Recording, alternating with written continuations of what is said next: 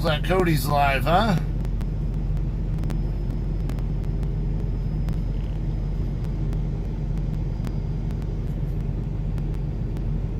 Alright, let's give this title.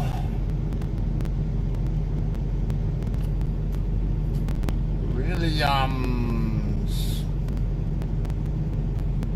Come on, don't put that damn apostrophe in there that I didn't tell you to put. I hate when Google tries to autocorrect me.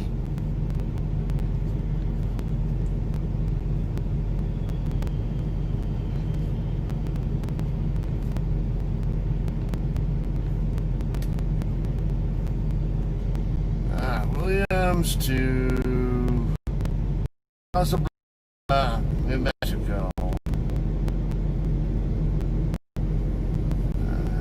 Let's see, I'm at the left travel stop. Alright, and let's hit it.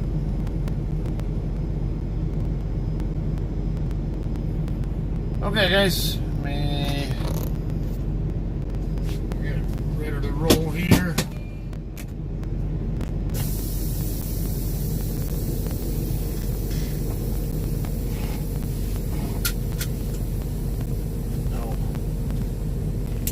Write something down real quick. So 3722 Bravo here. Blue Freightliner.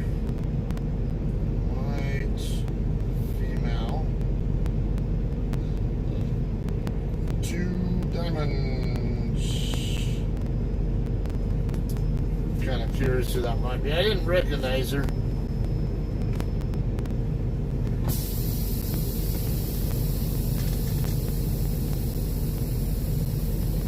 Alright. Let's get rolling.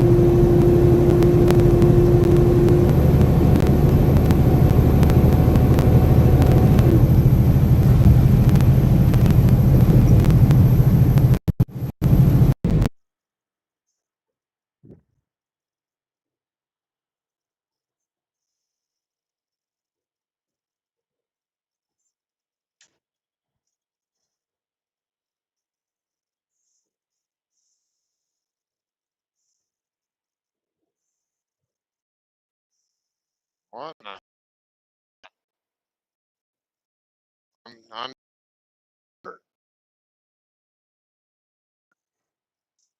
cold beans. All right.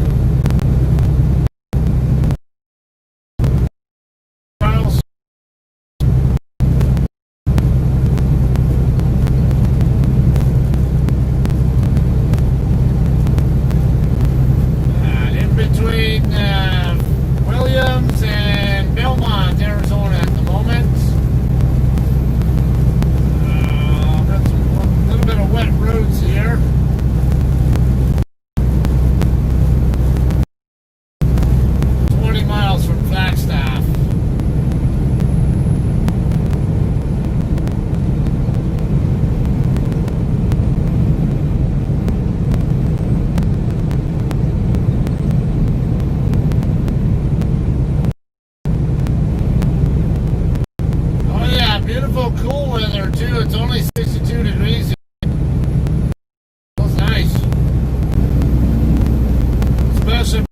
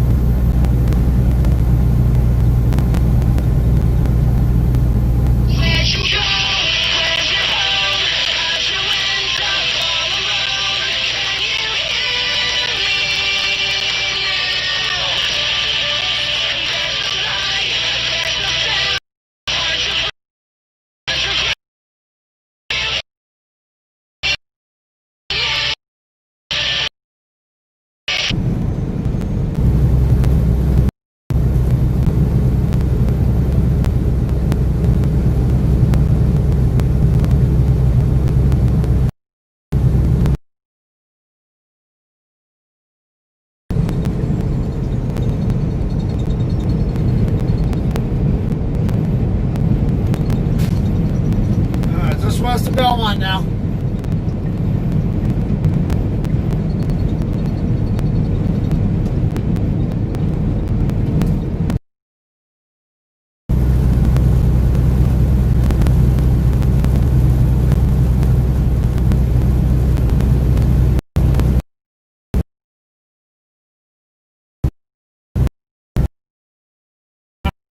Near the fuel stop. 105 miles out.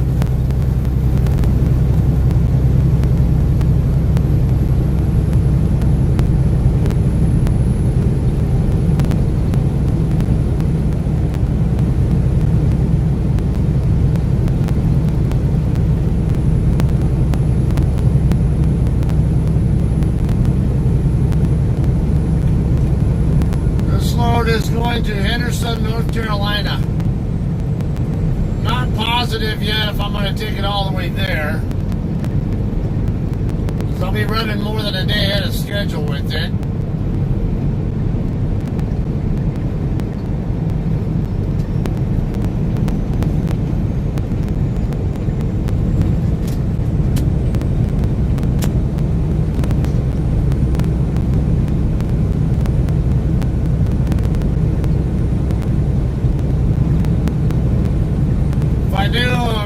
I keep the road moving at a good pace and then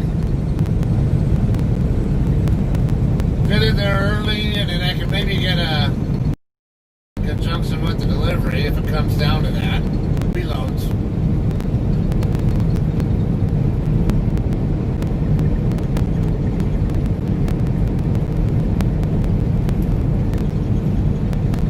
Yeah, between deadhead and loaded miles together, it's just under 2,800 miles, if I remember right.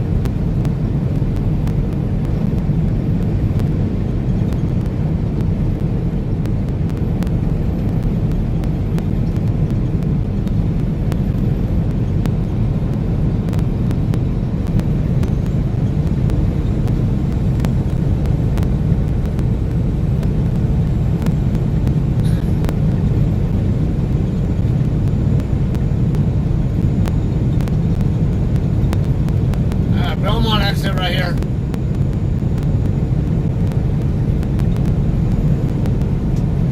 The furthest east I go for a drop yard is Oklahoma City or to our terminal in Zapulpa. After that, there's nothing we use east of there.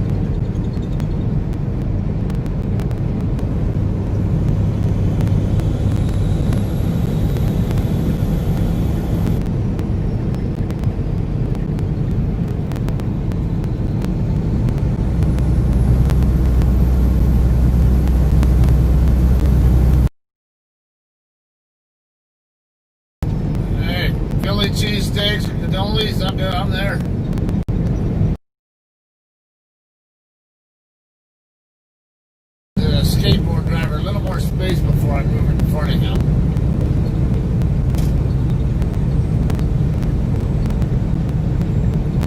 Welcome back, Joshua.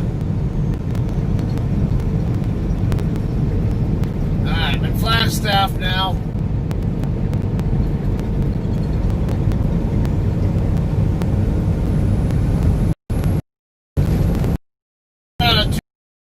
Let's see, 20.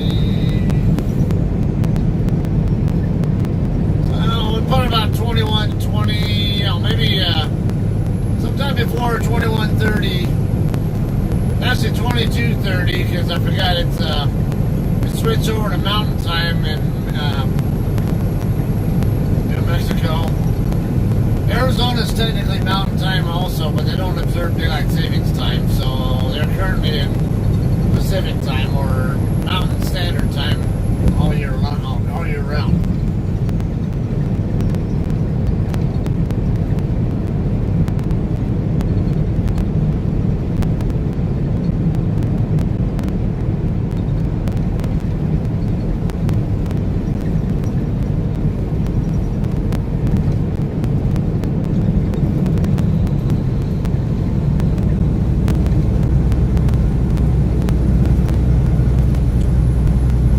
JCT going the other way, and they had a lot of diamonds on their truck too. So somebody who's been with us a while. Too far away to see the truck number though.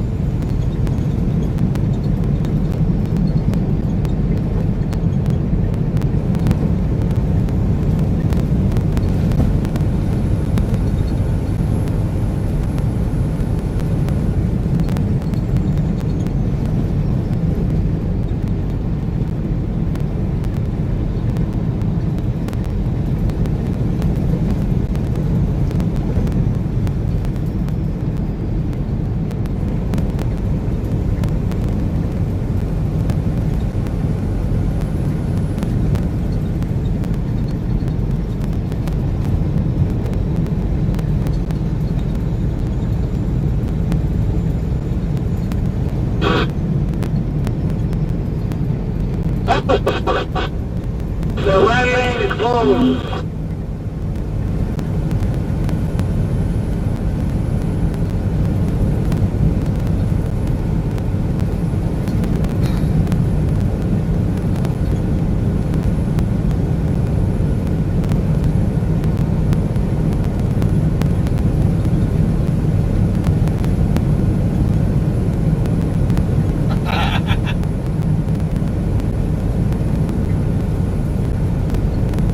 Sure, the buffering probably took everybody offline or whatever, like it usually does.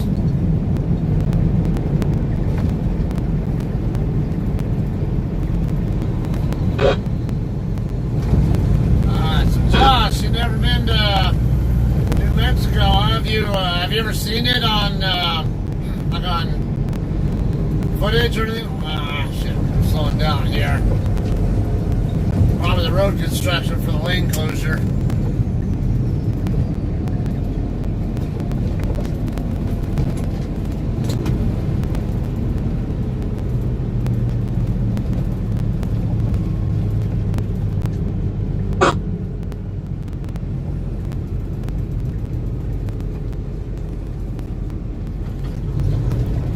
Never, okay. Yeah, unfortunately, it's gonna be dark by the time I get into there. You'll get kind of an idea what the terrain is like. It's actually very nice scenery. It's more like clay, like red clay desert kind of scenery, whatever.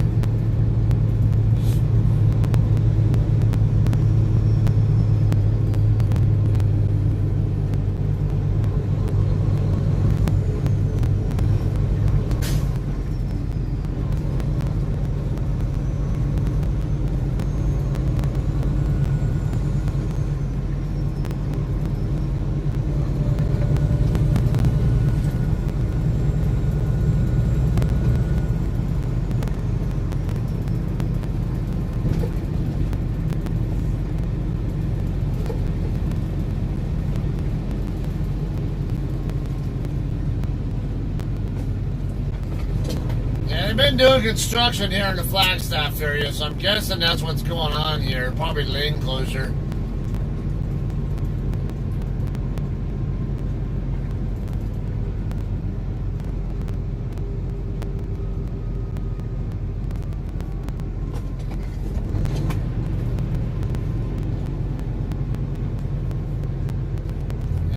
So you won't get much of a good view of it tonight, but tomorrow when I run from, you coming over or not?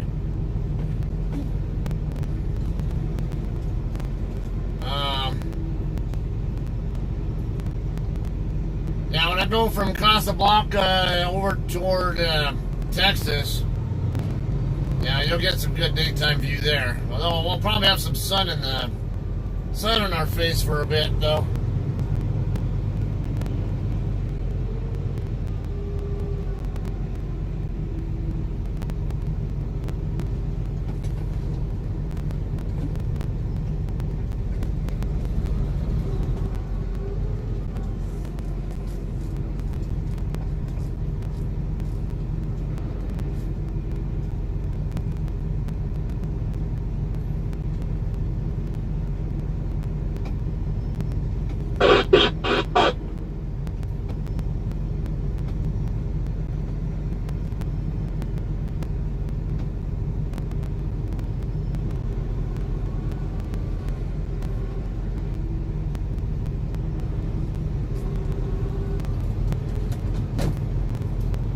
We got another lane closed over on Butler Avenue.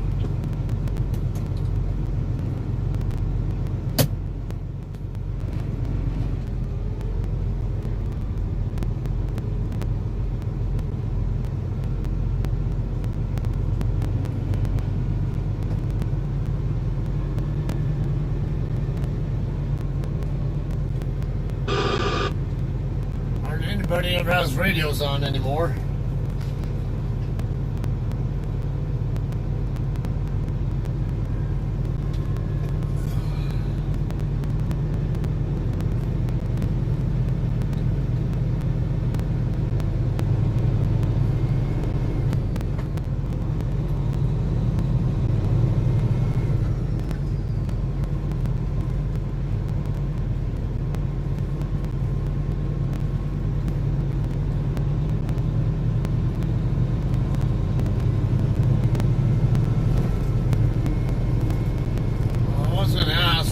So much traffic here, but it's Friday evening and everyone's probably going doing their recreational travels for the weekend.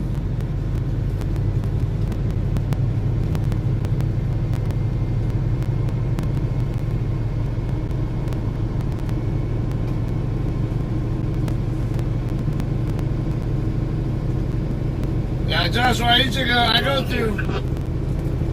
through New Mexico quite a bit, though, so even if you don't get a good look at western New Mexico this morning, tonight, there'll be plenty more opportunities later. I think it's going to be road construction.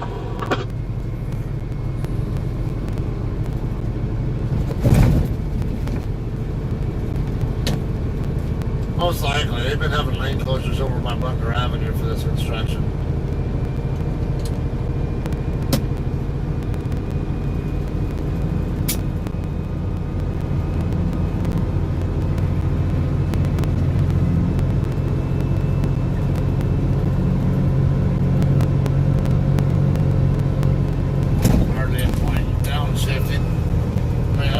If I'm just going to have to come right back into fifth anyway.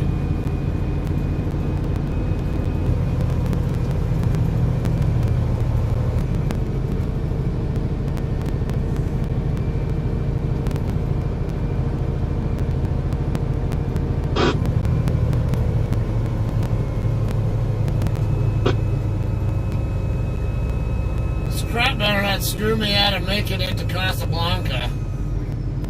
So I may have to check up and stop a little bit short, like in Grants or Milan or somewhere. My preference is to be able to run at least 620 miles, though, if not more.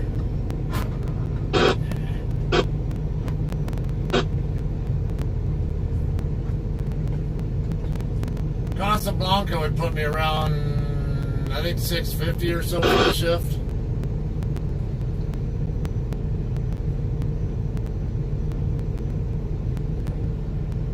Depending on how bad this delay is here,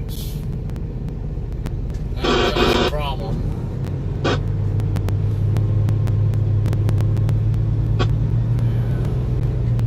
Won't be too much further up the road because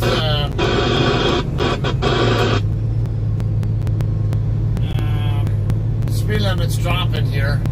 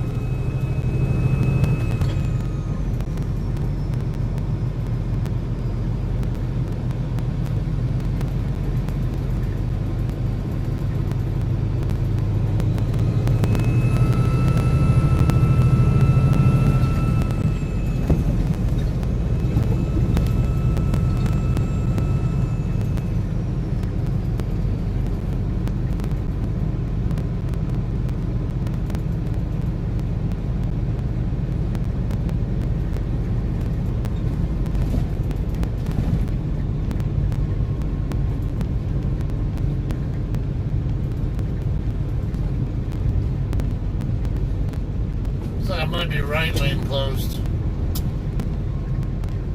That first word on that sign ahead looks too long to be left lane.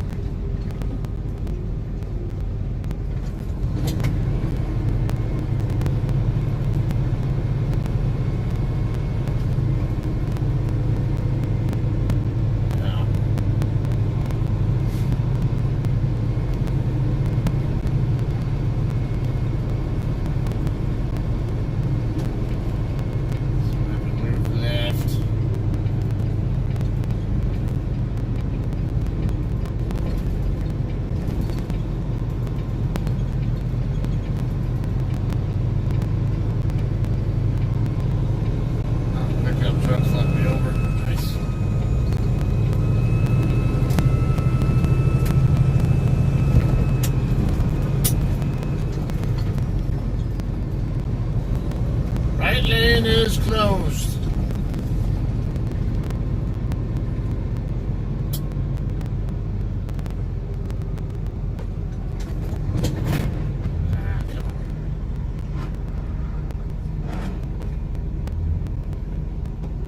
I'll stay where I'm at until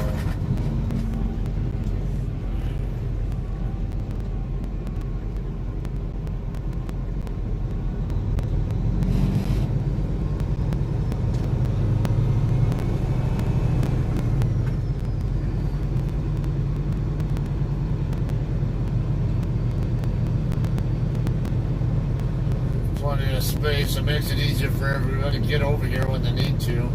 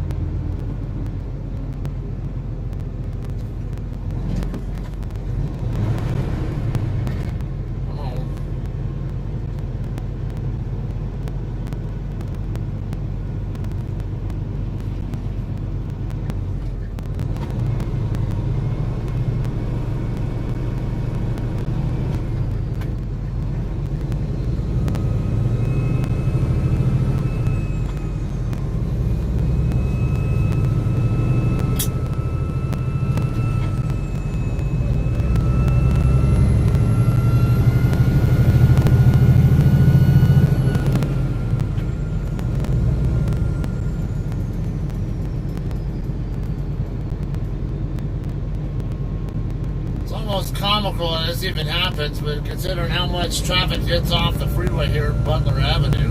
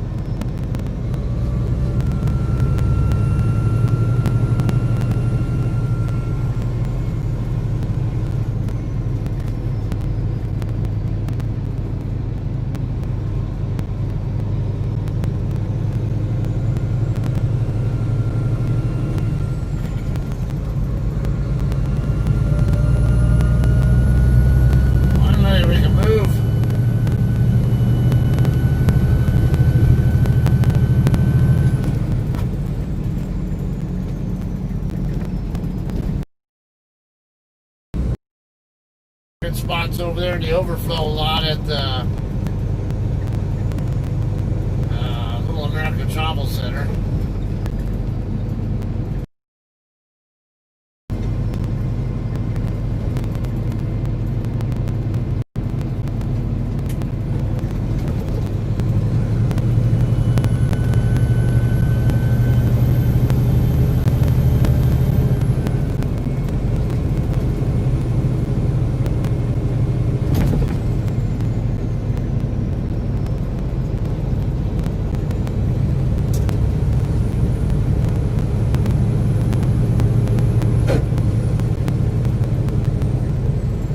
Back, Sean.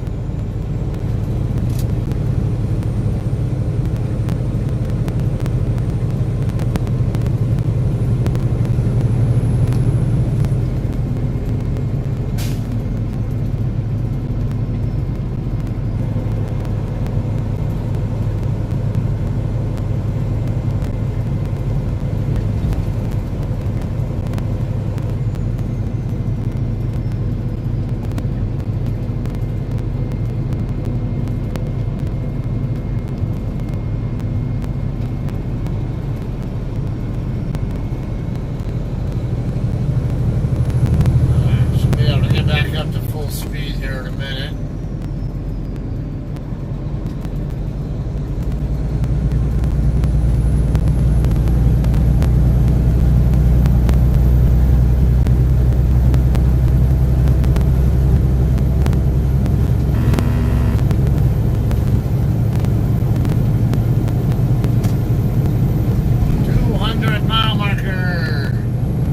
Got 160 miles left. 160 left to New Mexico. I'm gonna be stopping for fuel before I get there. So it's gonna be in between 9:30 and 10 o'clock Pacific time, or 10:30 and 11 Mountain time before I get into New Mexico.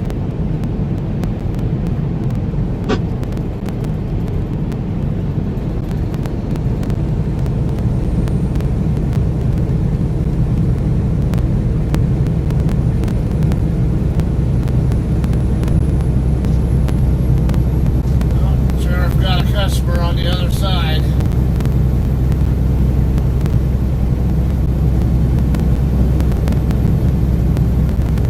For some reason I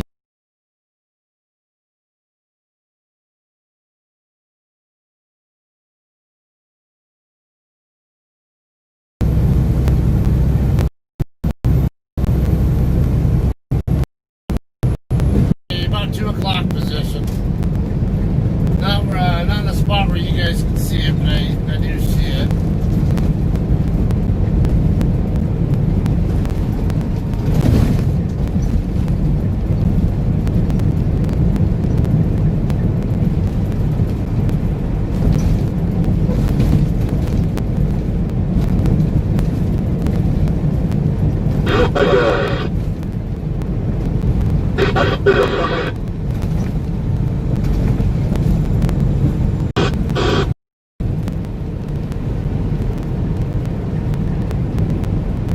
Before I move back over, but actually anybody else, kind of minimize the need for them to have to use their windshield wipers after I get back in front of them.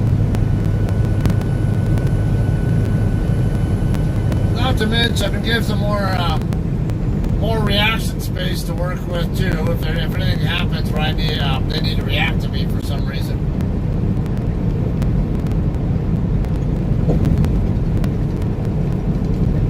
My general rule of thumb: if there's nobody following me, if I go on to pass somebody, then I'll give plenty of space before I move back over. I don't need to be in too big a hurry to get back over if there's nobody to get out of the way of.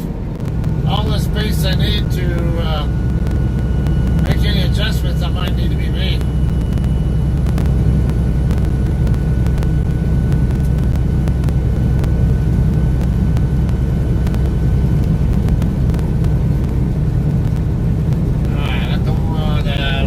Picking back up.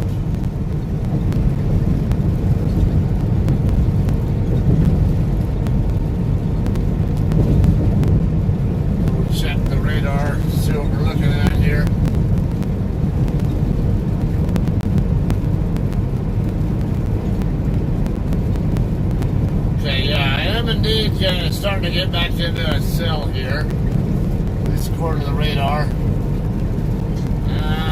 Looks like it's going to be a pretty good chunk of rain here.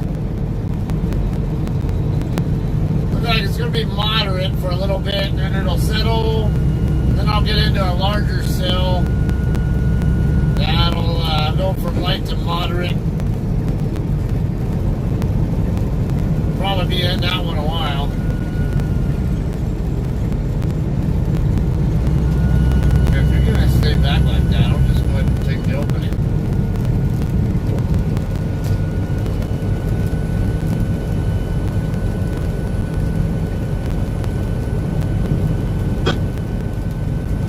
Hey, Esquivel Trucking, or whatever you're Espinosa Trucking, whatever. We'll meet again. I've only seen you about 5 or 6 times today.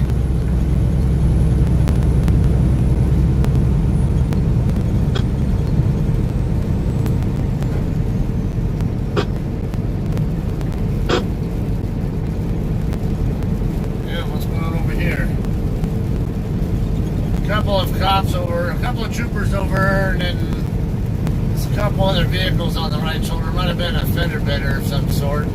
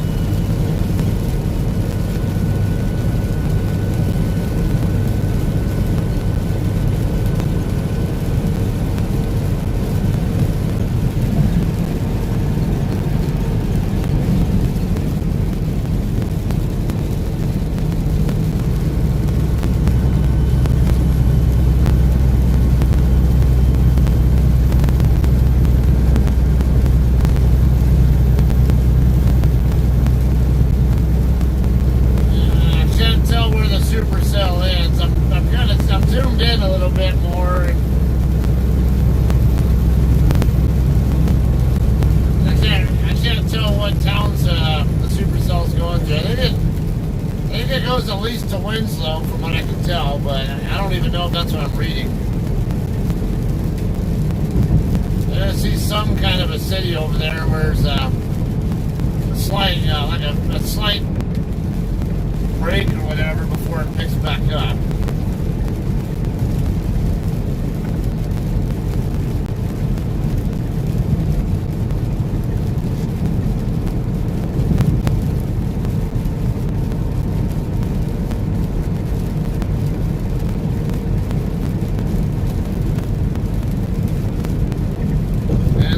Up on I-20 yet, or is he still working his way up toward Jackson?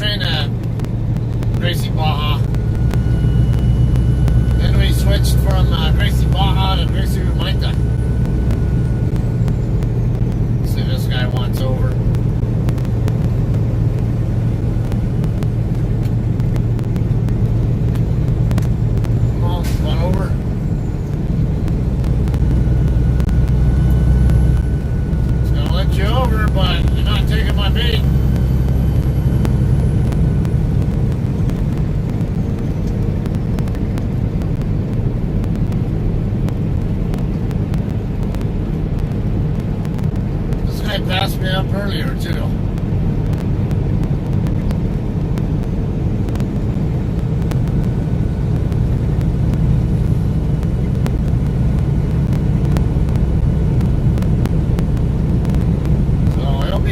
I'm sure he'll be passing me back up eventually.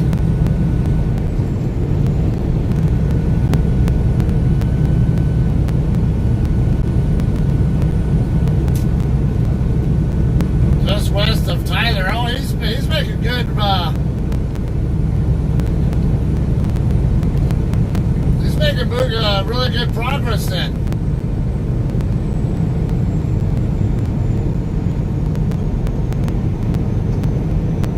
That means he's only maybe about an hour or so out from the Dallas area, and his customer's not too much further away from Dallas.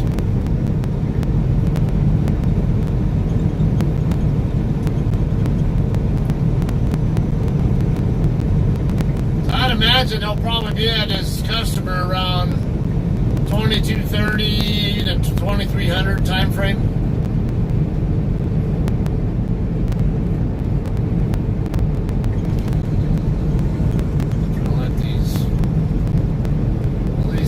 Go by first before I slide back over to try to get around FedEx.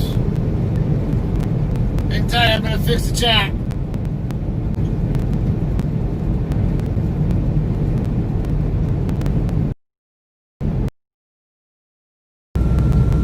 It's 9:20 p.m. where he's at, so by the time he even gets into the Dallas area, he'll already be after 10 o'clock. Actually more like 10:15 to 10:30 time frame.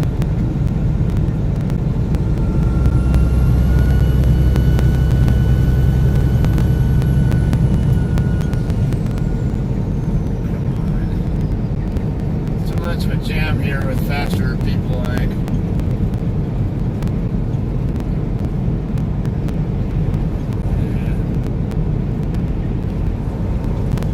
Stay here and wait for this faster.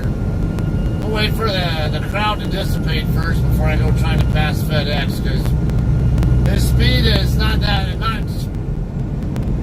enough different from mine where I can get around him quickly and get out of the lane.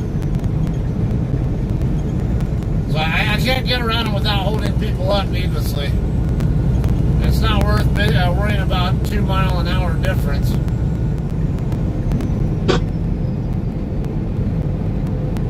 Mass Transport. I remember seeing him earlier over on the west end of Arizona.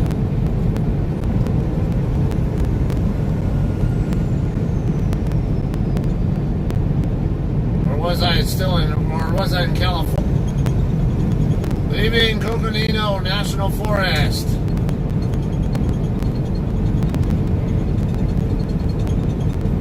So FedEx carries some decent speed coming down the hills.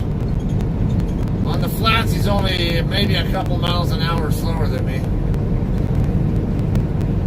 I say, Volvo, you could have stayed over there. I'm going to lose my momentum here. Stupid bump.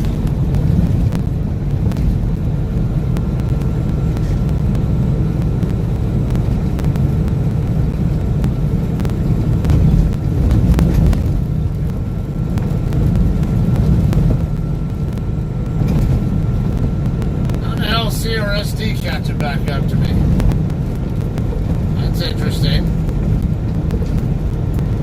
They don't normally run as fast as I do.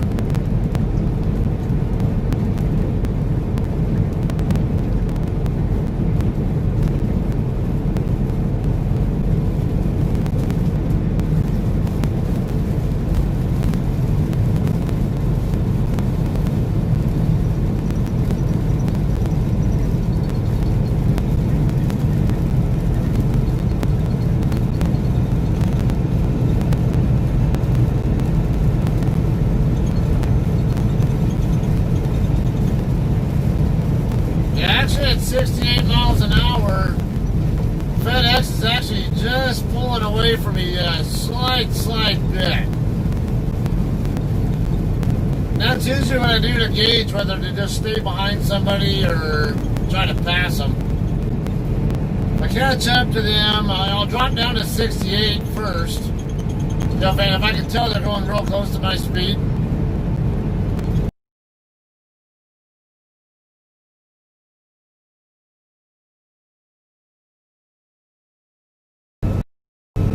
On out there, white Volvo, if you want.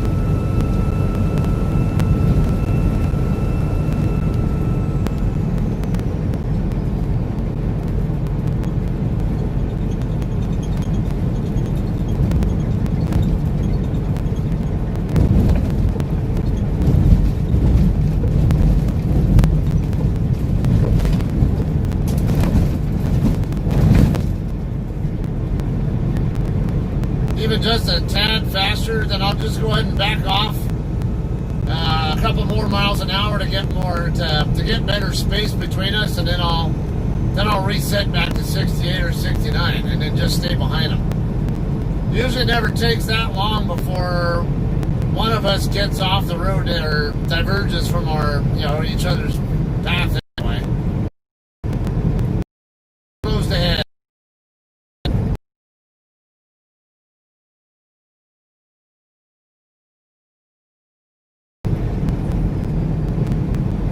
Kind of anticipating this guy behind me trying to go around, but it looks like he's gonna settle in behind me, be fine where he's at.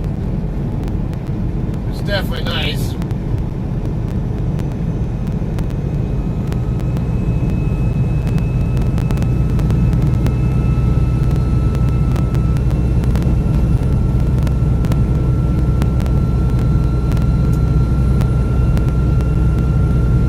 Exit 225, Buffalo Range Road. For Joshua or anybody else, a good way to keep track of how close I am to getting to the end of the state or to certain towns is if you pull up the Wikipedia page for, let's just say, Interstate 40 in Arizona. If you pull up that page, there's going to be a link in there, a bookmark in there for exit list. You go down to that section and it'll show you what all the exits on I-40 in Arizona are. And then you can see as I'm going eastbound,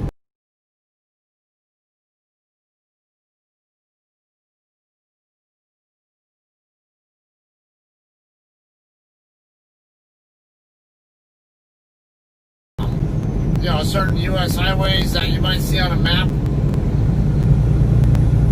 It's not unusual for people to watch and actually follow along on a map or on that Wikipedia page.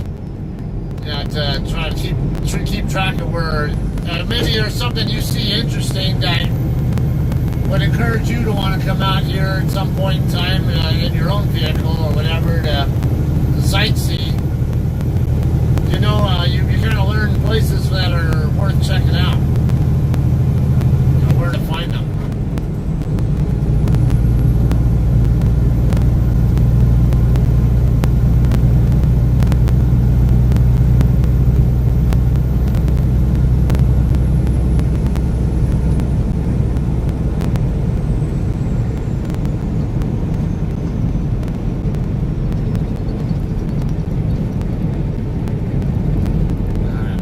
Looking sunset coming back there behind me, but of course I'm facing the wrong way for you guys to be able to see it.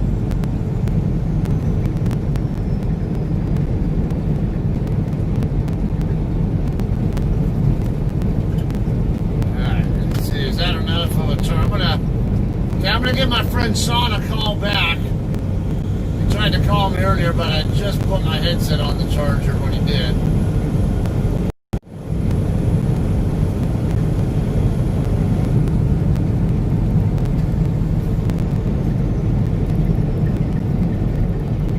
Yeah, that's true.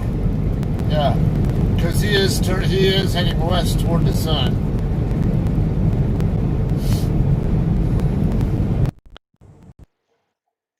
I see two rainbows over here to my front and left.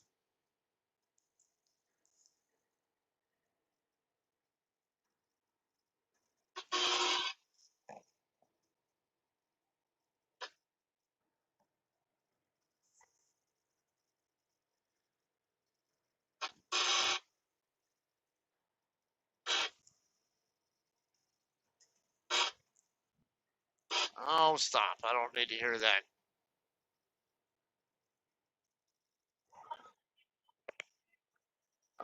Okay. It's on the other lane or something.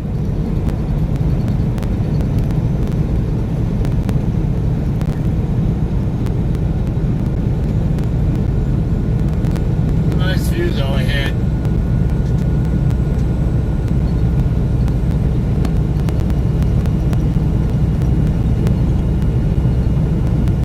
Okay, I guess you guys are able to see that first rainbow, the brighter one. There is another one I think I can barely make out. Not too much further north of the first one.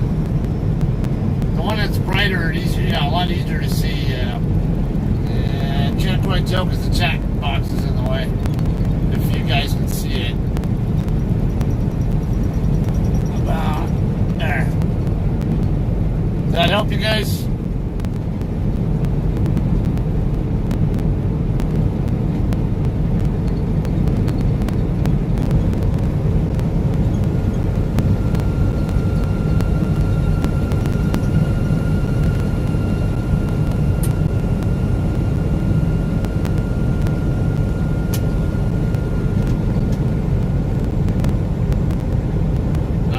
Leave it there for now. You guys can enjoy that view while you can.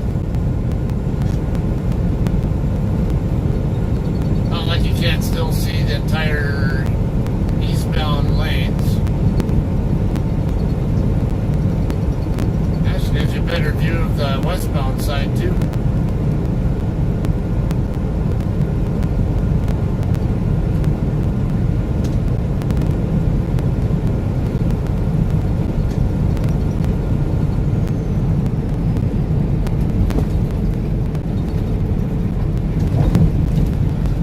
Exit right here. Exit 230. 130 miles out from the New Mexico line. It's 359 miles total across. I mean in Arizona. Just shy of 360 actually.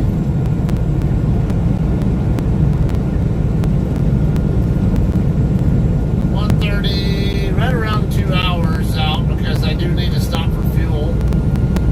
Well, I don't need to stop for fuel. I can actually make it all the way into New Mexico with what fuel I have, but I can get fuel for a price I want.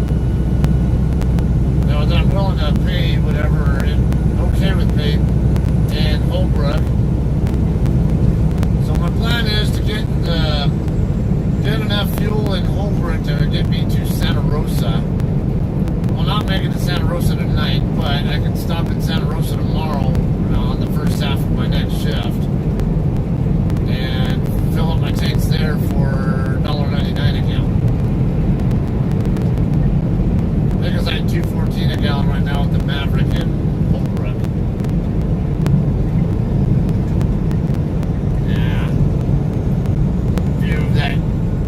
View of that rainbow's dissipating. Just maybe from the sun going down.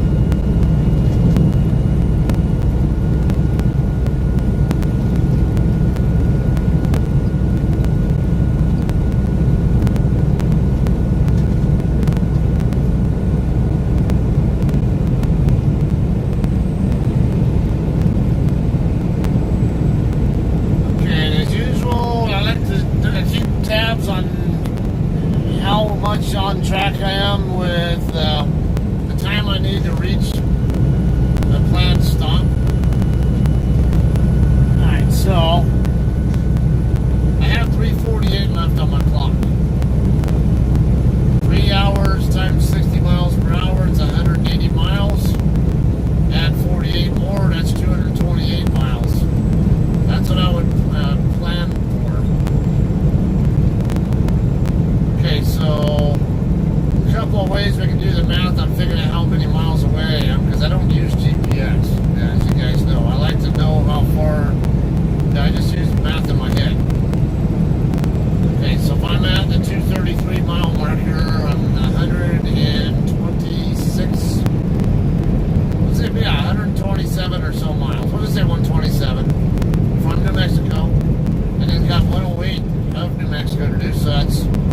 237, 235.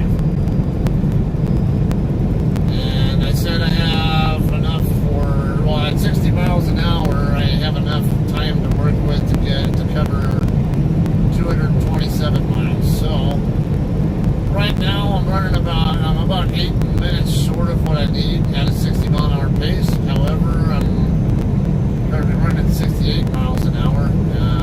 Actually, I'm going to bump it up to 69 because FedEx is finally going further away.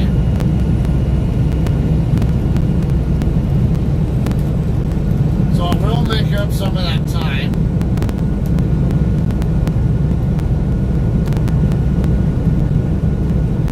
And even if it comes down to push comes to shove, I can check up a little bit and stop at like Sky City Casino off exit 102 or over at the Loves or Petro in Milan off exit 78, 79, whatever it is. 79?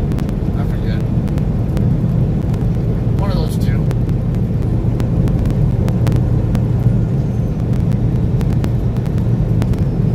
Milan will at least get me right around the 620 miles that I'm looking for, but I really would prefer to do more. If I do more than 620, then it eases the burden on me so this guy got in front of me just to get off at the rest area already. That was brilliant.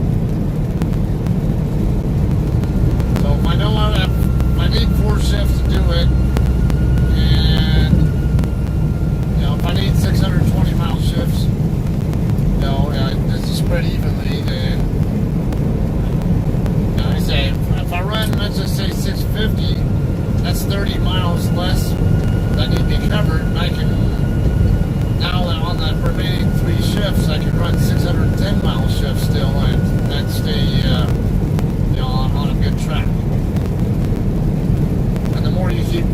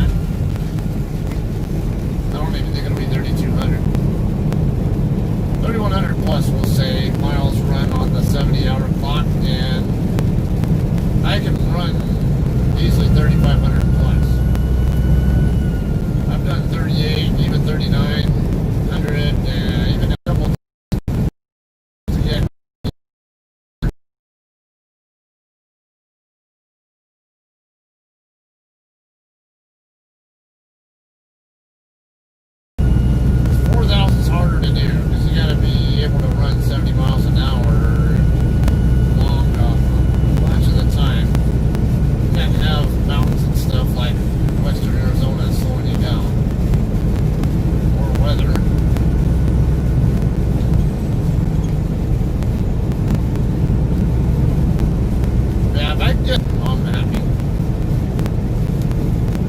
Now that brings me to something else that with the math stuff.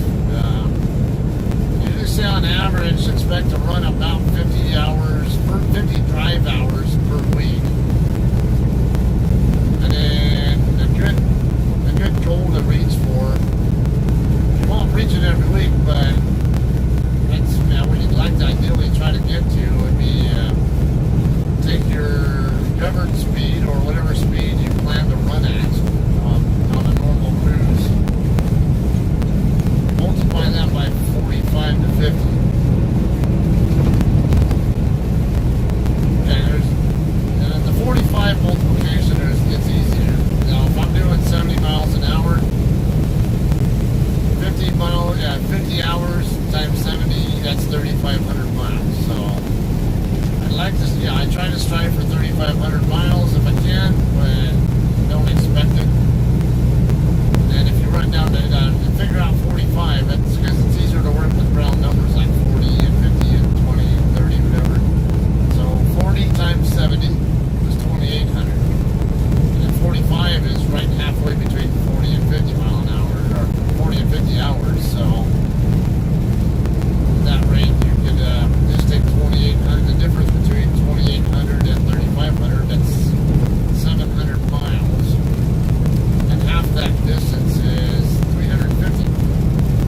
So you can either add 350 to 2,800 or subtract 350 from 3,500.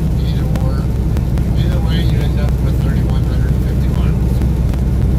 So, translation.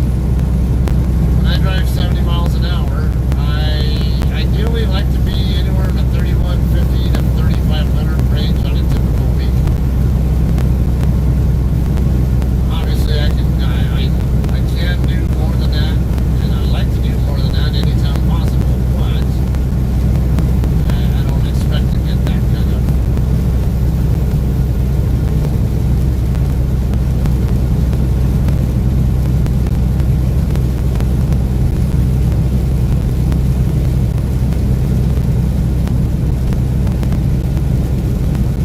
I'm 10 miles out now from Winslow. And a little over 40 miles out from where I plan to stop for fuel. Still got 3/8 left on my fuel right now. As mentioned, I have the fuel to get me all the way into New Mexico, but it's kind of a game of where can I get the better price fuel and places that I trust that I'm going to get decent fuel from. Like Speedy's, they're right there at the Arizona-New Mexico border, in Bluffton. They usually have really good prices too, but they've been known to have bad fuel. And people have had like water in their fuel, like someone else ended up like a rag or something in their fuel because of fuel that they got there or whatever. I don't know how that's possible. I would think that they have filters in the dispensing system to prevent stuff like that. So I'd kind of think that maybe somebody else put a rag in there at some point and accused it. Maybe claimed that Speedy did it. Who knows? Now, I've got bad fuel myself, though. I don't know where from, but I did have, several months back. I have an idea that it might have been a particular place on US 54 that I stopped at. I don't know for sure if that's the cause, though.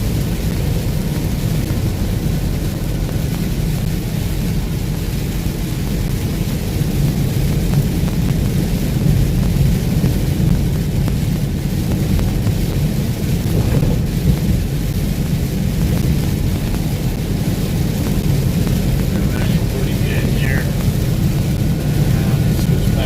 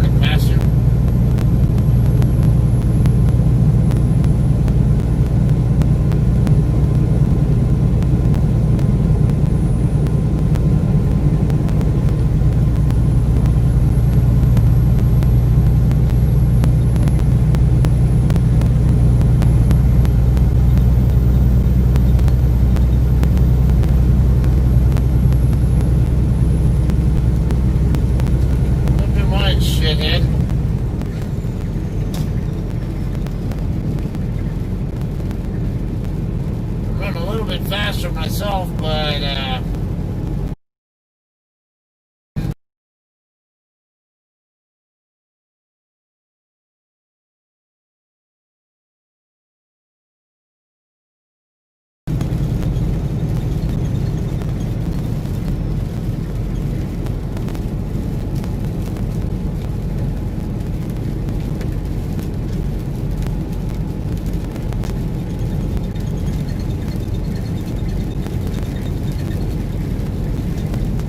get into the far west end of Winslow now.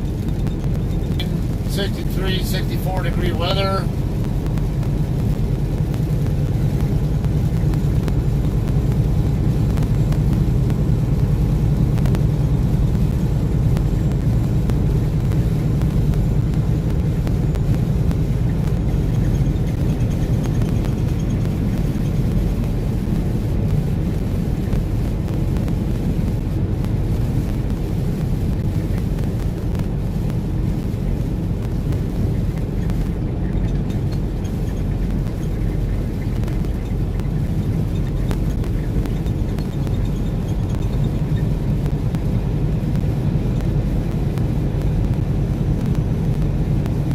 Some of these guys are going to get off the road at Flying J.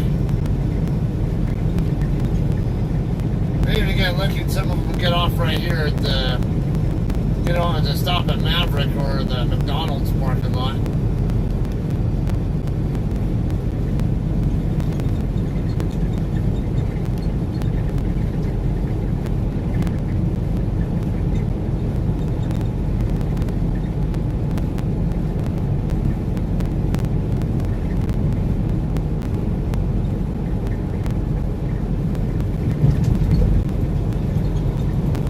Dealing with the crowds and trucks, though. Just takes one person going losing control in a crowd like that to end up with a big, huge mess.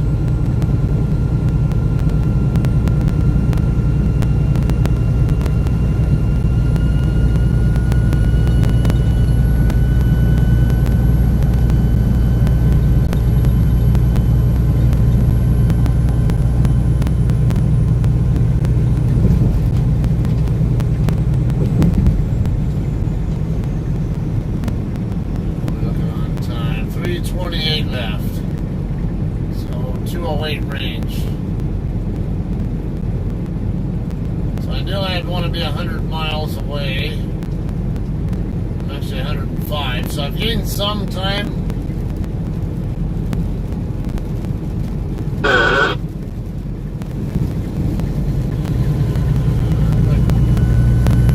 So road condition might be getting a little bit better.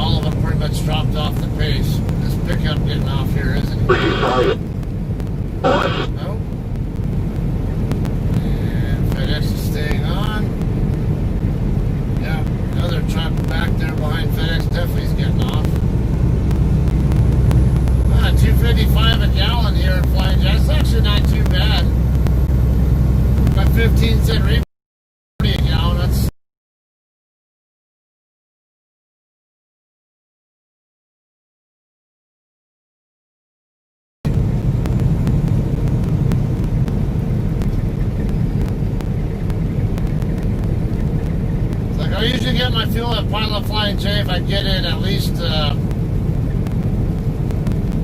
know, about 15, 20 cents below the national average with my rebate added in, or factored in, whatever.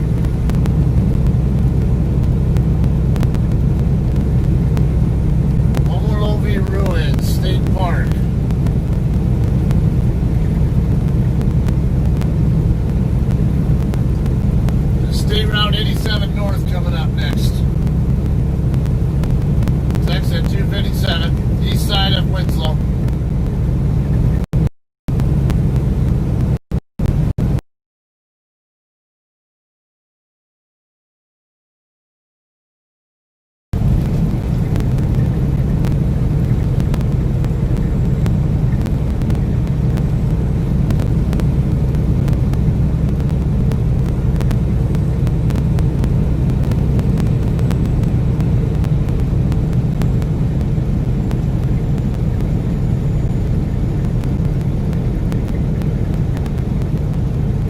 Less than 30 to go to my fuel stop.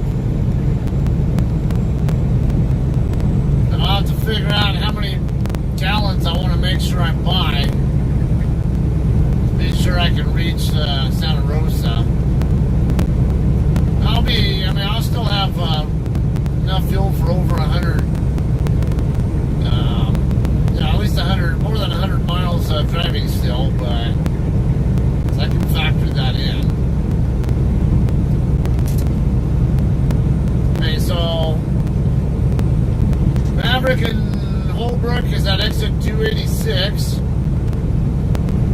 That is, we're going to say 74 miles from the New Mexico line.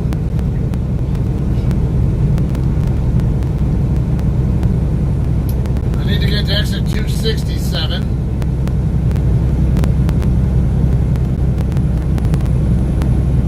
So I had 267 plus 74, and it's 341. Now, if I have enough fuel already to get at least 100 miles on, if not more, then I can say 240 miles. I need to get enough fuel to go at least 240 miles here in Holbrook.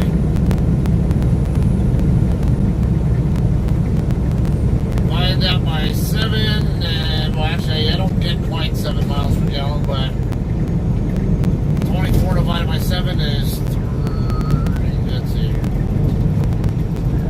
240 divided by 7.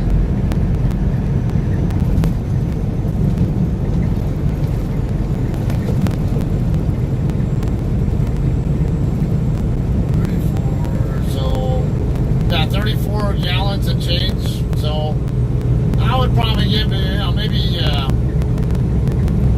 at least 30 to 35 gallons of fuel here in Holbrook. That should be enough to get me to be sure I can get to Santa Rosa, where I can get even better price fuel.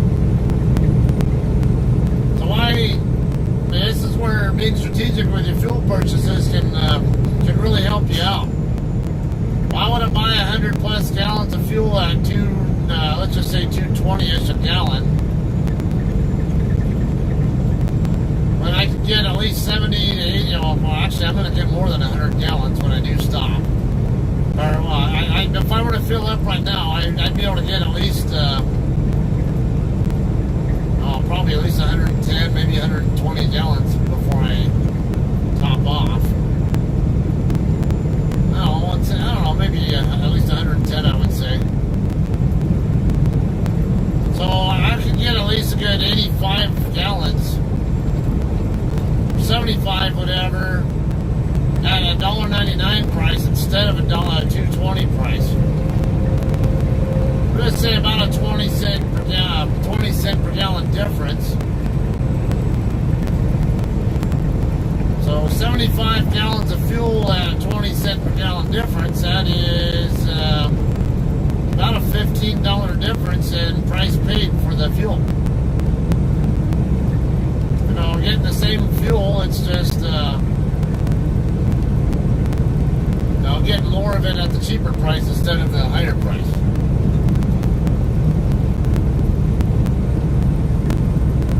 Hey Della, how you doing, Ruthie? Seen you guys in a while. Welcome back.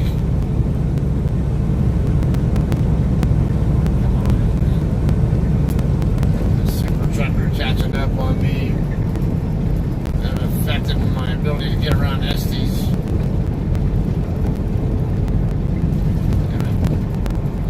forgot to latch my my driver's side hood latch. Come on, driver. You can get that thing rolling down the road at least.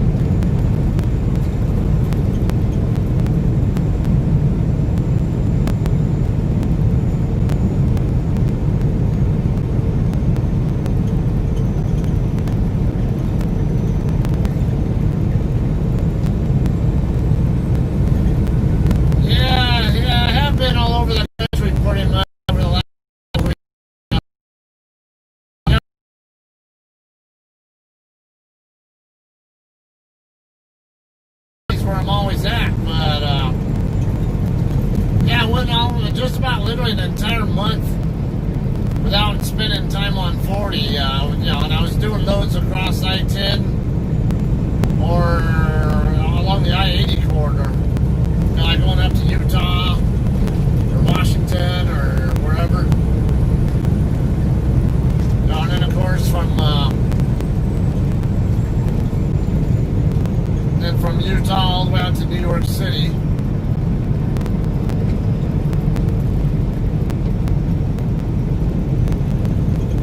Nice change of pace. Thankfully, I got home on time to get my meds replaced before I ran out, so that was good.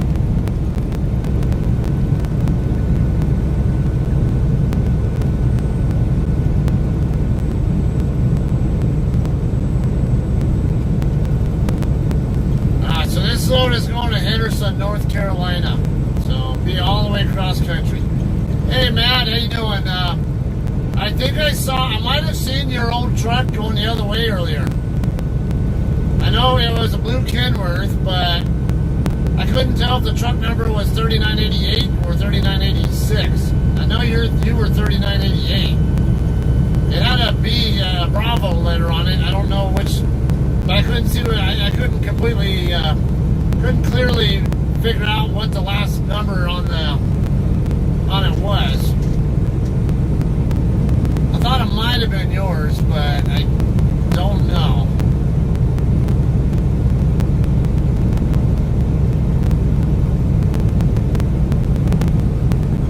Damn, another 10 pounds in 2 weeks. That's great. That's awesome.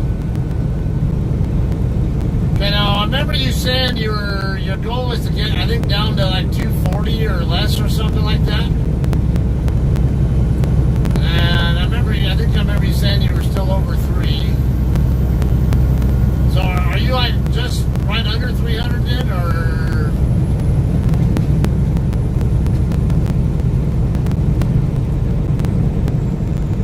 So it seems like you're sending them pounds off. That's great.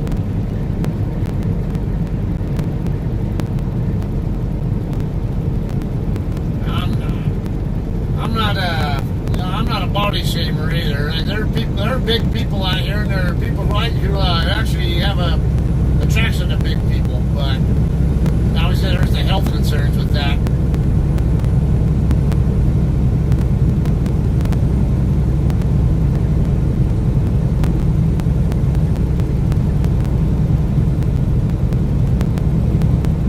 All right, Joseph City, 5 miles. Holbrook, 15. Working out with a trainer. All right, that's good.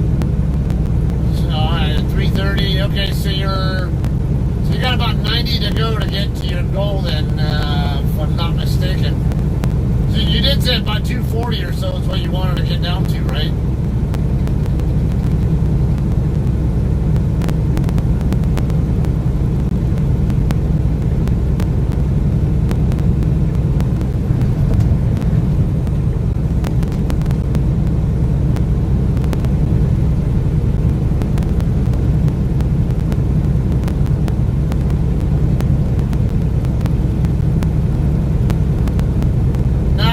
I'm not attracted to you. You got the wrong body parts.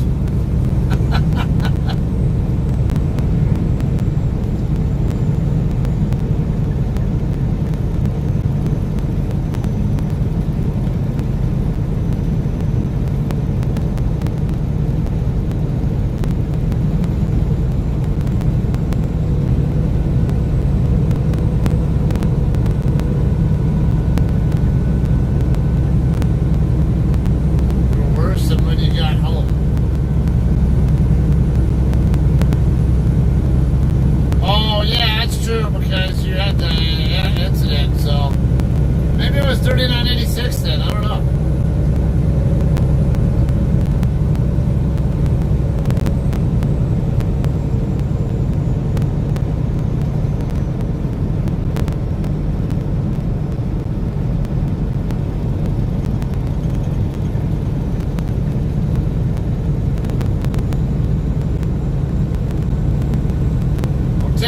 In 2 weeks, that's fast. That's 5 months. That's 5 pounds a week, and usually they say average about 2 pounds per week, or actually 1 pound a week is the healthy rate to burn off weight at.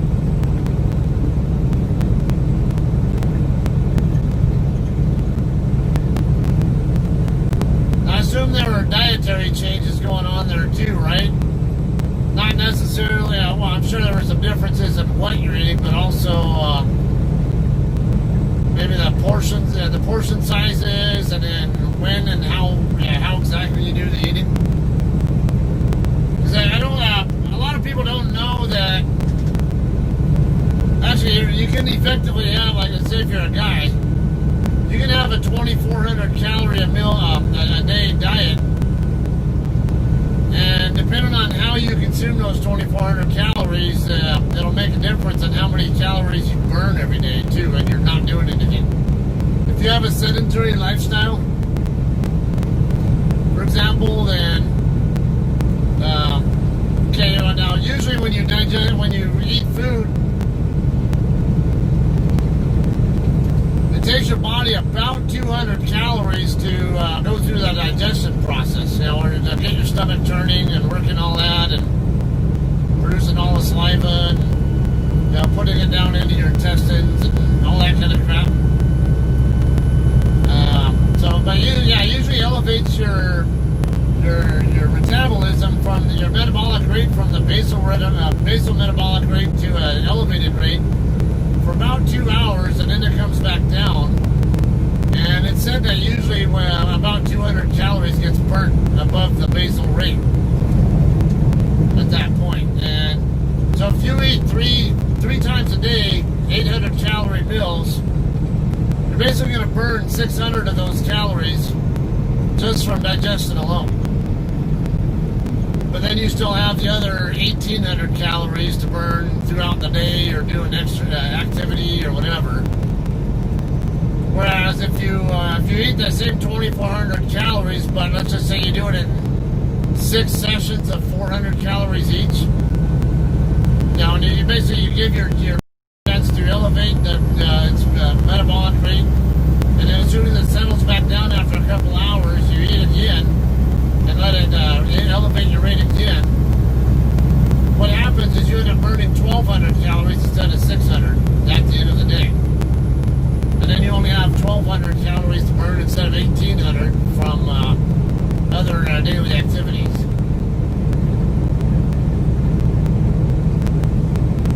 You're on a keto diet. Okay, I have heard a lot of really good things about it.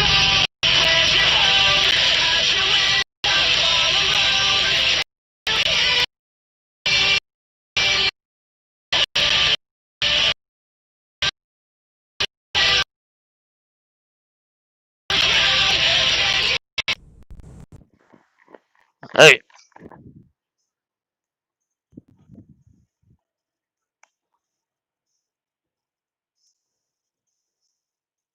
That's all good. Yeah, when you tried to call earlier, originally, okay,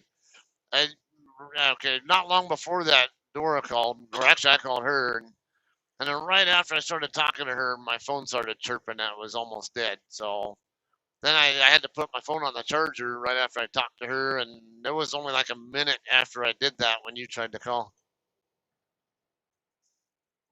Uh,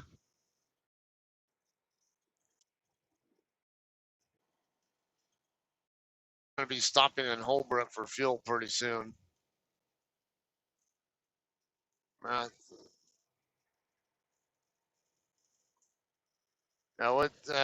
yeah, I'm about 7 miles away from my fuel stop. I'm getting rained on here.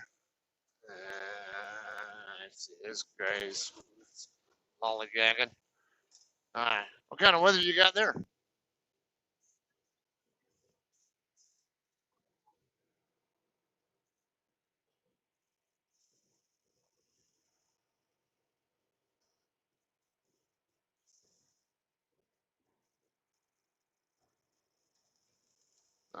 Yeah, this is kind of a nice little respite from the hot weather. So I was in Phoenix several times over the last couple of weeks, and it was like 118 degrees there. Surprisingly not quite as hot at my place, but it was still over 110.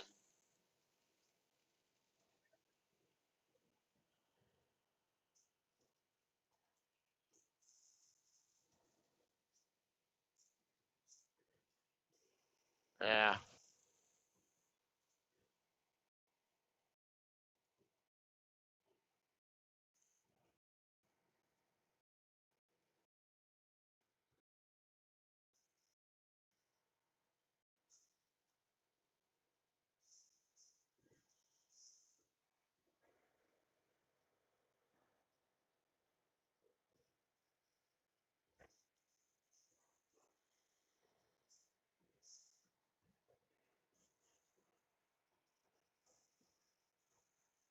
Oh, okay.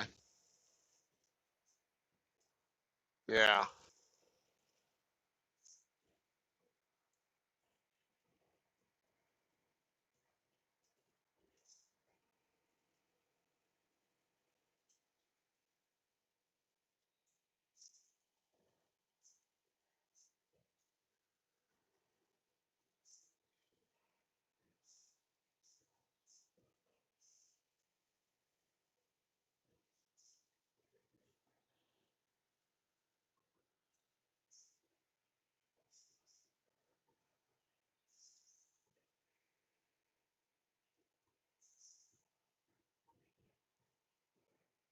Yeah, I actually used Trex decking when I did a deck when I lived in San Jacinto.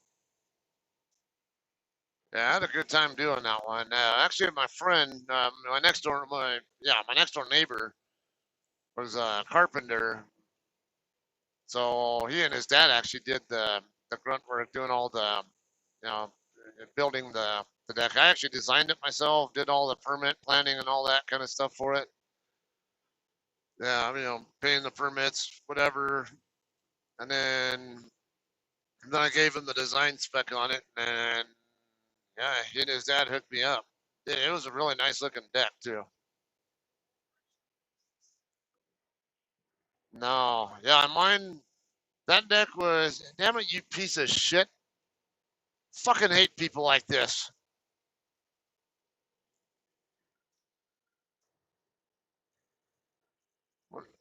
I went to pass this stupid ass car, and freaking piece of shit decides to speed up after they're by my trailer.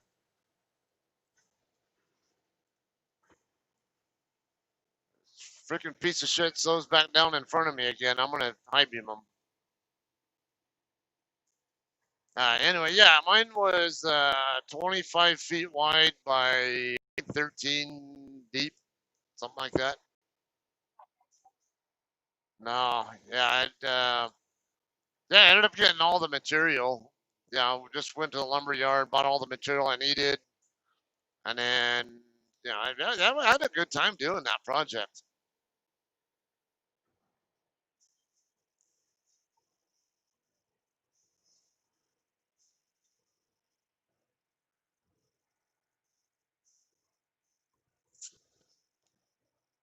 Yeah,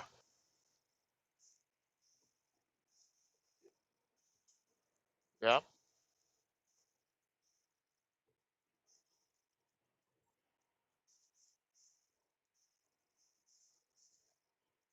yep.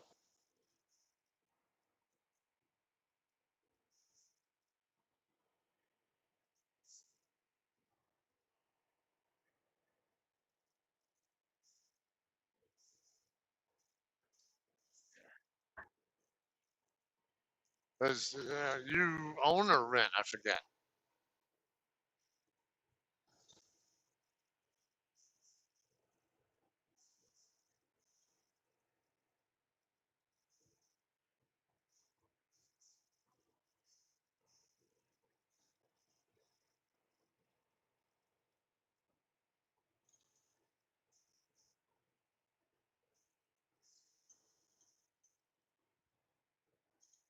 Yeah,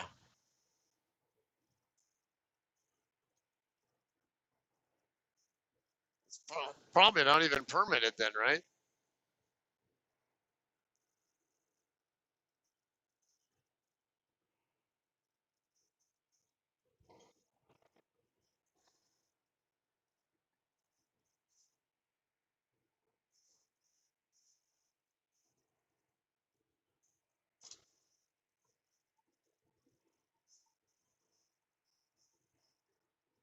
Yeah,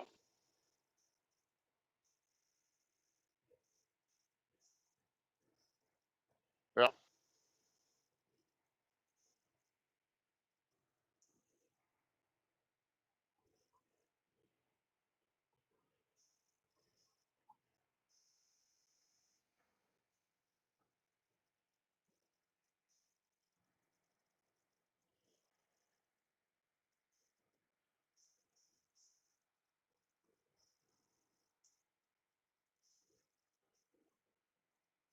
yeah.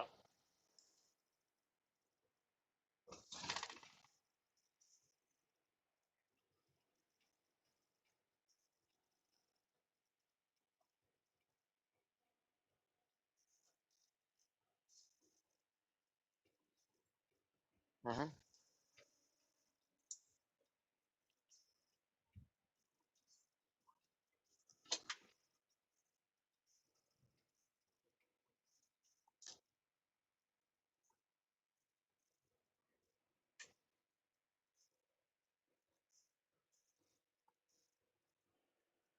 Paper thin wall shit.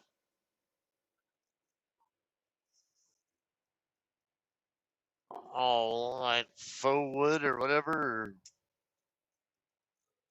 Yeah, instead of putting drywall up or something. Okay. Yeah.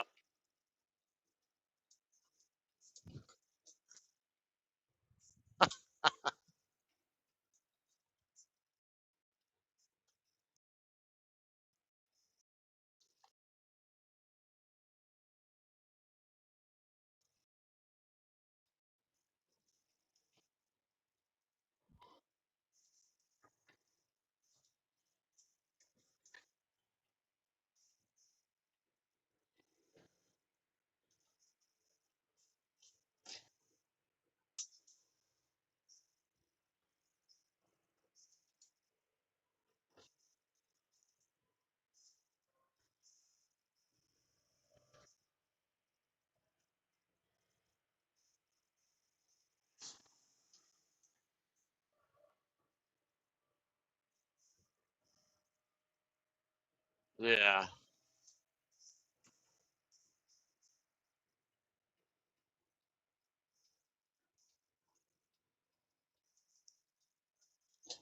Yeah.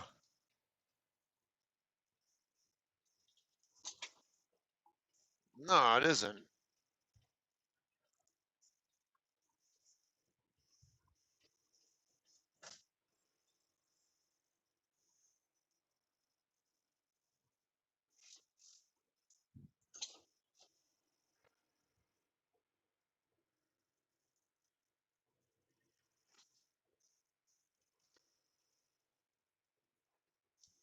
Hmm.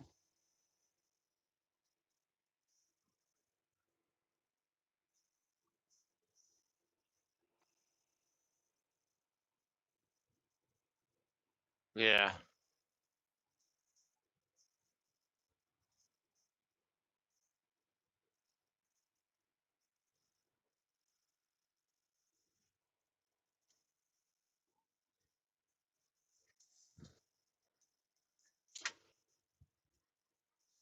Hey, just get to a good stop point because I need to. I'm pulling up the fuel island now.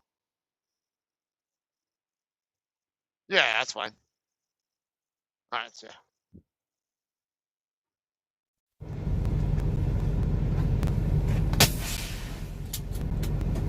all right. Let me get some fuel. Okay.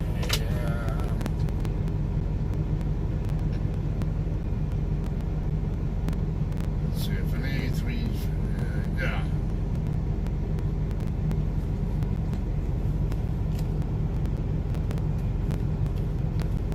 Let me double check I'm doing the math right on this.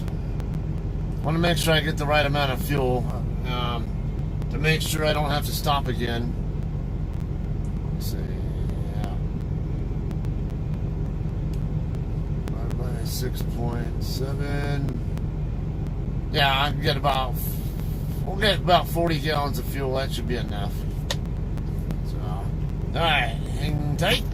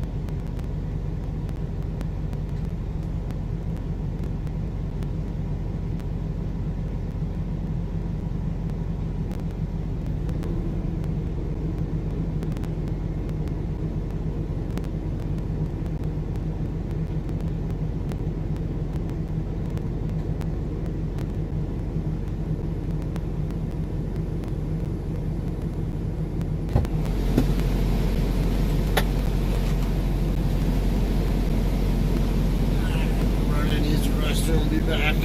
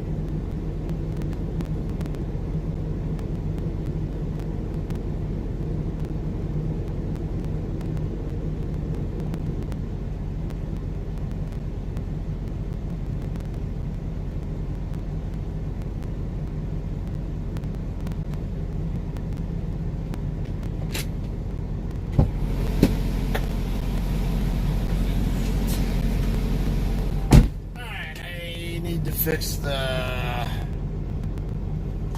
Gotta fix the check.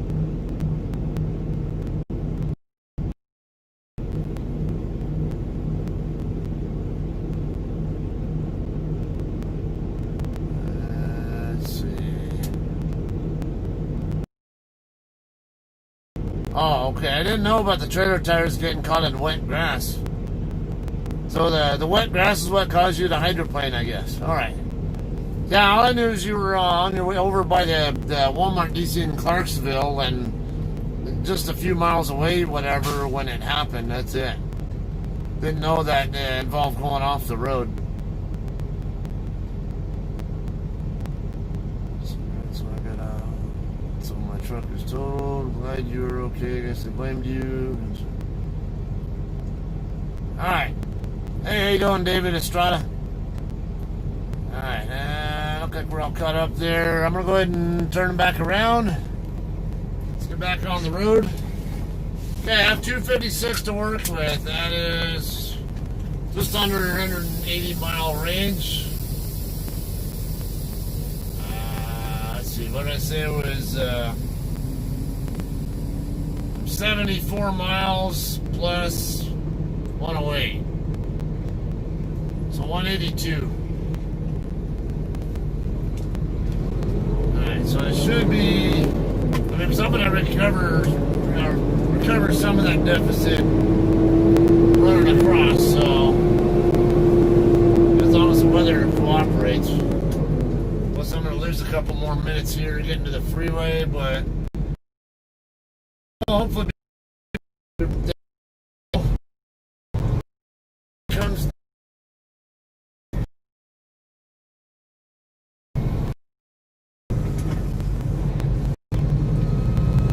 You can also stop at Sky City Casino Travel Center, or worst case, or not so great case scenario, end up in Milan at the Petro, which I'm not a fan of stopping at because I always get asked for handouts there by people every time I'm ever there.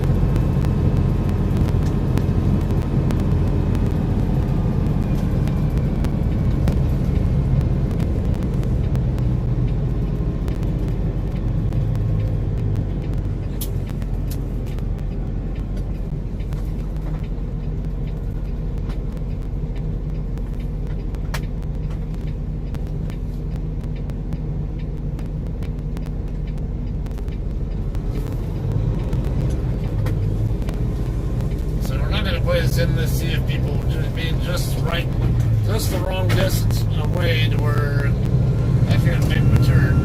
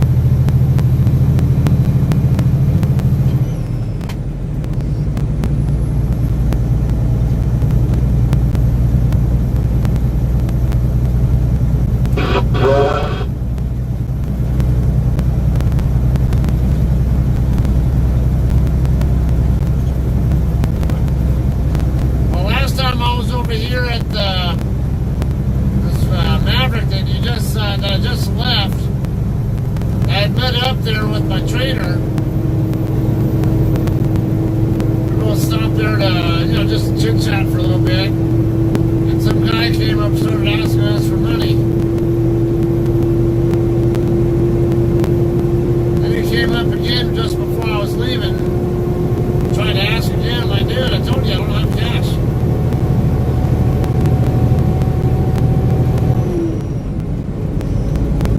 So even if I do have cash, I won't give it out because I'm not supporting somebody's drug habit. Because half the time that's what they're doing is all they want is booze and drugs.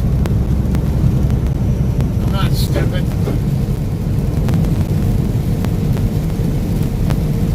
Not to mention a lot of people who panhandle can make several $100s a day and not have to report a damn dime of it. They make more money than I do. So why the hell should I give them a dime?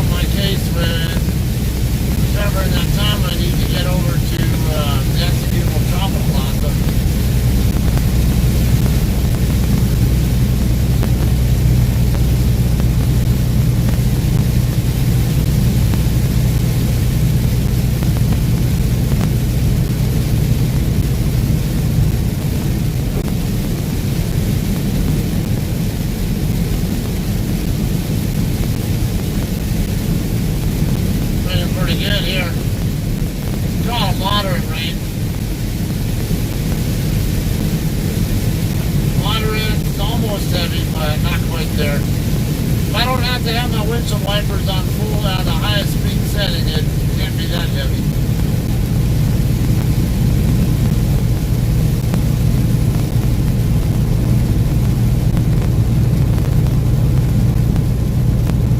Alright, so about 2.5 hours. It's going to put me there around, I don't know, between, we'll say about 15 to 30 minutes after midnight, somewhere in that ballpark. I'll probably be there and done. If all goes as planned. Let's assume I make it to Dancing Eagle Travel Plaza.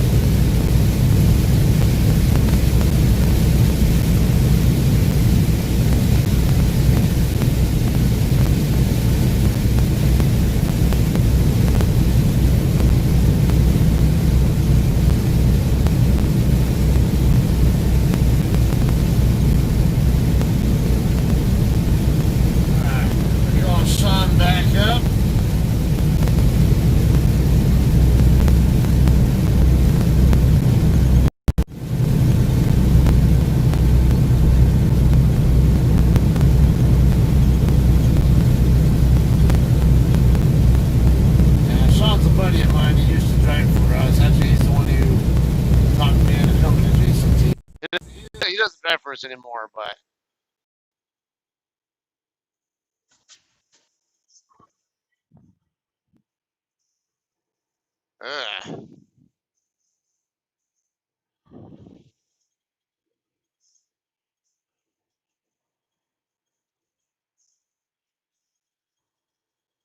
that's not good.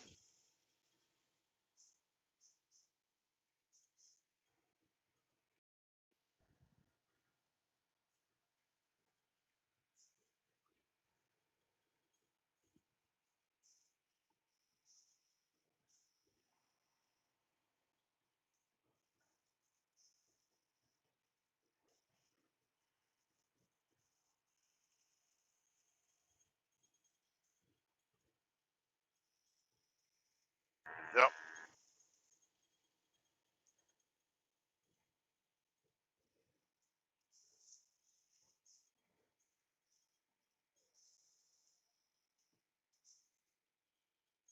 Yeah.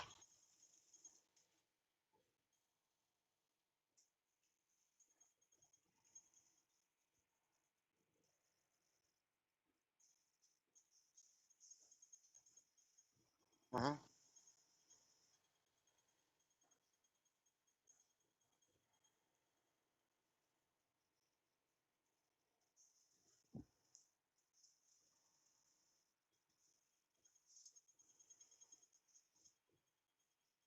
Yeah.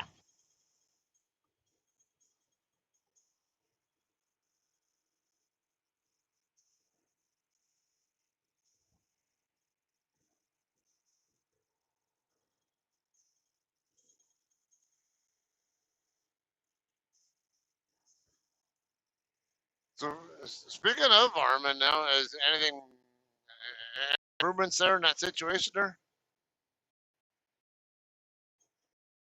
Wow. Yeah. Is, did his wife take him? Or,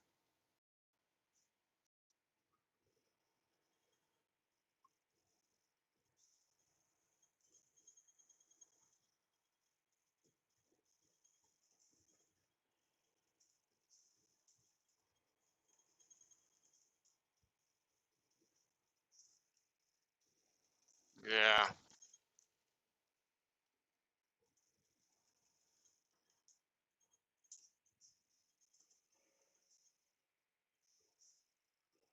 Yep.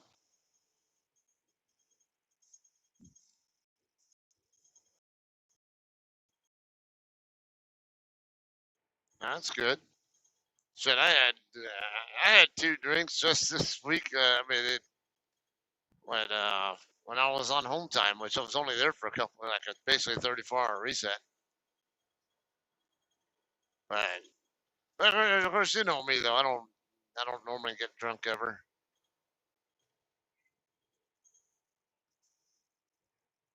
Yeah.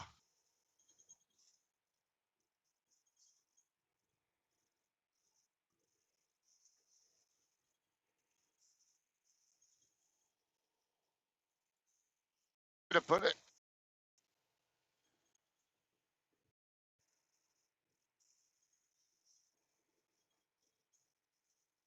Yeah.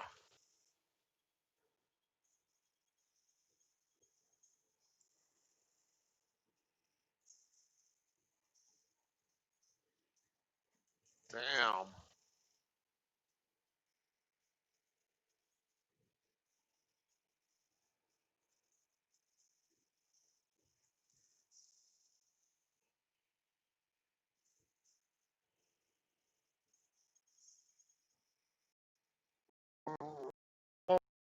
You're awake and you want to do it. It's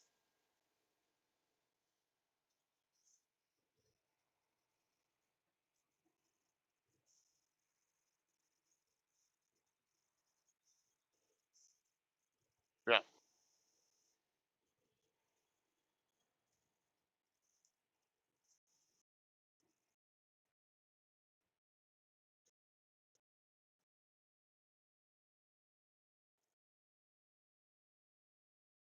Yeah.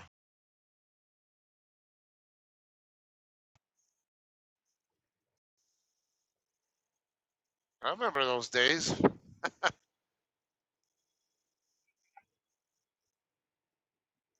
Ah. Yeah, I used to deliver to the Sam's Club there.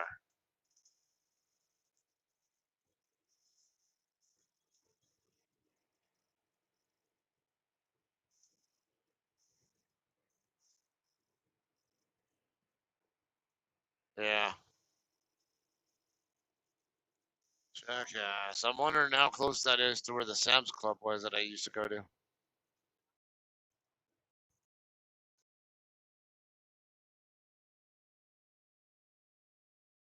Never mind it. Alright. Yeah, yeah, and they closed that Sam's Club down anyway. I used that's one of the stores that caused me to start losing miles there. Is when Walmart closed a bunch of Sam's Clubs, and I think I can't remember if they closed any of their Walmart stores. I think they were yeah, they were mainly focusing on the Sam's Club stores, and then they converted some of them to distribution, like e-tail distribution centers for the WalMarts.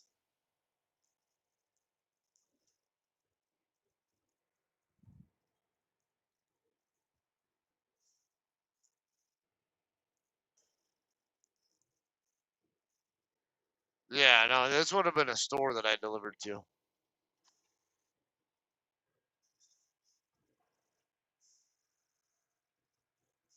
I can't remember if that's in that same area. I know right up. I know across the street. Yeah, there's like a big shopping plaza there, and then if you go like it's on the south side of the road, and then across the street and up on a hill, there's an auto dealer. I remember that one.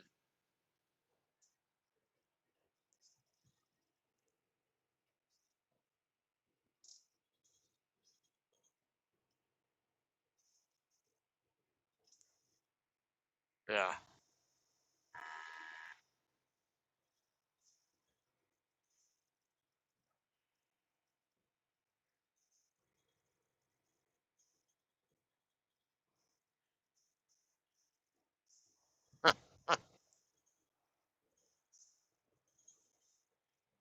yeah,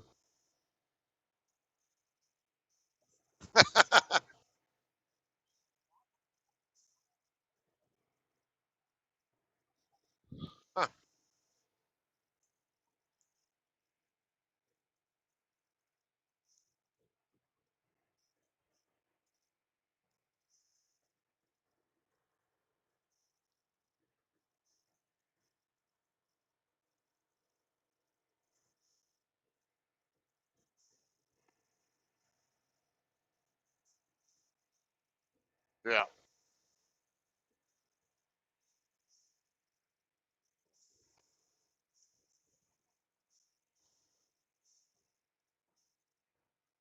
yeah,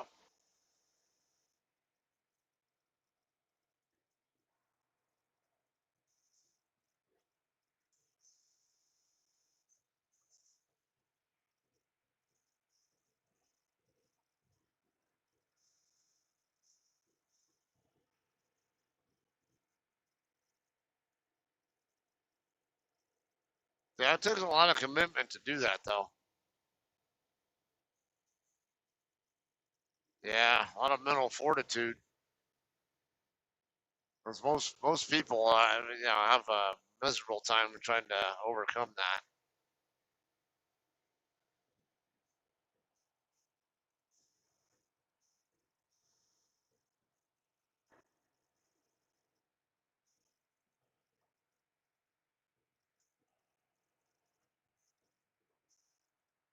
Top shelf. You're talking about like, let's say like vodka or whatever, buying Grey Goose or something.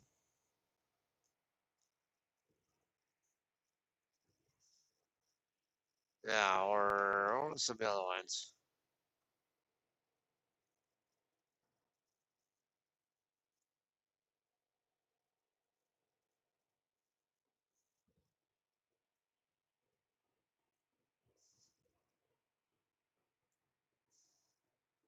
Hmm.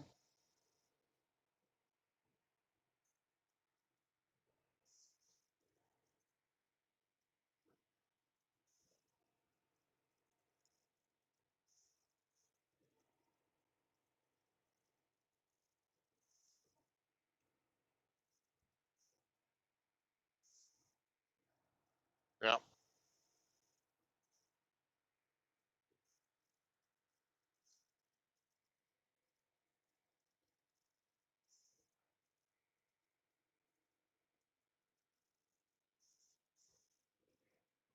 yep,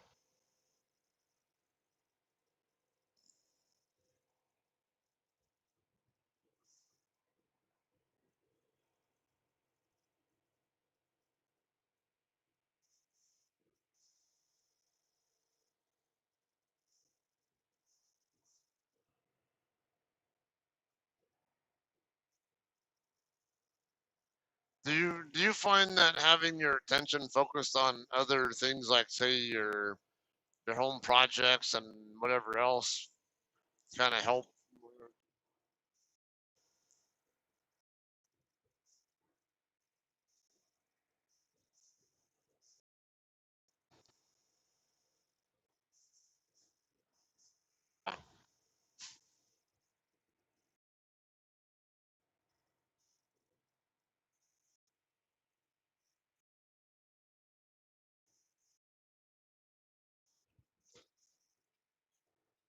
Yeah,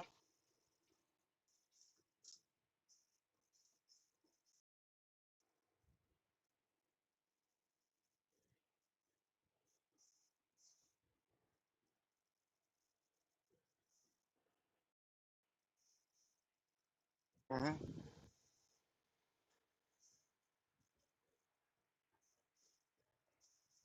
Yeah.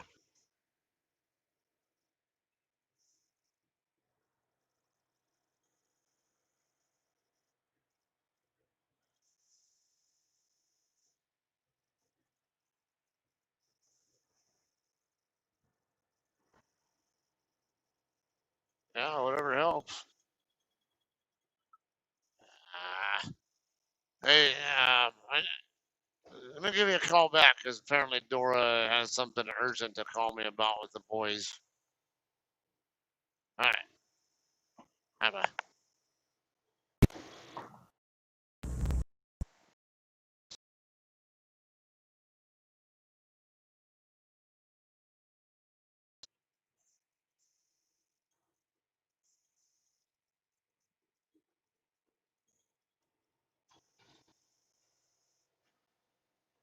Wonderful.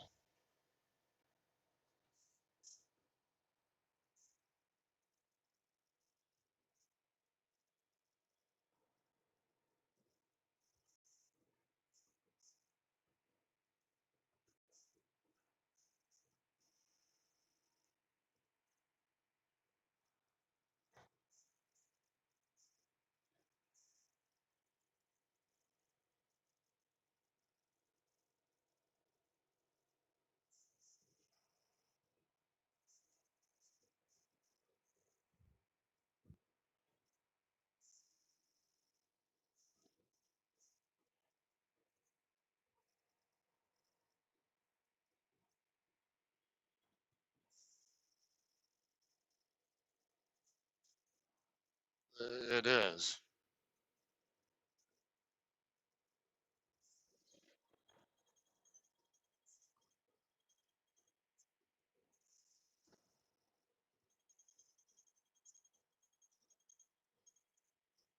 Mm.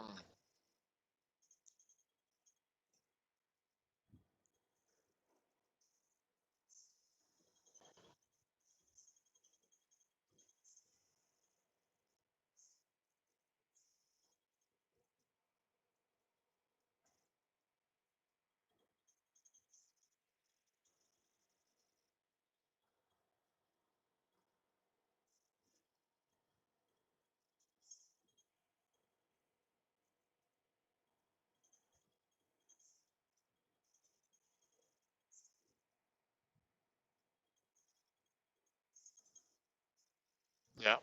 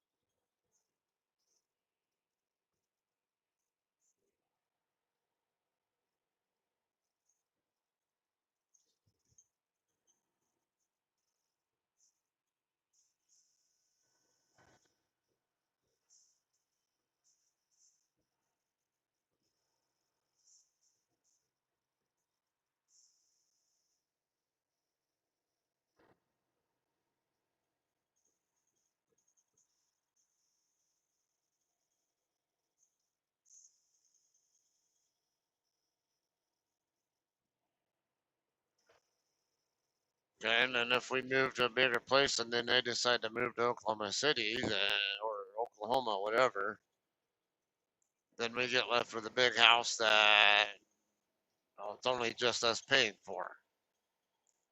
So that's a yeah, exactly.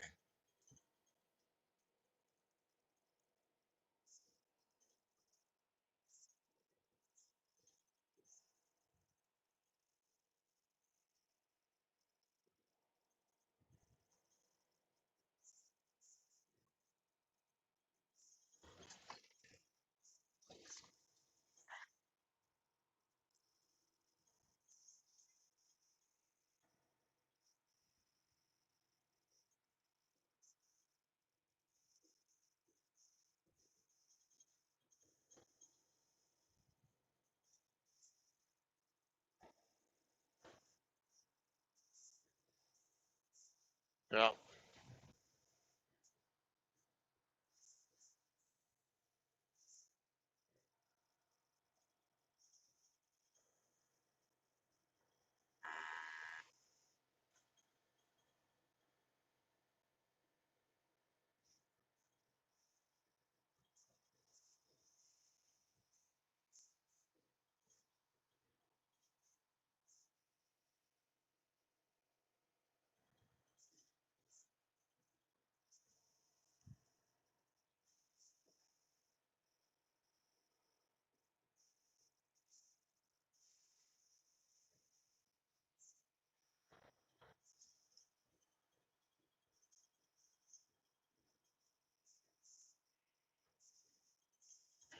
Well, I think should be just hash it out with them first on what they're willing to do and deal with, and yeah, and then go from there.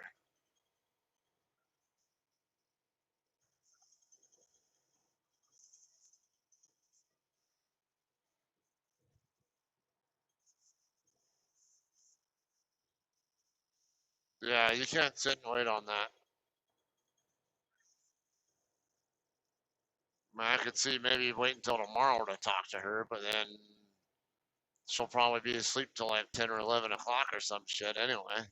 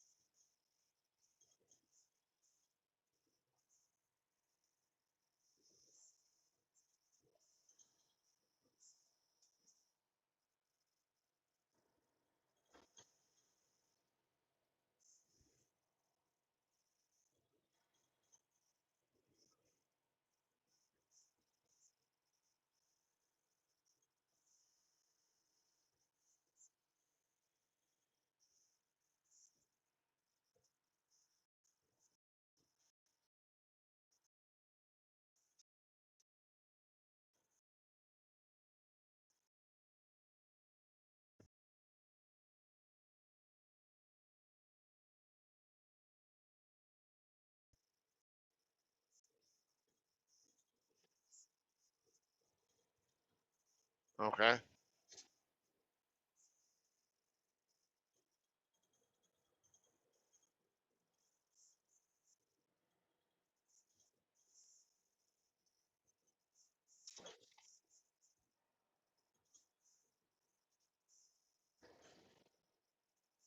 I agree.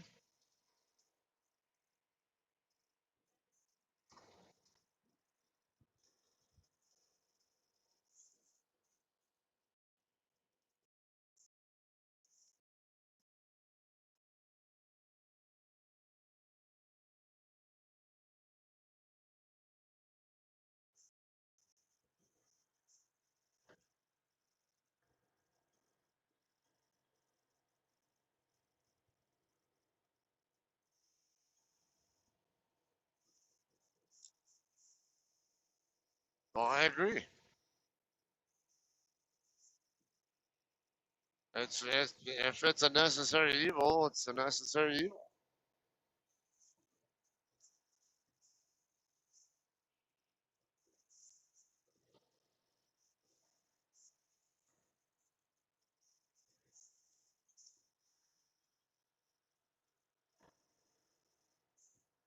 Okay, well, I don't know if they're gonna have other options. Like maybe she might end up talking to her dad about the situation, and he might decide to help her or something or whatever. Who knows?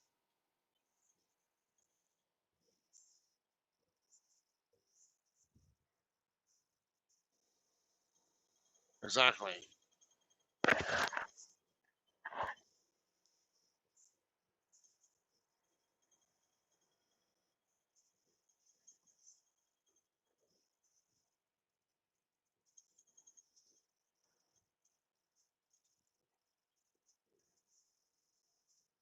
Yeah.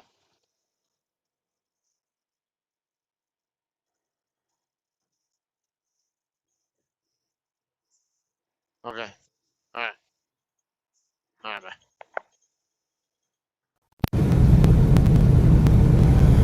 It's not one thing, it's another.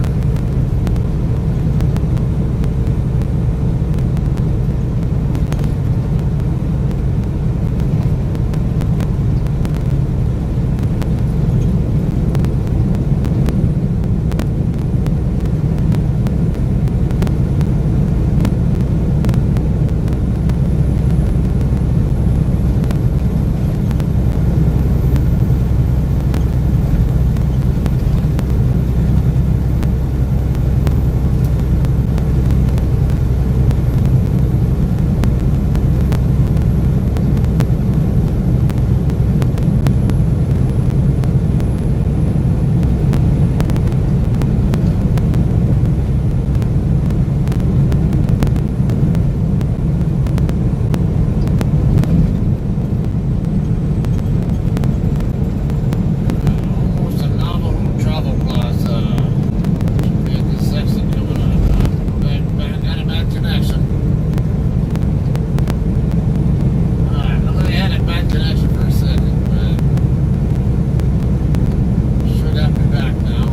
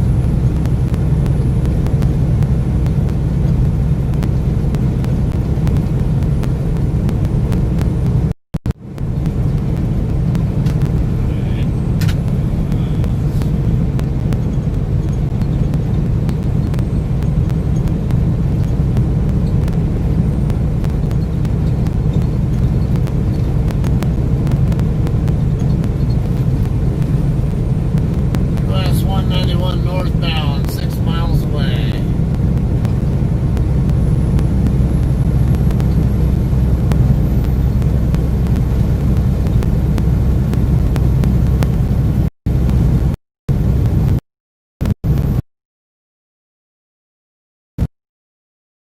The entire time I'm streaming. A lot of times people just listen and do other stuff in the background. Then they check back here periodically. Oh, good. You don't have to announce that you're coming and going.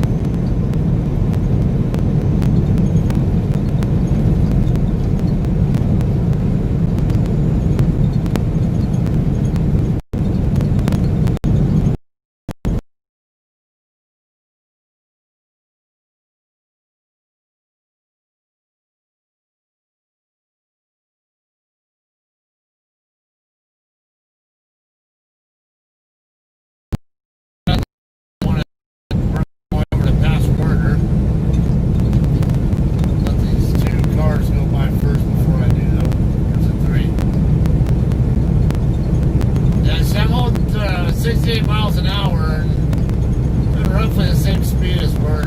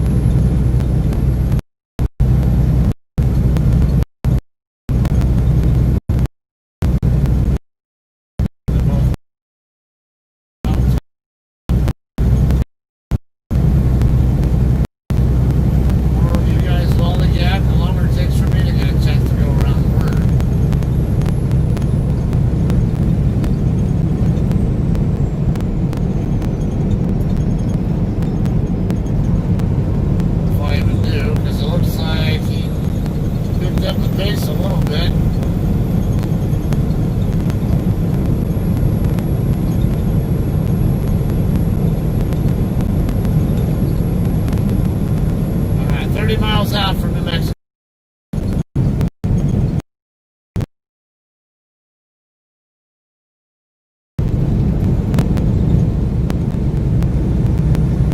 I gotta fix the chat again.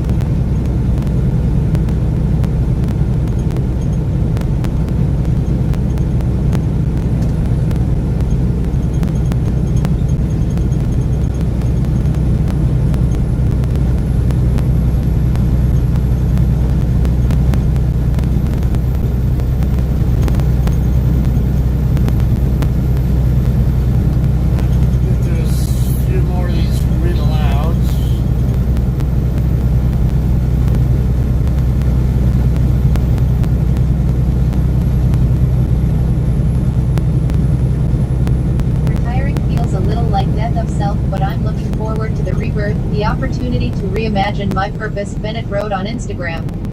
I would like to thank my wife and children, who have sacrificed so much for me to succeed. I'm looking forward to supporting them the same way they have me these past 11 years. I have never been more at peace in my life. As the great Toni Morrison said, freeing yourself was one thing, claiming ownership of that freed self was another. Bennett, who started a podcast mouthpiece with his wife and is developing his book Things That Make White People Uncomfortable into a TV script, told The New Yorker he considered retiring before the COVID-19 pandemic. Sheltering in place with his family the past few months, however, solidified his decision. After beginning his career in Tampa Bay, Bennett moved to Seattle, where he came into his own, proving a menace off the edge in Pete Carroll's defense. After 5 years with the Seahawks, he was traded to Philadelphia in 2018.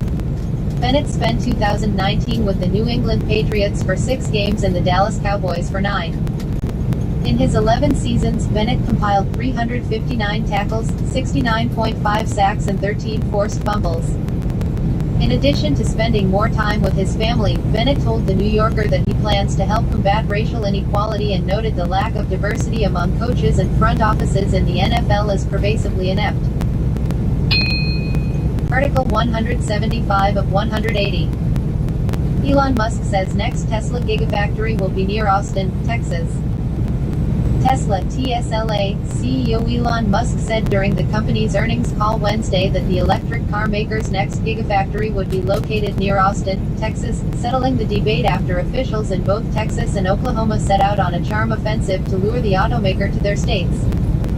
The location is 5 minutes from Austin International National Airport and 15 minutes from downtown Austin. It's about 2,000 acres, Musk said during the call. And we're going to make it, I think, a factory that it's going to be stunning. It's right on the Colorado River. So we're actually going to have a boardwalk where there'll be a biking trail. It's going to basically be an ecological paradise, birds in the trees, butterflies, fish in the stream. And it will be open to the public as well. Initial work on the facility began this past weekend, Musk said. The location will be the company's 4th vehicle assembly factory worldwide and 2nd in the U.S., with its Fremont, California factory, Shanghai Gigafactory and forthcoming Berlin factory comprising the other 3. The Tesla Cybertruck, Tesla Semi and Model 3 and Y for the eastern half of North America will be manufactured at the Texas Gigafactory, Musk said. Both the Tesla Cybertruck and Semi are still being developed. At the same time, I want to say, we will continue to grow in California, Musk added. California will manufacture the Model S and X for worldwide consumption, and Model 3 and Y for the western half of North America, Musk added. The Tesla Roadster would also make sense in California, Musk said. The official announcement of Texas as the location for Tesla's next gigafactory ended weeks of speculation, as local officials in both Texas and in Oklahoma sought to bring the automaker to their regions. Earlier in July, Musk visited Tulsa, Oklahoma to meet with officials and consider it as a location for the next U.S. factory. I want to do a shout out to Tulsa, Musk said during Wednesday's call. Really, I was super impressed. and we will for sure consider Tulsa for future expansion of Tesla down the road. While details of Tulsa's incentive package for Tesla were not made public, officials in Travis County, Texas recently voted in favor of offering Tesla millions of dollars in potential tax breaks if the electric car maker chose to place the new facility nearby. Travis County commissioners this month voted to offer Tesla a tax break worth at least $14.7 million over 10 years so long as the company invests at least $1.1 billion into the factory. The package came on top of a property tax abatement in Texas approved earlier in the month worth an estimated $46 million. Tesla has previously told Texas officials that the Gigafactory will eventually employ at least 5,000 people. A Tesla car 7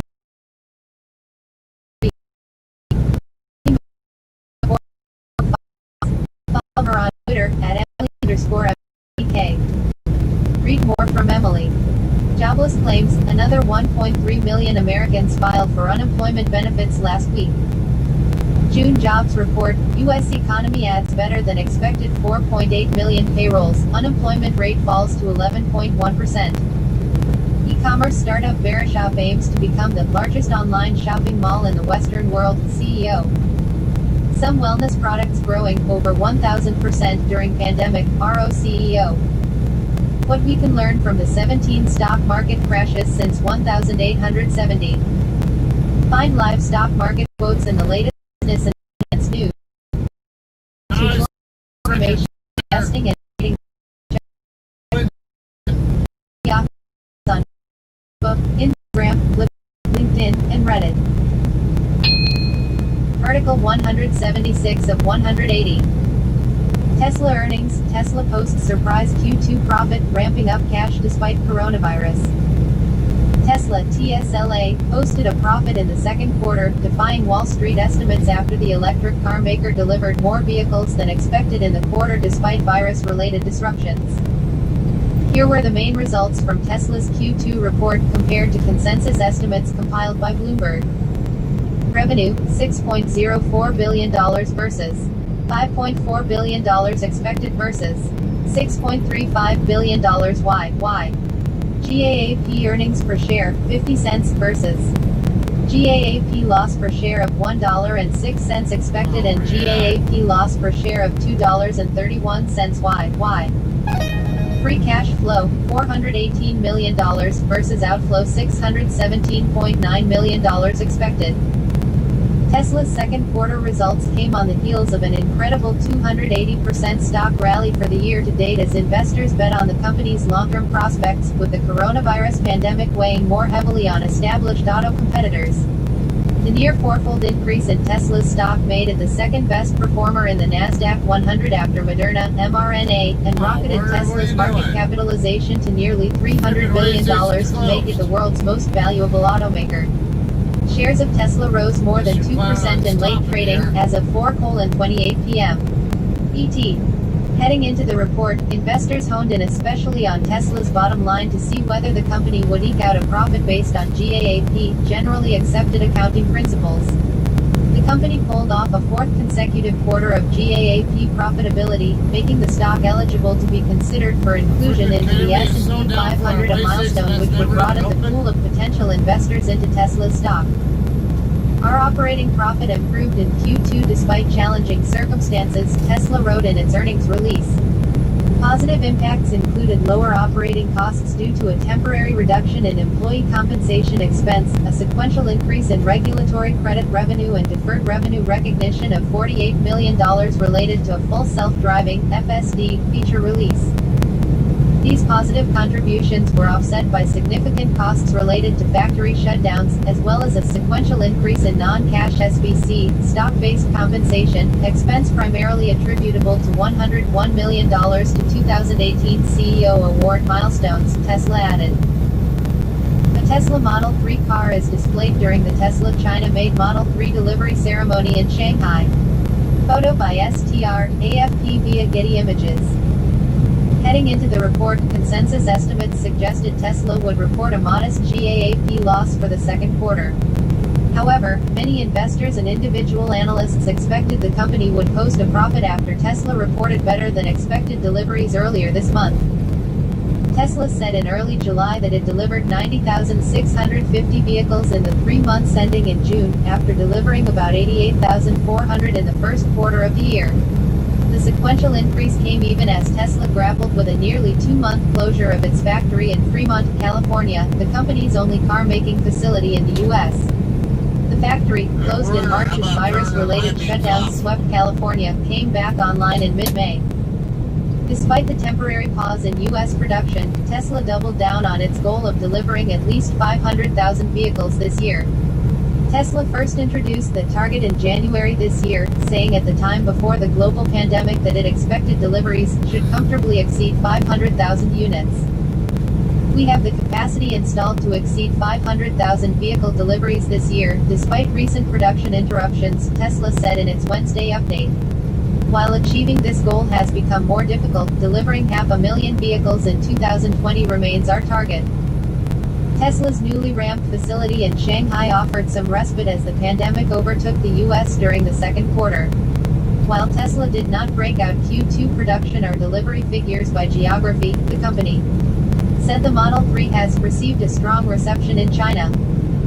Tesla added that construction for Model Y lines at the Shanghai factory is progressing as planned, and first deliveries are expected in 2021.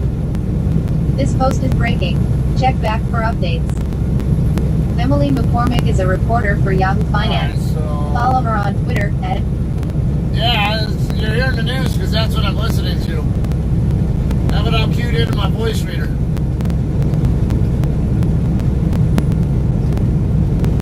I don't have very many to go before I'm at the end of the list. And of course, I do like to listen to Cora stuff too and get some interesting stories on there, so you guys remember.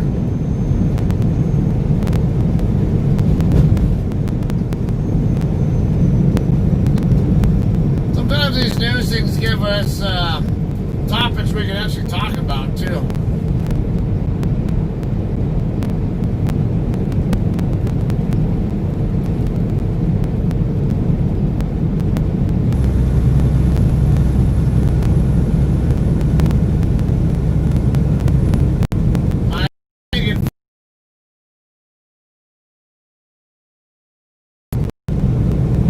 Stop and try to get him out of here unless I know he's going to be in a spot where I can really get to him. He's not going to stop.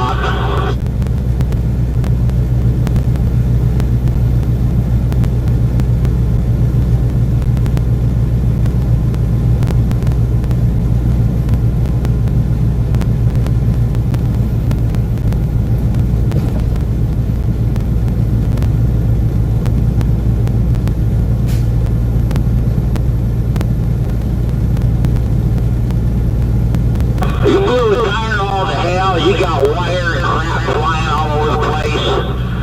You got somebody's stuff tore up under there.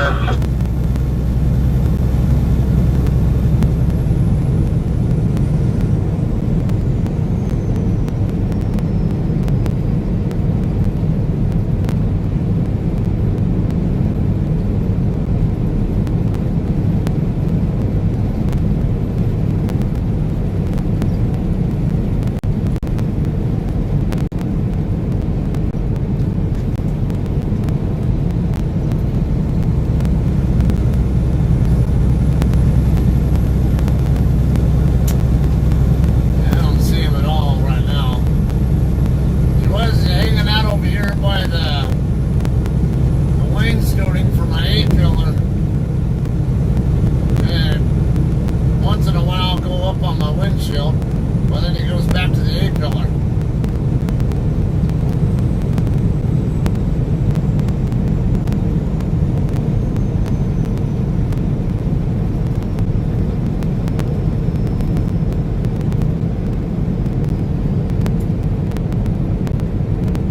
So you're seeing,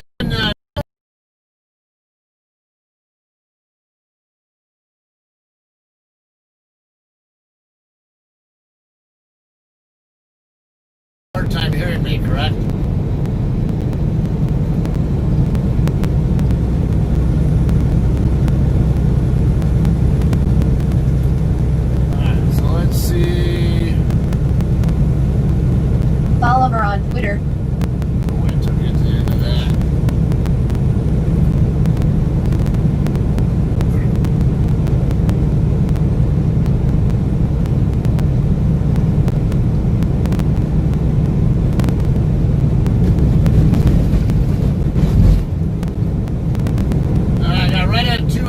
left on my clock.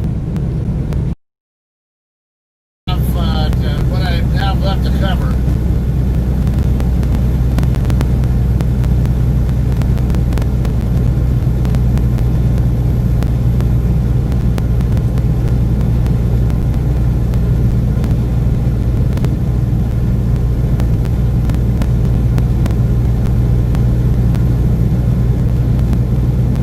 Article 177 of 180. Motorcyclist airlifted after accident on San Miguel Drive, Victorville, CA. Accident news 32 minutes ago. Motorcycle accident on San Miguel Drive near Geraldo Drive. A motorcyclist sustained serious injuries in an accident on San Miguel Drive Monday afternoon. According to the Victorville Police Department, the incident happened at about 1:08 p.m. A white Jeep Grand Cherokee attempted to make a U-turn at the intersection when it collided with a red and white street bike near Geraldo Drive. Oops. The motorcyclist sustained major injuries to his leg and was airlifted to an out-of-area trauma center. Common way As per for reports, the bikers rider to is die. expected to survive and hopefully recover soon. Meanwhile, the woman driving the SUV did not injuries with investigators. Police to investigate the cause of the crash. Authorities will release additional information once it becomes available. When behind the wheel, maintain a safe distance between you and nearby motorcycles. Double check your surroundings when turning and always keep an eye out for other vehicles. As a rider, regulate your speed and observe the movements of vehicles around you. If you or a loved one has suffered serious injuries in a motorcycle crash, reach out to the motorcycle accident attorneys at Sweet James today. Motorcycle crash injuries can cause irreparable changes to the victim, and recovery can be complex, long-term, and expensive. Let our dedicated attorneys help you get fair compensation, so you can focus on getting better. Call our offices as soon as possible at opening parenthesis 800 closing parenthesis 975-3435 for a free and confidential case evaluation. Need help after hours? Our team is always available, 24 hours a day and 7. Alright, so that's a very common way for motorcyclists to die in accidents. The two most common ways are someone making a left turn in front of them and claiming they never saw them, or someone making a U-turn in front of them.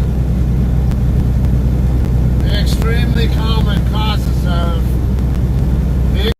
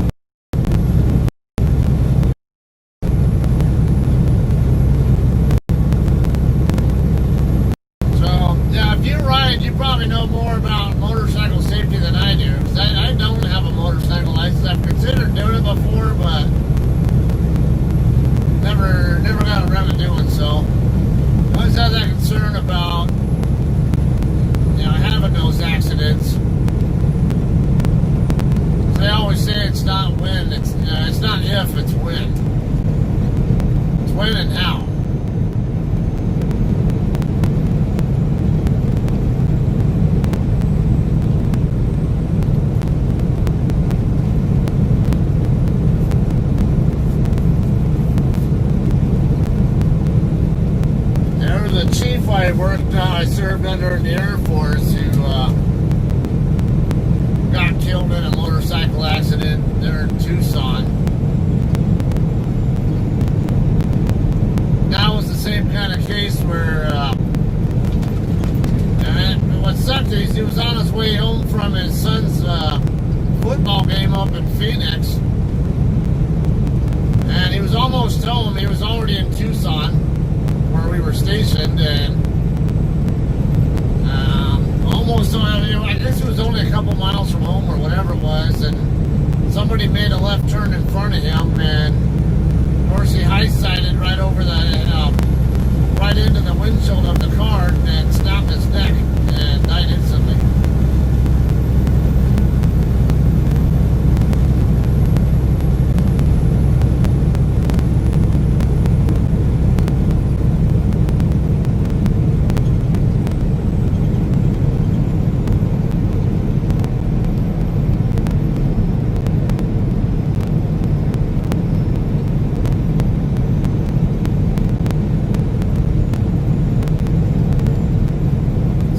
Getting worse as far as riding safety is concerned. Getting a lot of bad drivers out there that are contributing to that, I assume. Or are you just getting more traffic because of population growth, or what?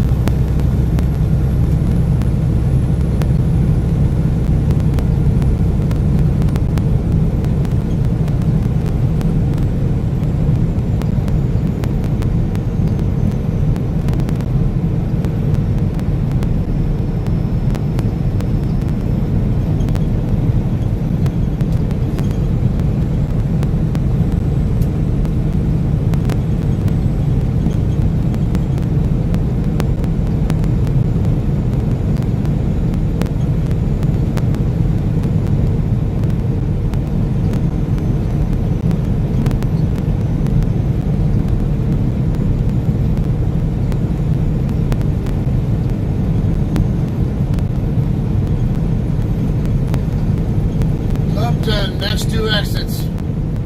Last town before we get into New Mexico.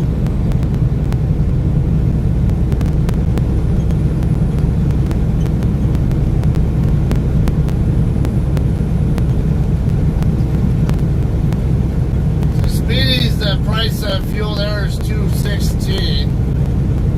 It's only 2 cents a gallon less than what I did pay. The difference is I got my fuel from a more reputable source.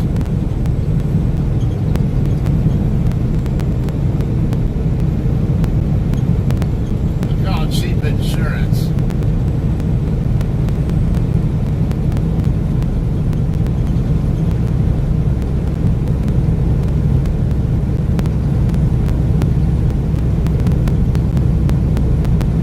Yeah, it's very common, but I've also seen where I'm regularly doing traffic checks especially I can stop and go traffic. Now I'll regularly check my mirrors to watch for motorcycles, and it still never fails that some motorcycles still manage to surprise me, like when they're already coming by, like almost to my car already. Or already passing by, and I never saw them before. I'm like, I looked way back there and I never saw anything. Where the hell did you come from? You know? Yeah, it's legal by an A-pillar, so I can get in a good spot to capture him.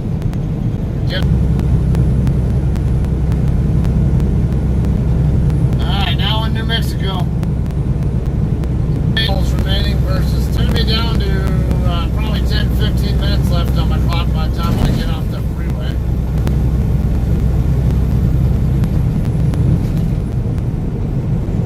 Just saw him again over here down by my A-pillar again. Just barely. At least I think I did.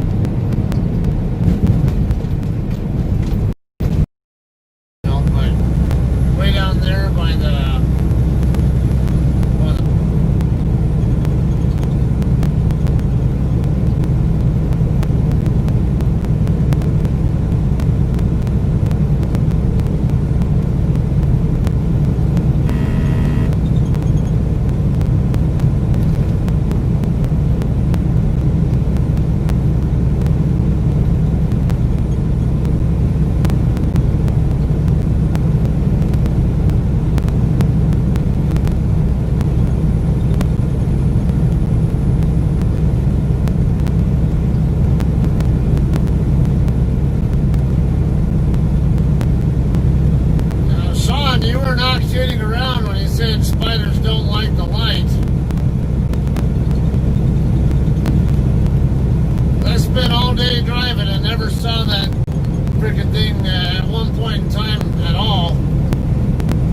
within the last half hour, he started to make an appearance.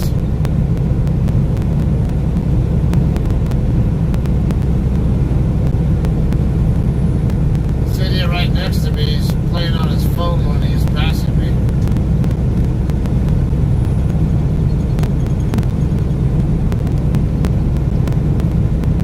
Rest area closed. Alright, I'm going to back off because I see the left lane's ending ahead, so I'm going to make sure FedEx has room to come over without having to cut me off.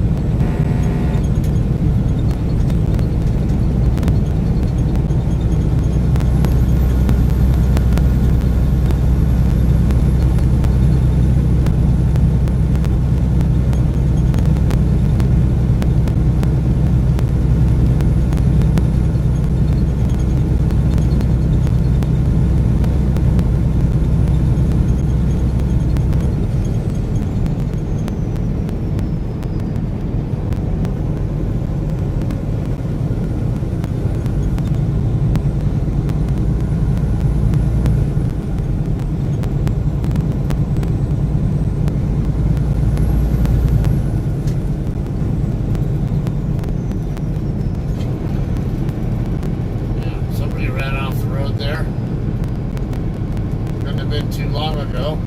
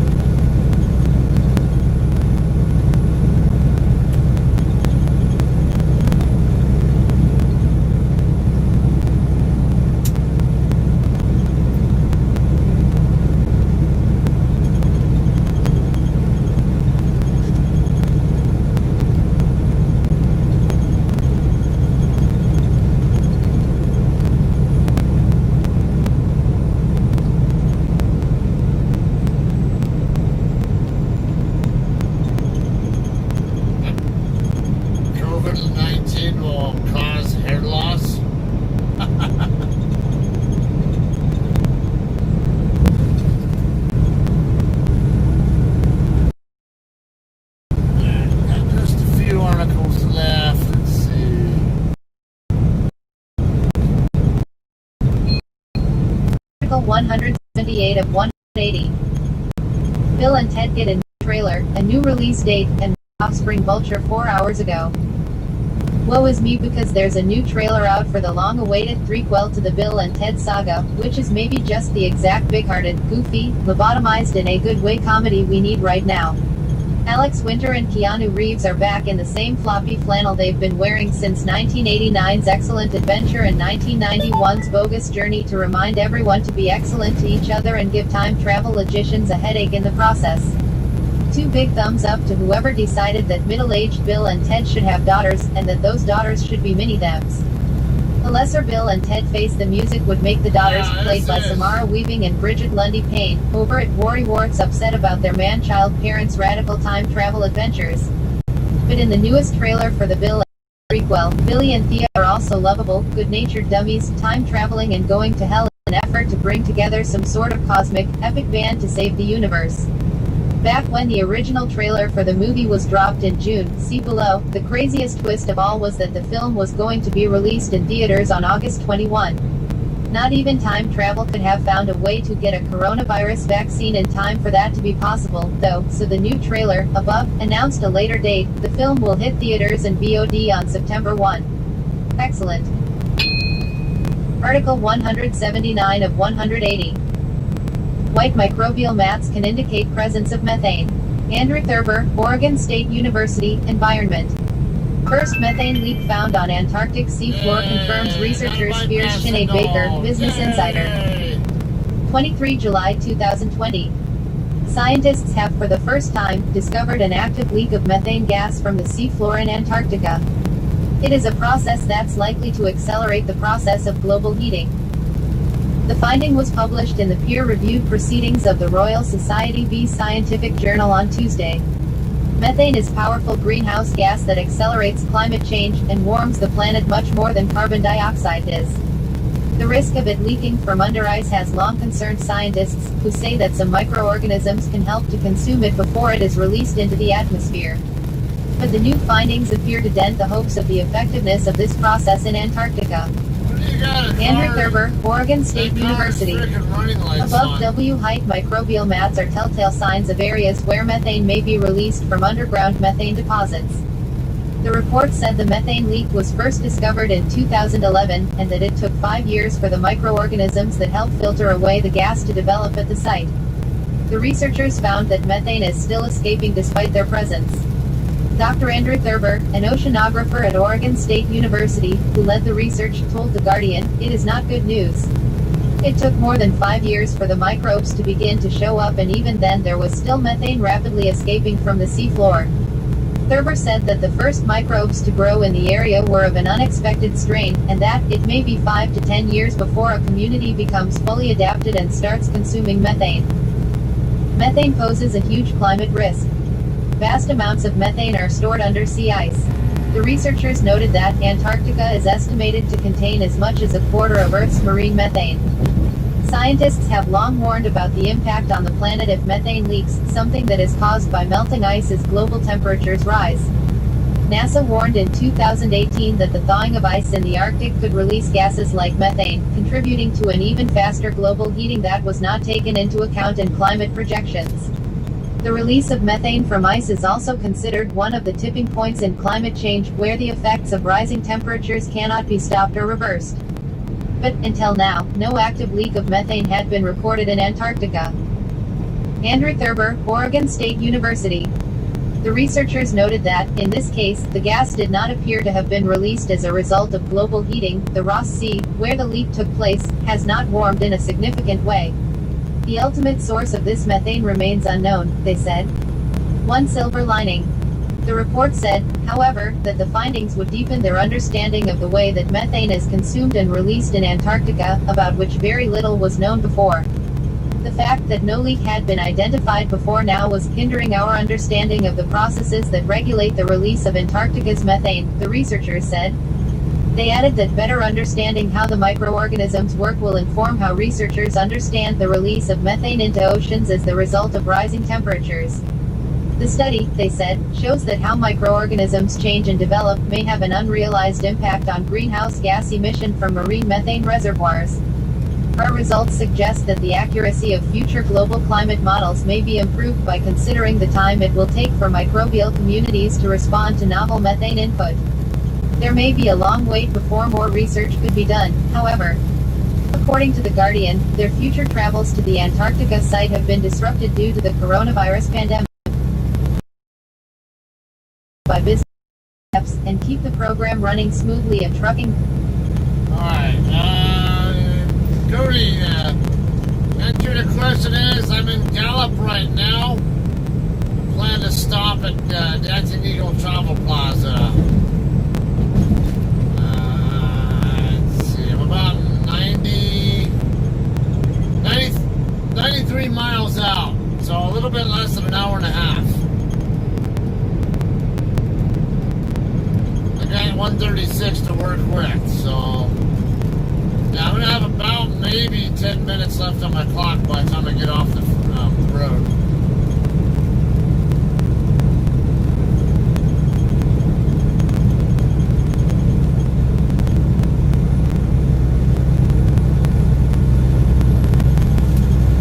It'll be before 12:30, but looking like after 12:15 perhaps.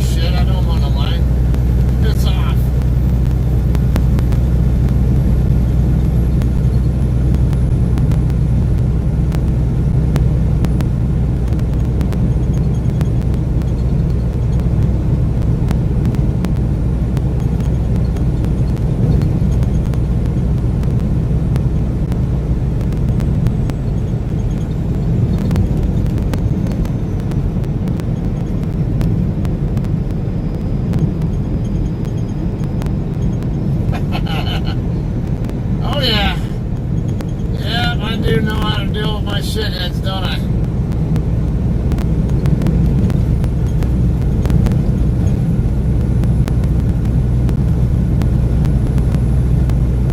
Won't necessarily say I have the best way of doing it, but it's effective.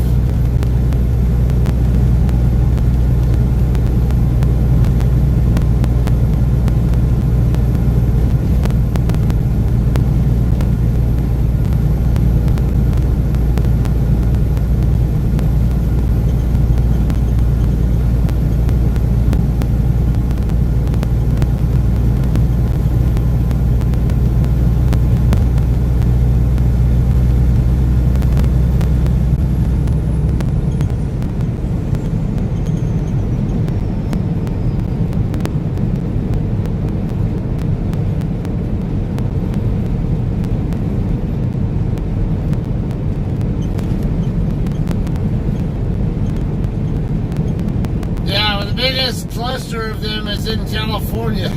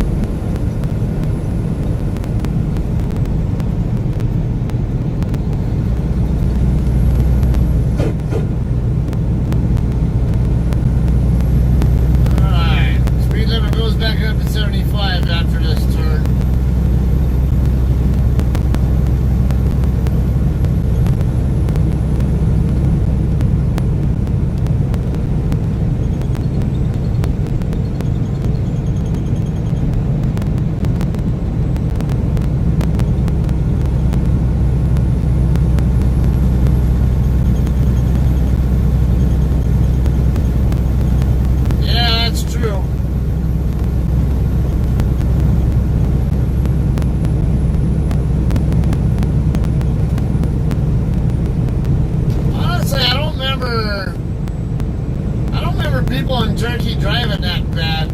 I mean, you always hear all these stories that, you know, like how crazy, stupid people drive, but at least in the area where I was at, you know, which is over by Adana, Tarsus, and all that, I mean, it seemed like it was, you know, mostly civilized, I guess, as far as people's habits were concerned.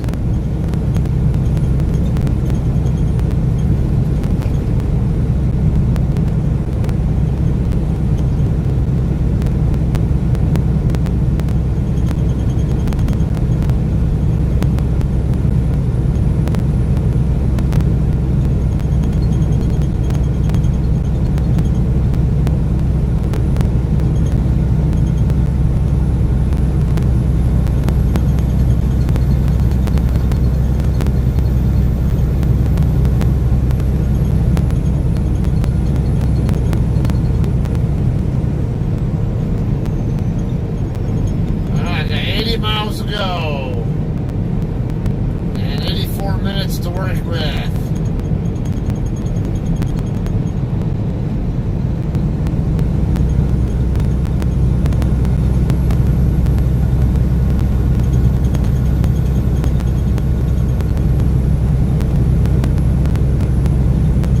Well, I wasn't so tight on the clock I'd stop at Jamestown to get some reefer fuel, but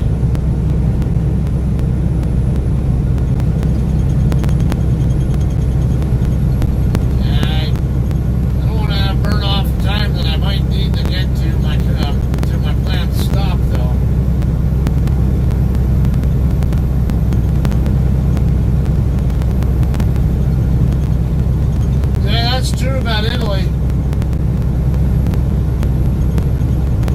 especially when you're not on the main roads, because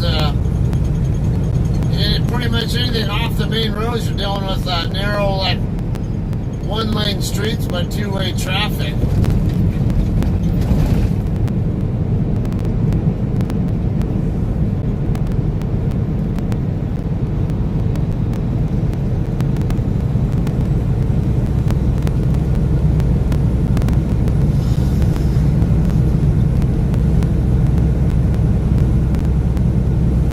I do like how they had it set up there.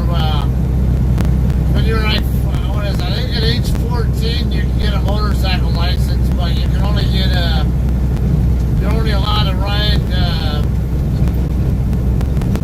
bike with I think it was a 125cc engine, something like that. And then when you turn 16, you can basically ride something as big as a 250cc or so.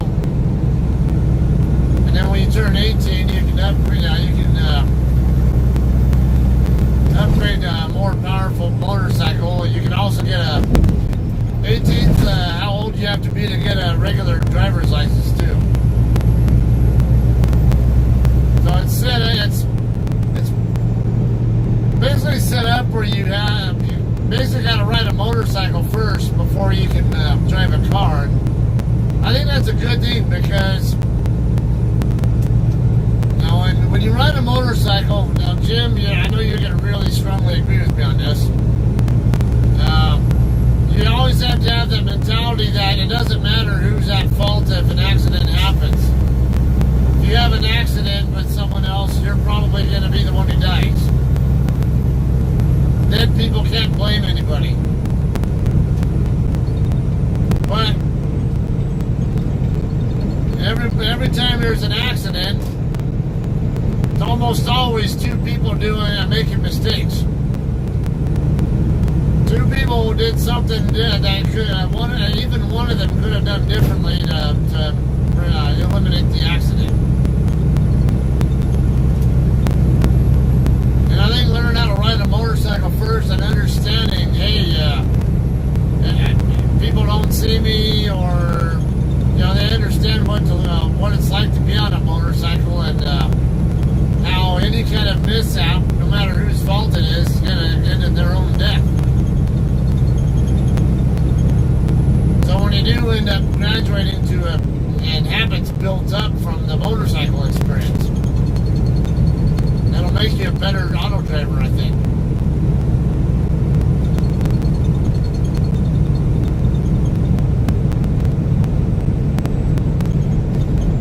Now, what always made me laugh about Italy, we'd be on a 2-lane road, like say on our way from our apartment hotel place to the base.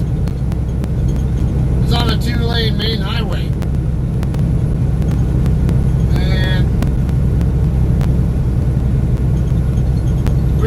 So we'd be going one way, and then you'd have some oncoming traffic coming at us, and somebody,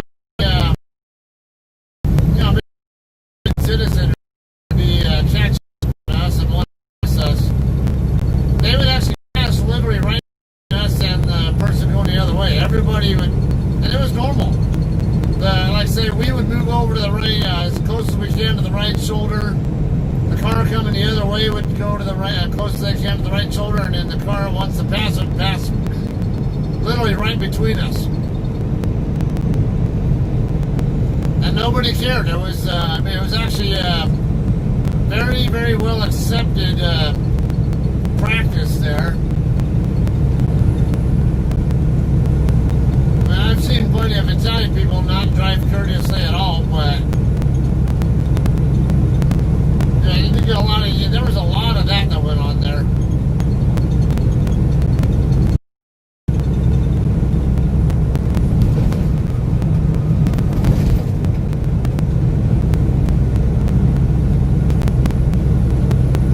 Where did my 8-legged friend go? I'm not seeing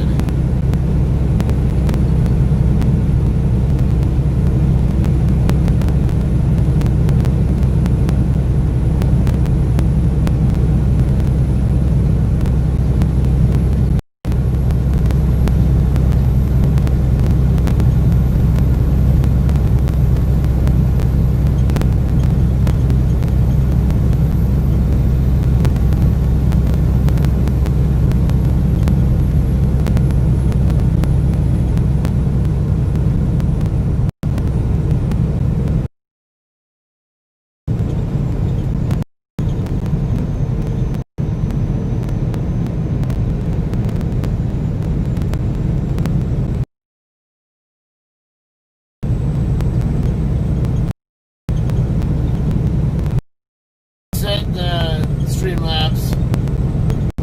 Okay, back.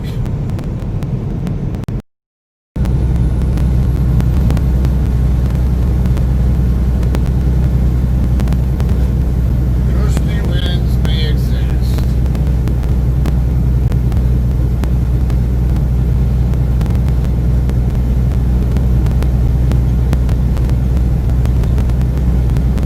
Alright, Flying J here in Jamestown coming up.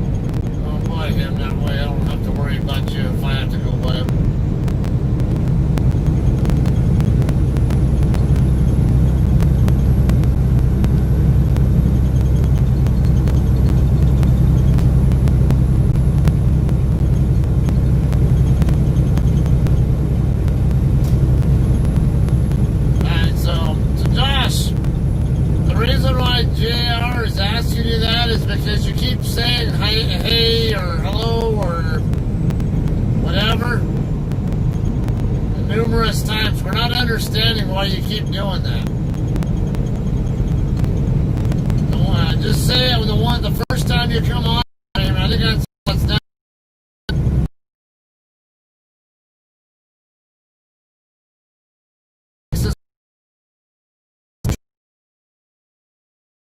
I've been I'm like, what? But I don't know. Maybe you're not understanding I guess what we typically do here.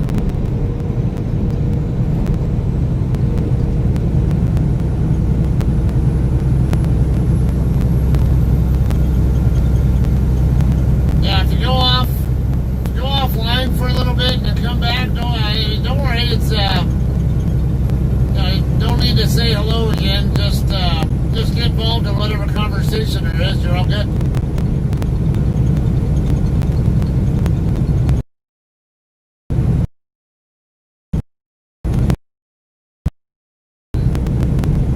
There's going to be times where people very common. People are just going to lurk, and that's fine. We expect that'll happen.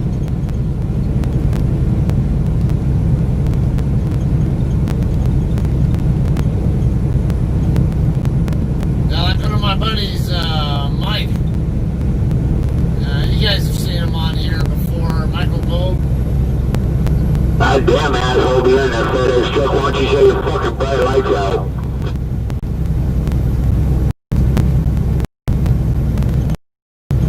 Come on. Sometimes he'll say what's up, but a lot of times you don't just see the title of the video, kind of giving an idea of what's going on with me, or he'll even come on here for a little bit and watch, and just not say anything, or or even watch a replay, and he'll even text.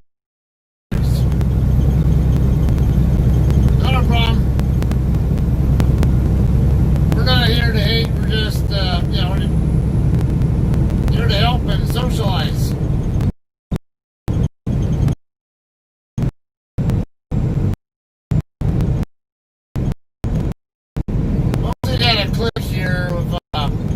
Guys who are basically people who are all familiar with each other. Even if most of us have never met in person, like JR, Sean, those two guys are regular visitors to the channel. We regularly chit chat. A number of the people you're going to see are regulars on here.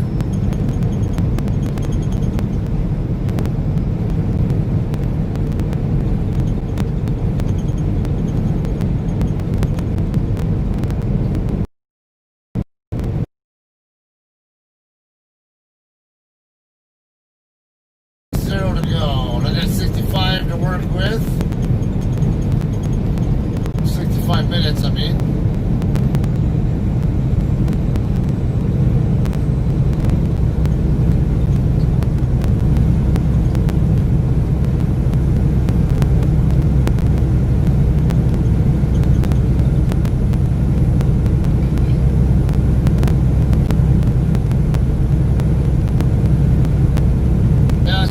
What I usually do, because a lot of times I'll narrate stuff, or once in a while I'll, sometimes tell stories or whatever, and sometimes the guys the people who regularly are on here might hear the same story over and over once in a while. But I do that with the assumption that some of the people watching are brand new to the channel, or might not have heard this story before. Pretty common. I'll listen to I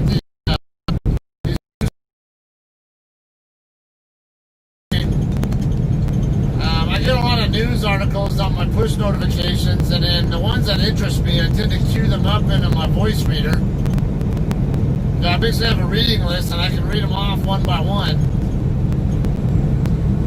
And we'll sometimes get articles that spawn conversations, kind of like we were just doing earlier about the motorcycles. The motorcycle conversation it culminated from an article about an accident that happened in my local area. tend to not really get into the politics and kind of stuff. Don't care for the controversial crap.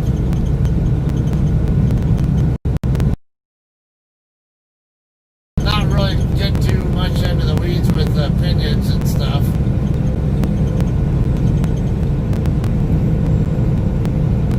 Now, there are a lot of times where there's a lot of quiet time, nothing really going on.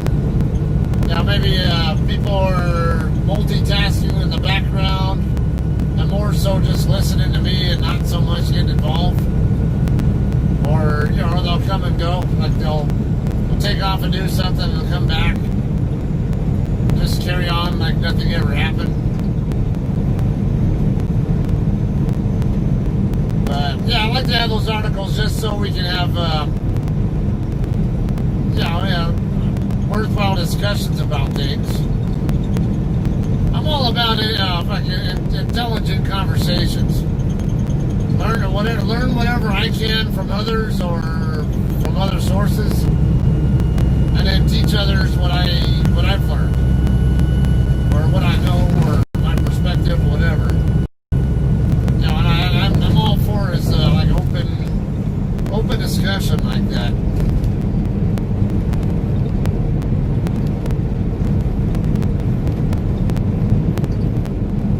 Sometimes another one that spawns conversations sometimes are the Quora articles that I'll listen to, or Quora answers. I used to be really active on answering questions on Quora. It's Quora is the name of the site. It's a social media site. The original intent of it was for people to have intelligent conversations, or you can ask a question about anything and everything, and there's an expectation that the answers that people give you have to be well thought out answers, whatever, and not just some stupid Yahoo answers or Ask Jeeves crap where it's, hey, am I gonna think of something stupid question. Let's say something that might be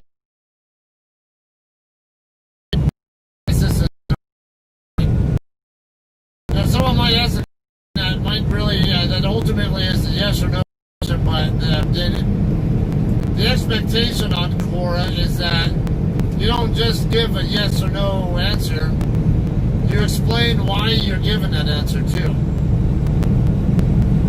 So people have a better understanding of why you have this either this opinion of yes or no, or maybe it's a factual thing. Sometimes you get some really interesting stories from people, like life experience kind of stuff. You have 0 hours and 59 minutes of remaining drive time. If it's not that, I'll sometimes play music. And I play quite a wide variety of music, but I don't really do country music.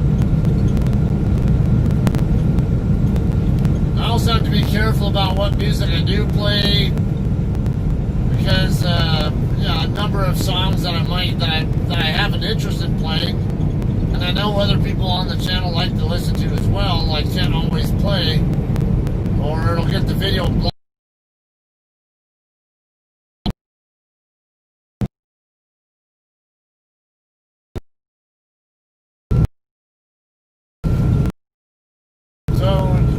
Are you interested in becoming a truck driver then, or what's if you don't mind me asking? I hope that's not too personal. It sounds like from your last message there that you actually would have an interest in becoming a truck driver, if I read that correctly.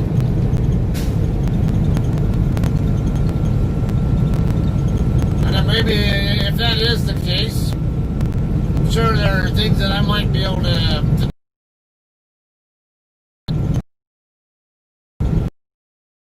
send us not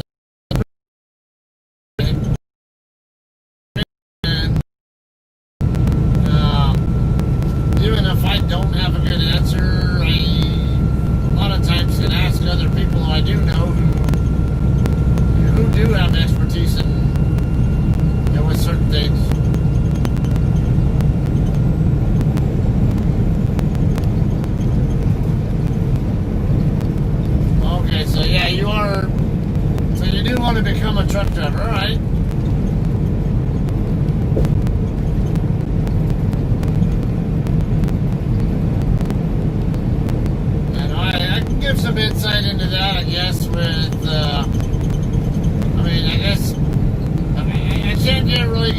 specifics on what is right for you.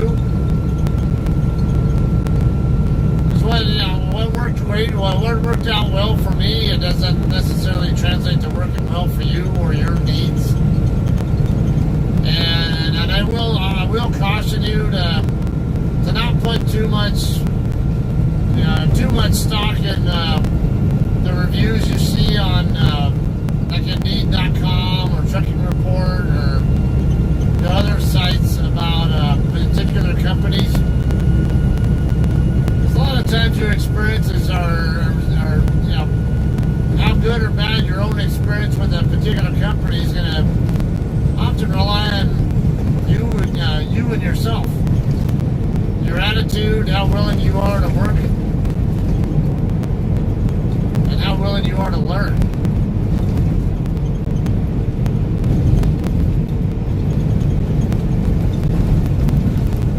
Think about it from a non-trucking perspective. Let's just say I don't know what kind of work do you do, or are you of age to work, or are you in high school, or what's the story there?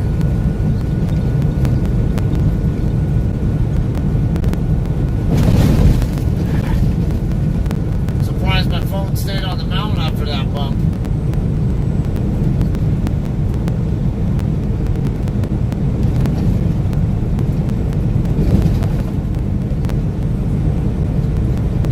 Okay, so you've probably had a couple of jobs, at least a couple of jobs before.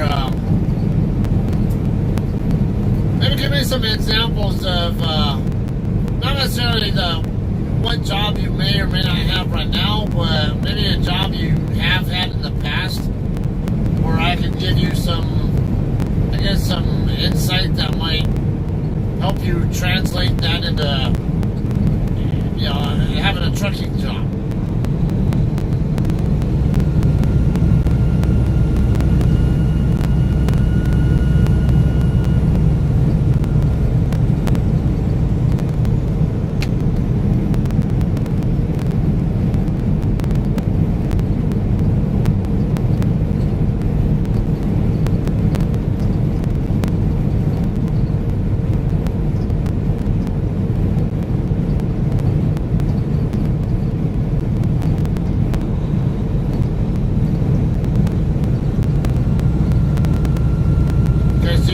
Roofing work. All right, so if you lay down roof tiles or shingles and stuff, like that kind of roofing work, I assume. All right, so let's put this into perspective. You have coworkers there you work with on a daily basis, and that kind of work. You probably had some who were maybe slack asses, who didn't put in as much work, and then maybe you would have to cover their slack and do extra work because they aren't willing to make your job easy. Or you get other guys who are maybe always taking time off, always sick or showing up late, whatever, no matter what, and it ends up being a burden on you. Okay, you probably have thoughts on those kind of people, like, I wish this guy would just go away, and they would replace him with somebody who was actually willing to show up when they're, be reliable and actually do their work. Because then it translates into an easier job for you as well. And everybody wants that. Everybody wants to be able to have an easier job, but too many have the me mentality. And the similar thing goes on here in the trucking industry. We got a lot of drivers out here who tend to work at whatever pace they feel like working at. At the cost of the carrier getting a bad reputation with the customers, and they start to lose loads, and so now everybody ends up struggling. There's people don't get as many miles because the carrier gets a bad reputation.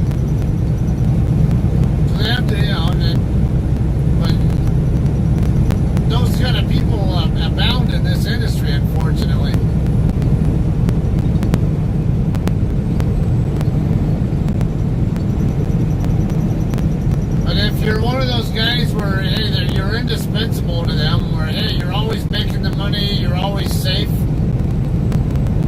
never costing them money in accidents or insurance, for violations or whatever. Companies love to have as many drivers as they can who are like that. So when you come to the industry, you try to have that mentality, pay close attention to detail, be very willing to put the work in there, and people will take care of you. Even if you work for a supposedly shitty company like Sierra England or CRST, Swift, whatever, the megas that have training programs, the chances are, if you're a kick-ass driver who actually is willing to learn and knows how to manage your hours really well, and communicate very well too, and not be a pain in the ass to the dispatchers and planners, and they take care of you. Like for me, the planners here at JCT, they give me loads that they won't give to other people because they trust me and they don't trust other people. There are plenty of other drivers like myself here who they also trust, but like with every carrier out here, there are drivers out with every carrier that cannot be trusted for any more than that can be thrown.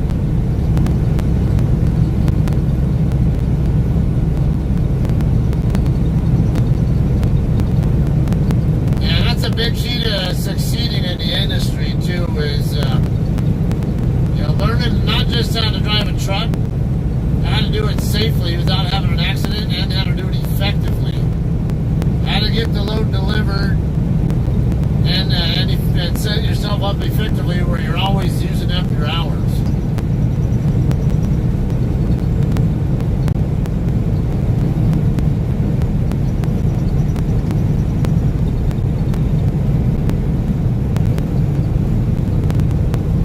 Video on YouTube about trucking like Truck Josh. Are you talking about this guy Trucks? Yeah, his name's Josh.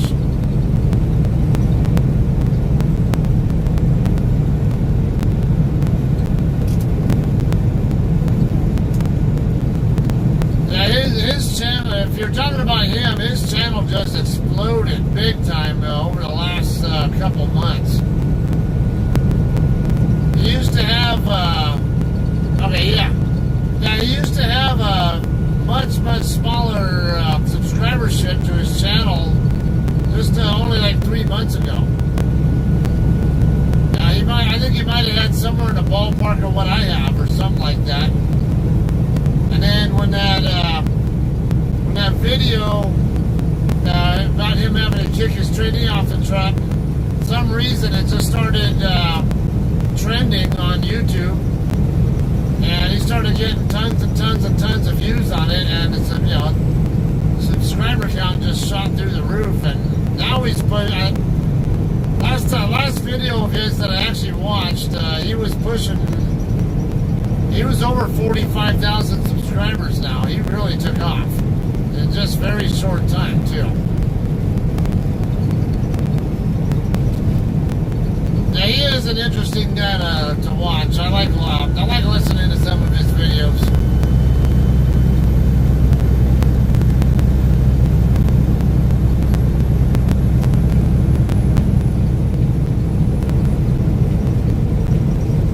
Yeah, I tell him if I see him out here sometime, I have a lot of niggers on me or something. I don't think I really run the freight lanes that he runs much, so the odds of me ever running into him in person are not the hugest.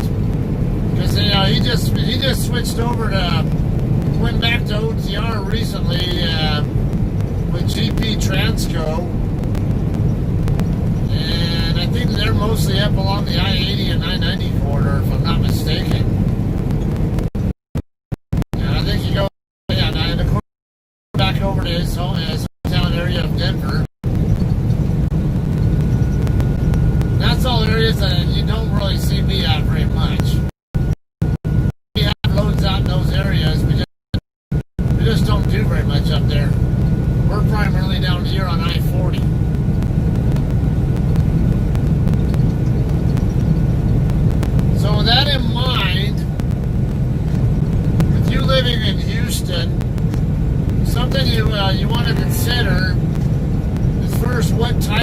what you're interested in doing. Do you want to be an OTR driver? Do you want to be a day cab driver? Do you want to do LTL work? Next UPS, Saya, Estes.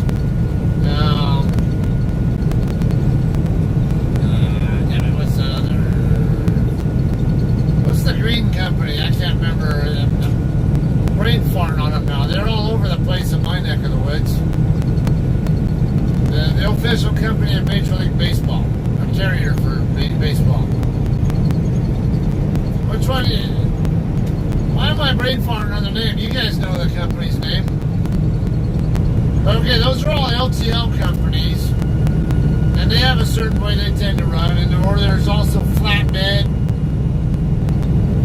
heavy haul, any of that kind of stuff.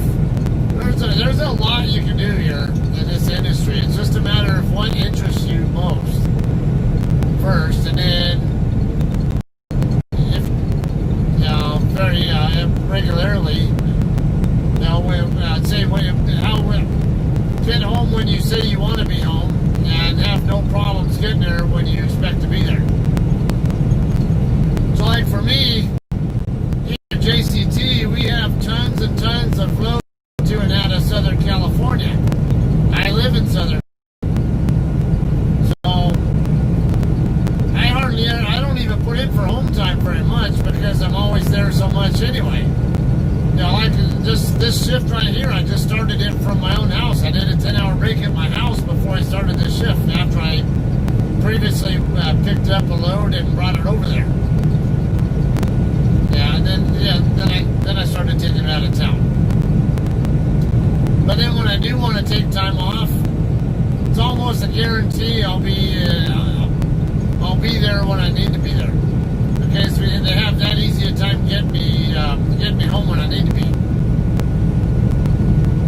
But someone who's not from Southern Cal, and maybe let's just say North Carolina, where my current load is going, we don't have so many loads that go out that way, and we might not have so many drivers from that area either. And when it comes to them trying to get home, it's not so easy to get them home when they need to be there because we don't have an abundance of freight going over there. When there are loads there, it's just sometimes it's only loads certain days of the week that go there.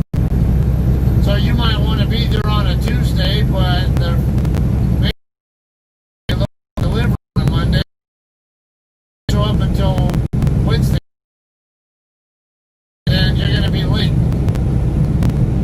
You have to be late or way early, and that's one of the downfalls of that, and that's one of the things that I really want to learn with any company is just because you see a lot of trucks in your area doesn't necessarily mean that that's a good company for you or for your needs if you want to be home regularly. It could just be that they're transiting through the area. Like if you live in Wyoming, half of everybody passes through Wyoming but doesn't actually do any business in Wyoming, except for stopping there. Whereas Houston, you might have certain companies, they might have a lot of deliveries and at least look for companies that do deliveries in your area. That have no shortage of freight going into your area, not necessarily out. Outbound freight can help, but having the inbound freight that gets into your neck of the woods, I think is the biggest key to being able to get home reliably.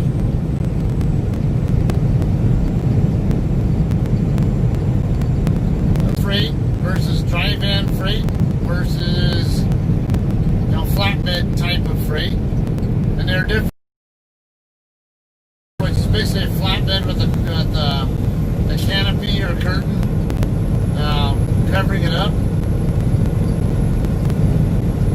Curtain side trailer, which is basically like a Conestoga, but the curtains actually slide back and forth. LTL companies also have some over-the-road drivers. So there's a lot to look at, and then it's also a matter of getting your CDL as well, and how to go about doing that. Do you want to pay out of pocket and go to an actual CDL school that you pay for yourself and don't have to be in a contract with the carrier afterward, or you want to get a free CDL from basically where the carrier, where you go through a school that's sponsored by a mega carrier, and they pay for your CDL school in return for you driving for them for a contract period of time before you can quit.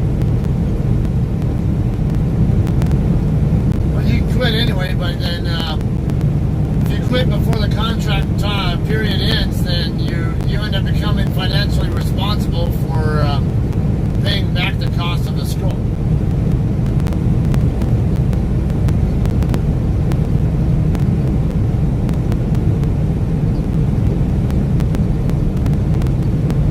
For me, I do refrigerated freight. It's not everybody's cup of tea.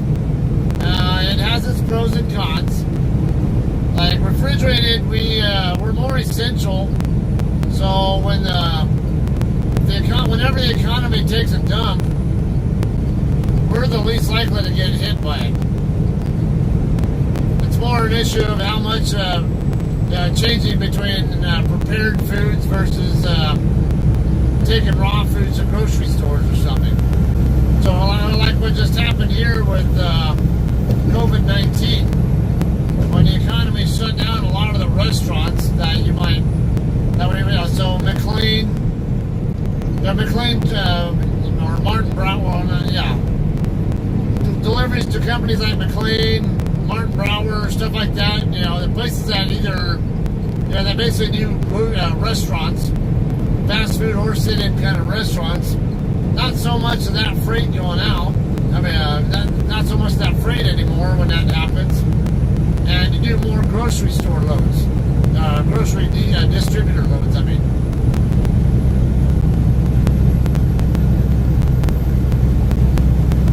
Sometimes the miles can go down, but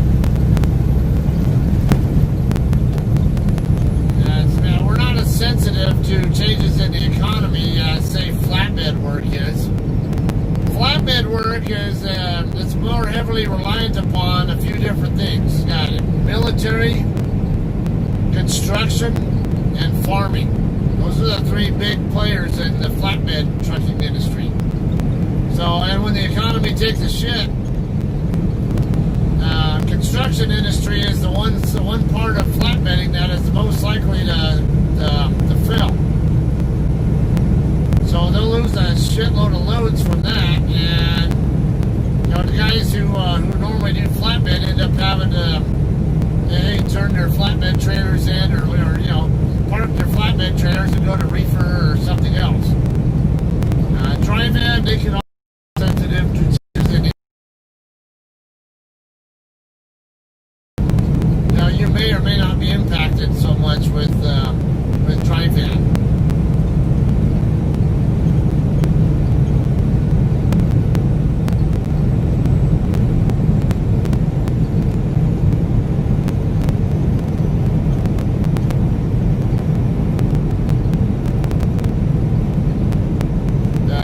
Thing to consider with OTR is, do you want to do regional kind of OTR where you just kind of stay within a certain range? Let's say like in my area, because I can't translate Houston as well. I don't know what kind of regional areas that are, what kind of areas that are regional that include the Houston area. But so for me, a regional company might keep me maybe west of I-35, basically from Dallas up to Minneapolis, St. Paul, or actually Laredo, Texas, all the way up to Minneapolis, St. Paul area, and not go any further east than that. Or they might say only 11 states, so California, Oregon, Washington, Idaho, Nevada, Arizona, New Mexico, Colorado, that kind of thing. You might not go any further than that, just stay in the that always, you'll go out with one load and then they'll always send you, give you a backhaul that brings you right back to your home area every week. There are companies like that. So that is something to consider, is how often do you want to be home and for how long when you are there. Generally speaking, expect to get about a day, maybe a day and a half off for every week that you're out on the road.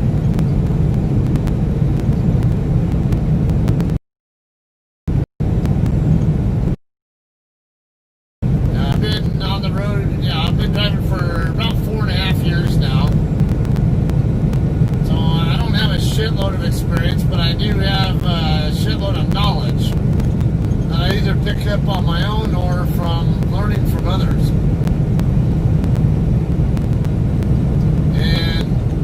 Okay, so my experience started with Sierra England. I got my CDL from them.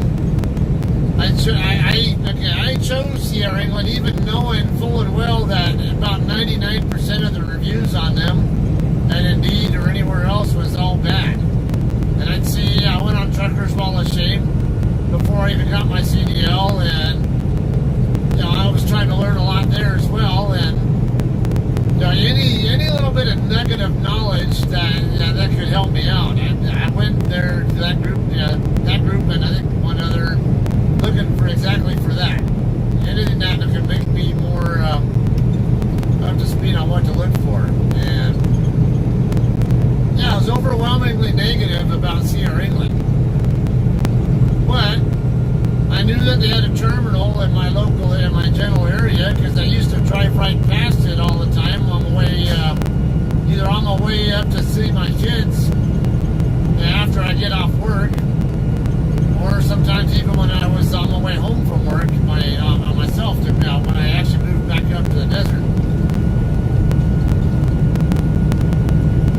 And I also knew that they had a CDO school in my general area, so I could just drive myself to and from school every day, and then still be at home with my family, and not have to stay in some hotel and eat shitty food or whatever.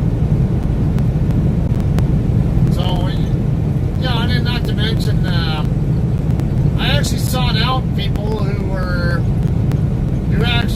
had anything remotely nice to say about Sierra England, just because I wanted to get some objective perspective on it. Hey, this company has people who are experienced.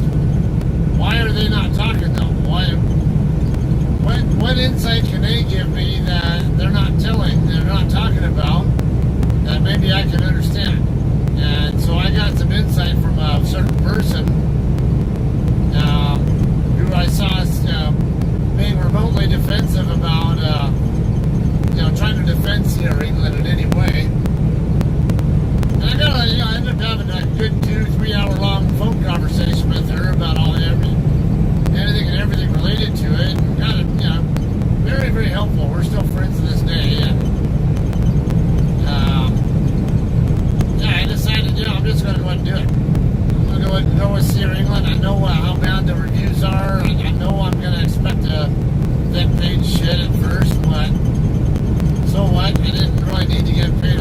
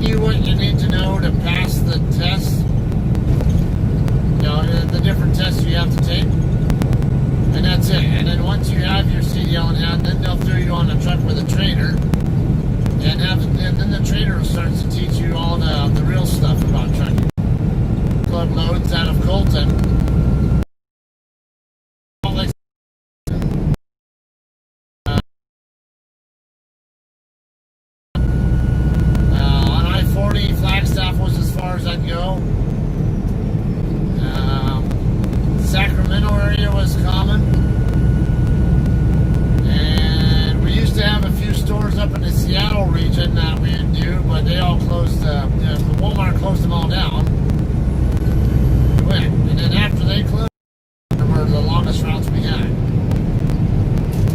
And then almost all the time when we finished delivering to the stores in the area that we were going to, we'd usually always did head straight back to Colton or Riverside or wherever to drop our trailer, drop her empty and get another load.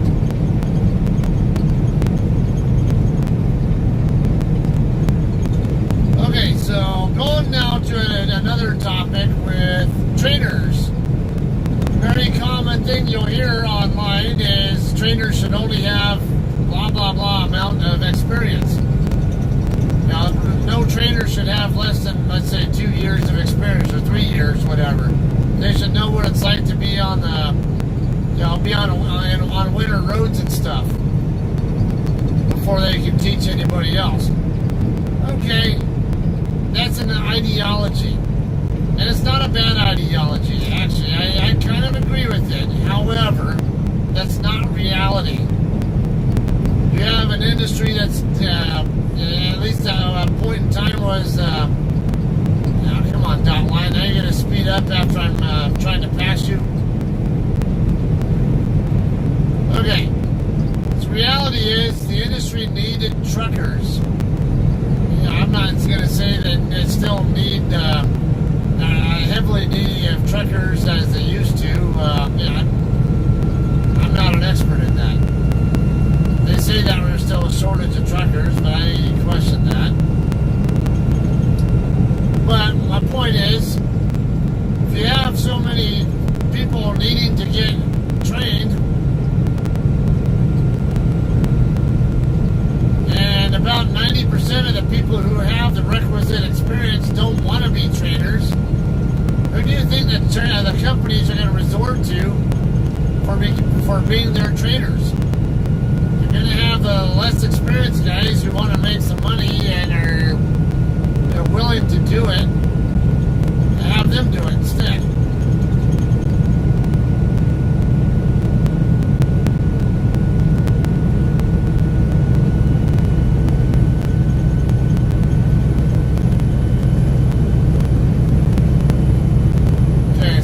Deal with e-logs.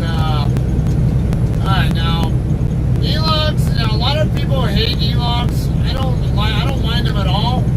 There's just certain limitations, I'll say, that exist with them, and even then, it depends on what carrier you're with. Like with us, I can personally convey on my own. I don't need to have my logs department's help to be able to change my status from driving status to a personal conveyance, and have, as long as I have good justification and I'm not abusing it, they'll allow me to use it. Whether you're on paper or on e-logs, you still have the same HOS rules to play by. And the whole reason that they have the e-logs is because people on paper logs were always abusing the rules. Carriers would, and it's more so about protecting the driver from being abused by the carrier than it is having necessarily the driver doing so much.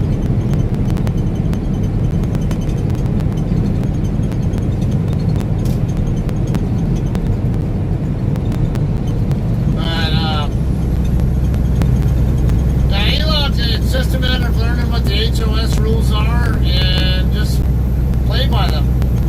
If you can't make money off of playing by HOS, the way the HOS rules are set up, then maybe there's something wrong with you. Or you have lofty expectations or something. Now, the e-logs actually make it easy, but there are some niches to it that nuances, whatever, that annoy me. Like this unit here that I use, it takes time to boot up. So like this morning, I get to my truck from the house. First thing I do is turn the ignition switch to the on position so I can get the Qualcomm unit to fire up my E-lock, basically. But it takes several minutes to do it. And meanwhile, hey, I'm already ready to start pre-tripping my truck. So while I'm sitting here waiting on the Qualcomm to fire up and come online, because I can't change my status on duty until it's completely online, but I don't want to sit here and wait on this stupid thing to come up. While I can be productive, efficient with my time, while this thing's booting up, I can be outside my truck walking around looking at stuff. So that's what I was doing. I spent time looking around at my truck and did not log my pre-trip at first, but when I shut down tonight and I review my logs, then I'll be adding that pre-trip into there.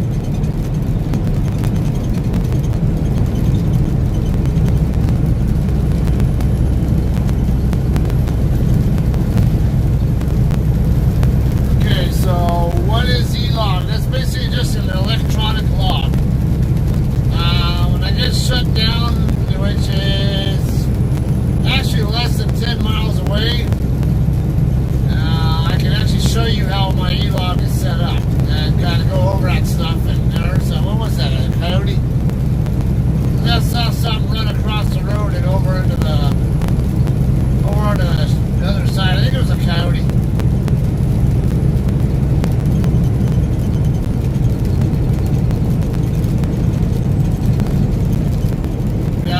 Different systems that trucking companies use, though. In fact, I told you when I was talking to him a couple days ago about it. He was talking about how night, because he used to drive for night for a bit too, and he had tablets that they'd used, and he said they were really fast.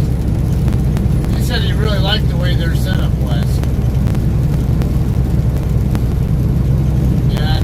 And this system we have here isn't fast. It actually drives me nuts sometimes, quite often. I feel like I'm on a 486-25 computer way back in, well, I guess at your age you probably don't know what that is. Let's just say it's something with a processor that's way too slow for what it should be.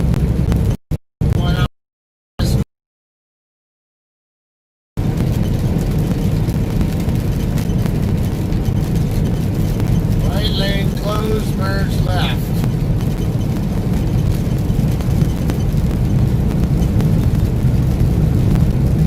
Looks like the check just took a dump. Hang tight real quick. Be right back.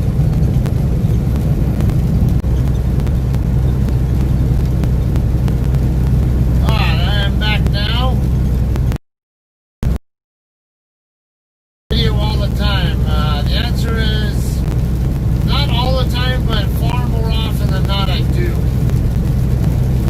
I'd say at least 95% of the time I do live stream my shifts. And a lot of times I'll post backing videos, because I like to post backing videos to help people get some insights into how to do it.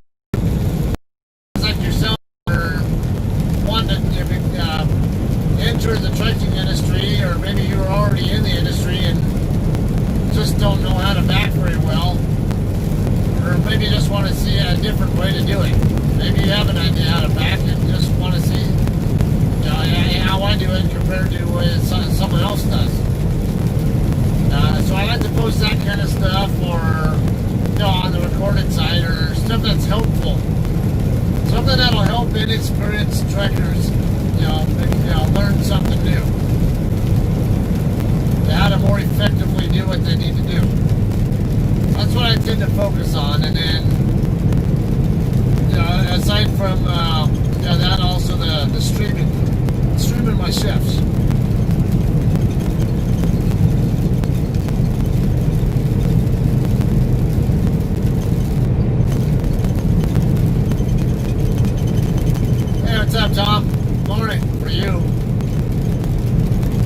morning for me too now by about 16 minutes.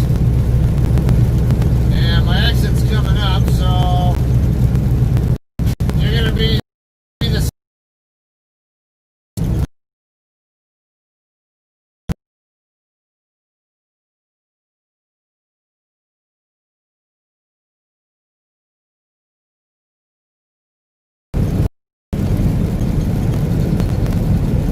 don't know if that car is going to catch me fast enough.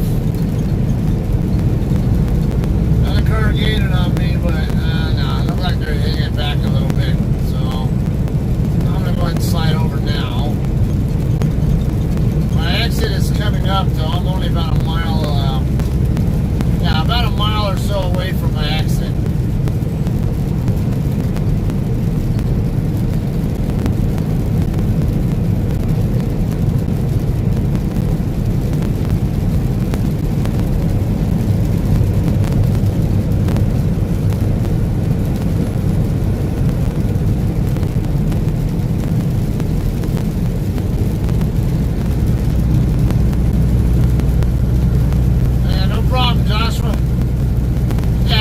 Gives us a kind of a, I don't know, kind of a fellowship or friendship, whatever, with some of the people who are regularly on here.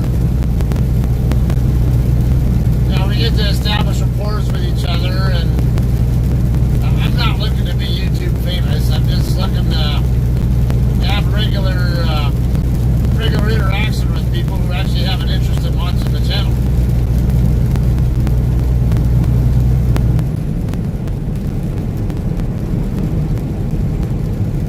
The more people I can help, the better.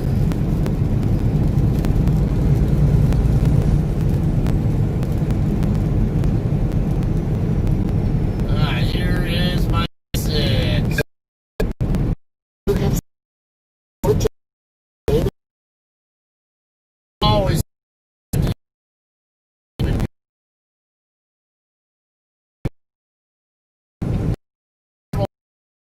Now.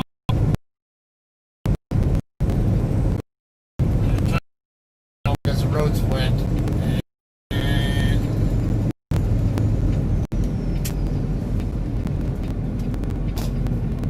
oh yeah, there are tons of spots open here.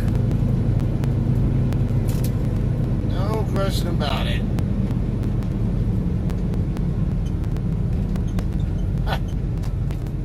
Yeah, we can never find them. They're not very abundant, or at least definitely not at the places that I stay at. I try to stay away from the places where lot lizards flourish.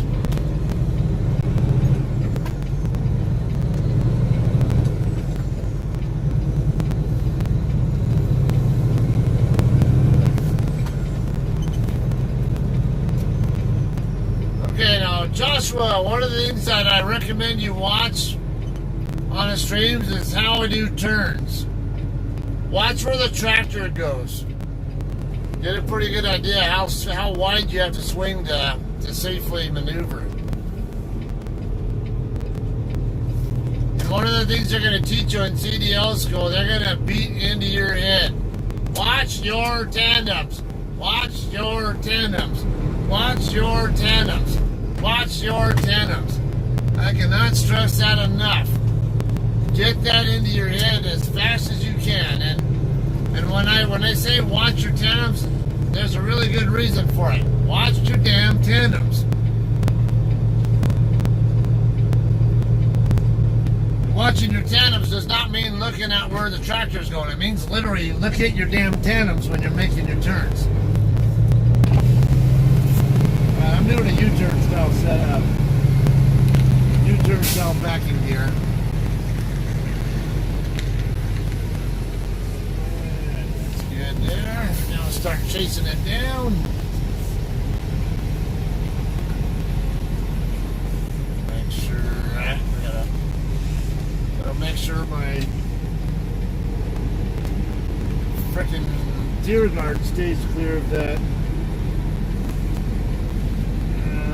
I think I'm gonna have to blindside a little bit into here. Having a hard time seeing the line now. There's the rain. I can't. Yeah, this guy over here with his fucking headlights on. I can't see where the damn line's at.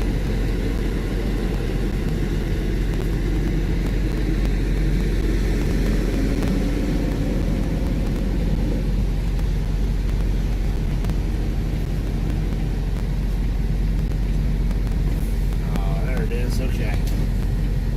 Finally seeing the one on my sight side, but this freaking idiot over here on my right with his headlights still on could have done me a favor by turning his headlights off.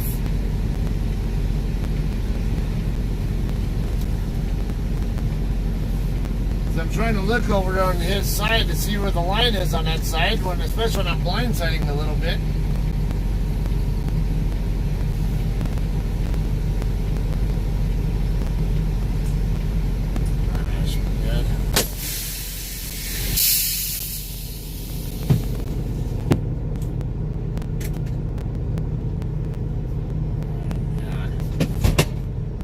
Okay, so Joshua, I'm going to show you, I'm going to change my status right now. See, I'm in driving status right now. This is my Qualcomm unit, or as we call it, a Qualcomm. It's actually OmniTrax. I don't know if Qualcomm even really has anything to do with this. Okay, so I'm currently in driving status. I'm going to change my status right now. Change. Going to go on duty. So you got yard move and none. Okay. So yard move is only if I'm moving the truck within like say a parking lot or a customer's facility or something, or a terminal. Now I'm going to come here and then select post-trip inspection. And then hit OK. Alright, now this is wanting me to certify my day, but I'm not ready to do that yet. I'm going to hit not ready. And that's okay, it was just doing it for the 23rd. Now it's doing it for the 24th. I'm going to hit not ready again. Alright, now it says on duty for 1 minute. I started it at this point in time. Driven 91 miles, but that was since midnight Central Time. Alright, now I do need to review my logs though. So while I'm doing this, okay. Now, in reality, when you log pre-trips, and got the light kind of trying to keep the light from glaring it too much, but when you log in pre-trip and post-trip, you should really be doing a pre-trip or post-trip inspection. Micromanagement at its best. Thank funk we don't have them. Yeah. Where'd this damn spider go? Of course he disappears again. Alright. Now what I'm going to do, I'll inspect the truck afterwards when I'm done dealing with you guys and stuff. So, next thing I'm going to do though is, let's go over a summary page. Because these are the 4 different clocks you're going to need to learn about. 8-hour clock, 11-hour clock, 14-hour clock, and 70-hour clock. Okay, each of those works in different ways. Okay, the 8-hour clock, basically, when you first go on duty, it'll start counting down. Basically, your 8 and your 14 and your 70 actually will all start counting down.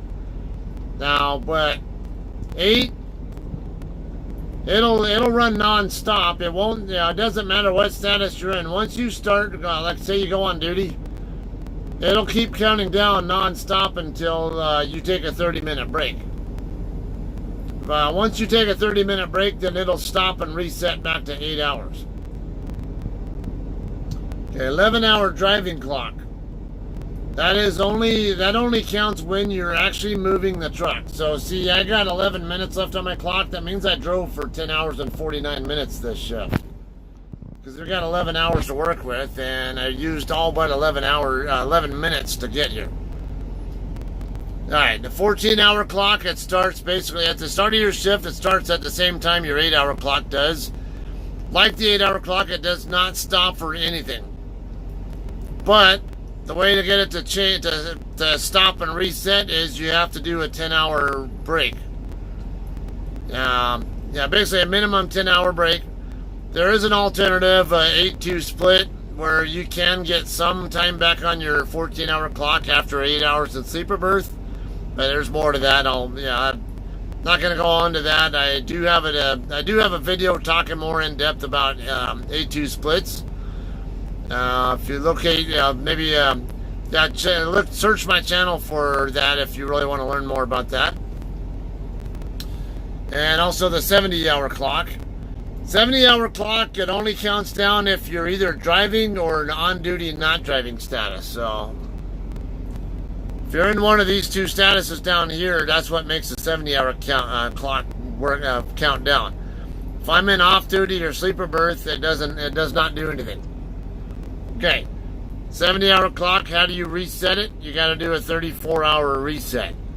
Or, in order to the 8-day, see, I got hours down here, but I did a reset right here on the 21st. So, from everything down here, I'm not getting any of that time back. But normally, if I haven't done a reset, then say my on-duty time right here says 7:40. Once midnight hits tonight, which we just started a brand new day, technically a couple hours ago, or an hour and a half ago.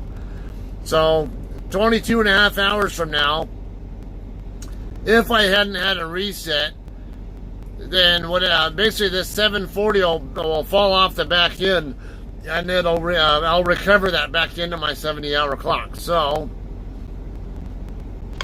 if I have 44.15 to work with, and I get 7:40 back, that takes me back up to 51.55. So that's how that works. Okay, now with the logs, I need to review them too. So I'm going to certify. Now I got 5 of 8 days certified. I really only have 2 days of not, because one of those days is the day that just started an hour and a half ago. So I'm going to come. Alright, that one's already certified. Is there something I missed then?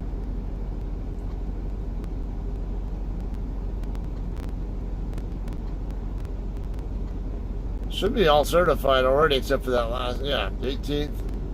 19th is certified. See right here it tells that it's certified already, because I already reviewed and certified that it's good. 20th is good. Come on. 21st is good. 22nd is good. Alright, so 23rd I need to review. Okay, so July 23rd. I'm going to start over here. Now driving, I don't have remarks. I'm mainly going to be looking for remarks. So now I got on duty right here. I want to make sure there's a mark in there to confirm that I'm the one who put it in there. And okay, I got 8 minutes worth of it, and I know this is going to be my post trip, so I'm okay with that. Next, I want to make sure I did at least a 10-hour break before I went back on duty to start a new driving shift, which I did. Okay, so I started my 10-hour break at 00:20, which means I can start my next shift at 10:20, which is over here in this area. As you can see, I got some personal convey time I did here, which is that's an off-duty status. That doesn't affect any of my clocks. So I was good. So I know I did at least a 10-hour break. Now I want to also make sure if I use sleeper berth at all, I want to make sure I did for at least 8 hours. 8 hours consecutive is what we're supposed to do. Alright, now next, okay, I did 10 minutes, and it is remarked, which means I did it. Everything else,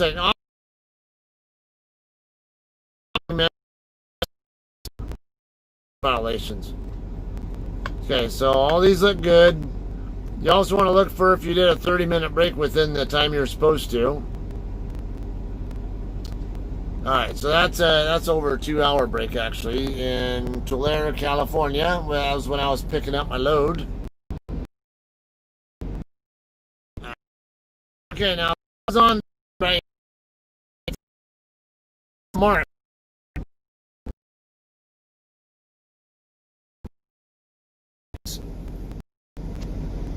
Alright,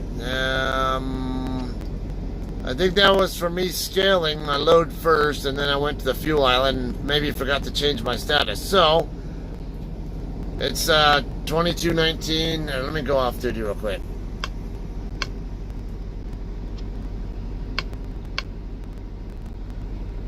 Okay, now, hang on.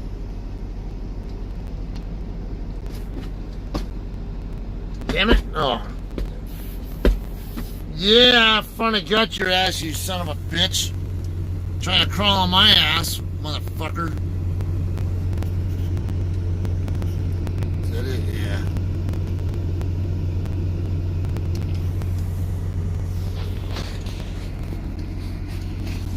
Had it with that stupid thing. What's up, Big Bad John?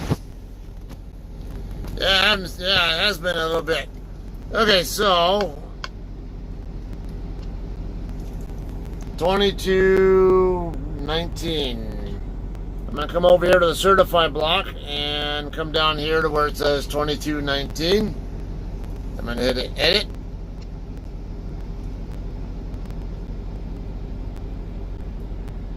Now I can go ahead and use a few minutes here for scaling. I'm gonna use split. So I'm going to change that where only some of this is this time is on duty. I'm going to change it, the bottom half to off. Rest break. And then maybe 24. Yeah, that sounds good. About 5 minutes worth of time scaling my load. Good enough. Now I'm going to put a remark in here for scale. Okay, now we'll close that thing and then hit next. Reason for edit. I usually just put ... whatever. But now there is a spot where if DOT inspects you, they could be looking for that kind of thing. I'm going to show you day log. It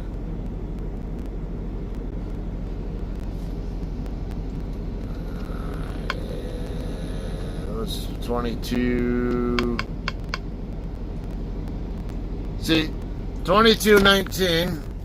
That's it. Accidentally changed the screen around. Okay, so one that's highlighted is the one I just edited. Come over here, co-driver, no, origin, driver did it.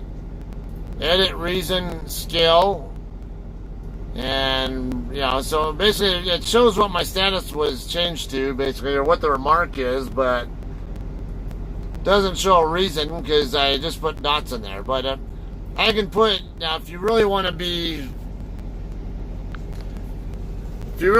super anal about making it like very clear why you're doing this or that, go ahead and type in there what you have going on. It's not really necessarily an issue for your logs department people to be concerned about. It's more if DOT decides to inspect you and they're looking at this thing, and because they're going to see if it was edited, and if it was edited at all, they might look for why did you edit it.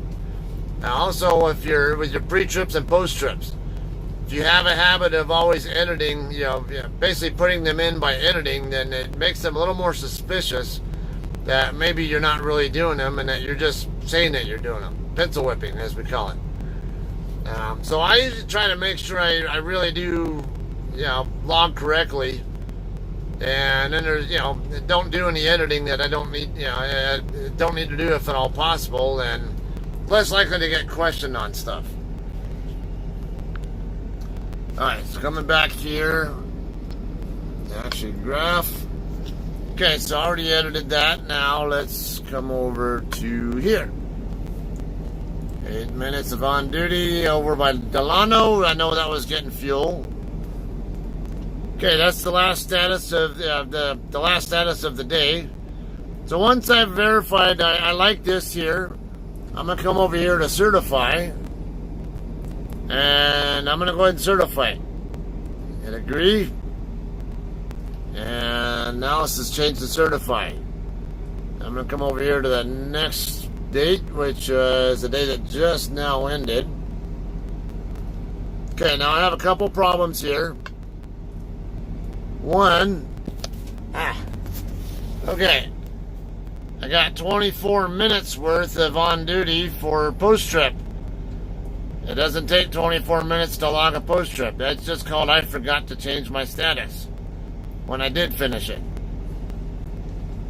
So I'm going to come here and edit again. Say 0251, certify. Okay, now this guy here, he doesn't know how to do a U-turn setup because I just saw him do a U-turn and look like he's looking for a spot or something. Alright, here's my on duty. It's right after driving. I went on duty for 24 minutes. I'm going to edit. See, that's my post trip in Victorville. I'm going to hit split. And this other one opens up here. Now off. Press brake. Now normally I'd be going to sleeper berth at some point with this, but because I was at the house, I didn't use sleeper berth because I slept in my own bed at my house. You don't have to log sleeper berth unless you actually were using the sleeper berth. But if you do use sleeper berth, that's the sleeper berth provision, then you have to do 8 hours of uninterrupted sleeper berth time before you can, before you're supposed to change your status to anything else. Forgetting status change, do you get grief from the office for that? No, not at all, actually. I might get questioned on it, if ever, by DOT, but if they know that you're mostly, they can usually tell. If, they can get a pretty good idea who's actually really doing their pre-trips and post-trips or whatever, who's actually doing a good job of correctly managing their logs and stuff. They use some common sense most of the time. But if they start getting suspicious about something and they really want to find stuff, then they can dig deep and deep and deep until they do find something. Anyway,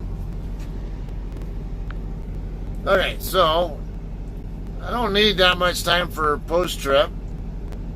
I'm going to go ahead and change it to, 301. That way it's about 10 minutes long, and, something around that point. It's a reasonable amount of time. It won't provoke questions about, well, how do you do a pre-trip or a post-trip in 10 minutes?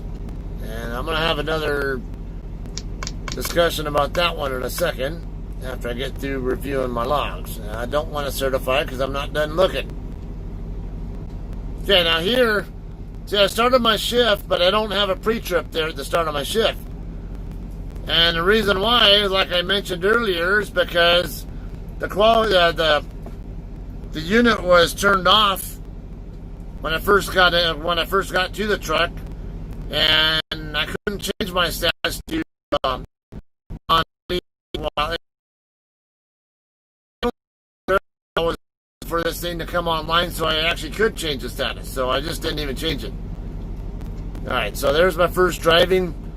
The first status, off duty, whatever after that is what I want to look for. So start at 316. I'm going to certify. Go to that entry, 316. Edit. Split. And then I'm going to put my on duty down here at the bottom, so it's right before I start driving. I'm in pre-trip. And okay, it started 13:31, so I'm going to change this to 13:22ish. That's the part, doesn't matter. So I got at least I'm going to call it good.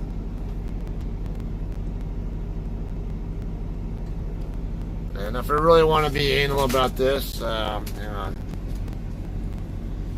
Let's see.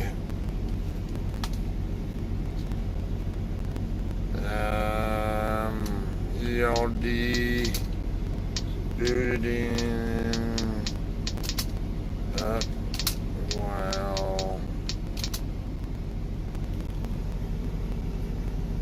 performing inspection.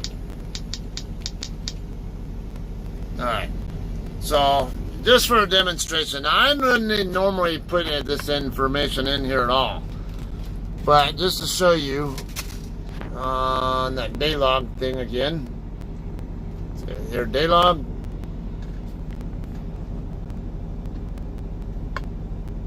Okay, right here.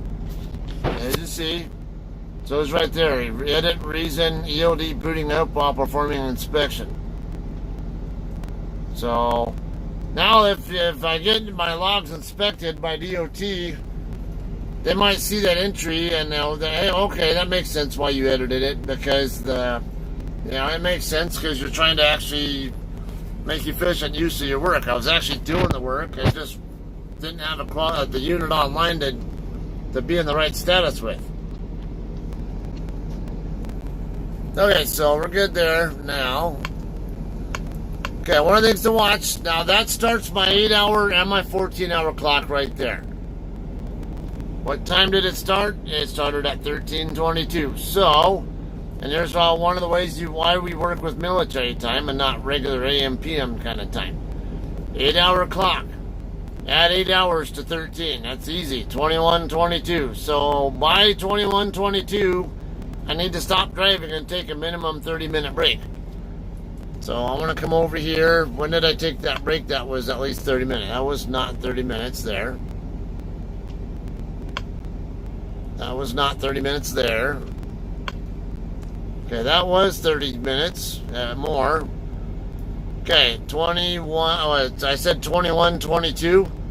Okay, I did the 30-minute break at 19:49. So there's no doubt that my logs are within the requirements here. I did my 30-minute break within the time I was supposed to do it. Press on. Okay, this was an on-duty. It is remarked. On-duty by Holbrook. That was when I got my fuel, as you guys remembered. And off-duty for a couple minutes, and then night. So this day looks good too. So I'm going to go ahead and certify. And then agree. And we're all done. So now the only day that's not certified is today, which just barely started. So that's my current status up there. We're off duty. That's it.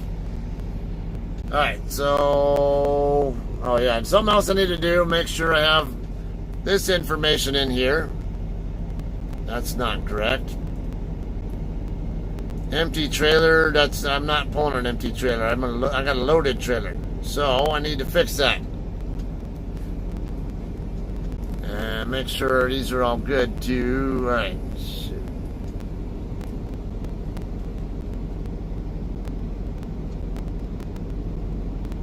Okay, that was 07/23.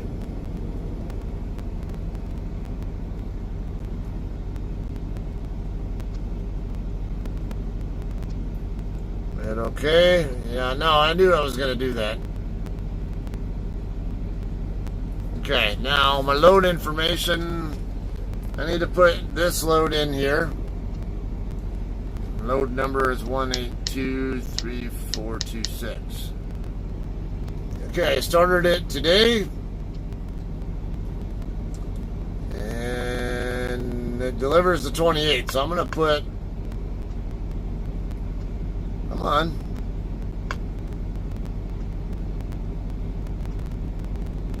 We'll just put that in there.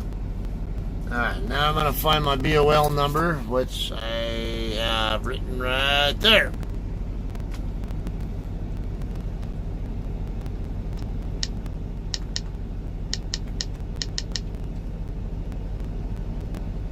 Okay, now my trailer number, I'm going to hit the tab key on my keyboard. That takes me right to it. 5909 is my trailer, and we're good. Normally that updates on its own, but lately it has not been doing it. I don't know why, but now I remember when I was at Sierra England, they never updated on their own. I always had to do it myself, and most of the time I never gave a shit. But that is one of how's that? Let's see, how's that look there? You guys can see me flying like this, right? Without the sun, not sun, but the light interfering. Which one works better for you guys? Oh, this guy's getting ready to back in next to me, I think. Yeah. Alright. Alright, that's the standard practice there. Put your four-ways on when you're backing up. These trailers don't have backup lights on them. Tractors do, trailers do not. That's why we put four-ways on. Four-ways are our trucker term for hazard lights. Okay, these are super wide spots here, so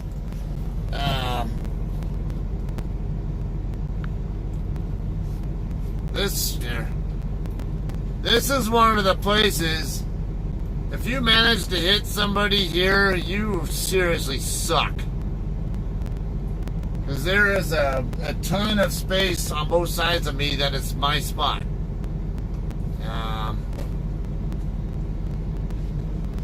fact, no. I'm going to show you. Well, I'm going to wait till he's done because he's trying to back in next to me, and he's not doing the greatest. He's not doing the greatest setup correction though.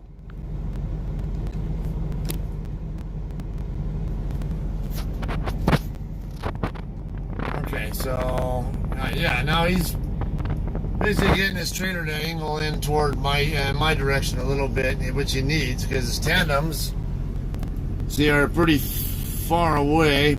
And here's the line. Look how far away he is. There's that much space to work with in these spots. We don't normally have this much space in most truck parking spots. A standard truck parking spot is about 12 feet wide. Truck and trailer normally are about 8.5 feet wide, unless you're an oversized. That does not include the mirrors, though. The mirrors are going to be over. We're going to put you over 11 feet. So, something to watch out for. There's always backing accidents at a lot of truck stops all the time. But if you manage to have a backing accident in a spot like this, and with this much space in front of you, there is seriously, you might as well just get out of the trucking industry. There's this much space, it's that easy to get into a spot, and if you still manage to hit somebody, you just don't belong here. If you can't pay that, if you're that inattentive to details, sorry, you're not any good. Go find some other place to work. That's my opinion. But yeah, there are other places where backings are a lot harder to do without hitting somebody, and there's never a good excuse to hit somebody. There's a saying called goal. Get out and look. They're going to harp on you big time about that in CDL school too. And on the trainer's truck. There's never an excuse for hitting somebody's truck. Alright, you out of here? Alright. Some of our trailers have reversing lights. Tends to be the newer ones. Yeah, I don't think I've seen any American trailers that have backup lights on them. It probably wouldn't be a bad idea.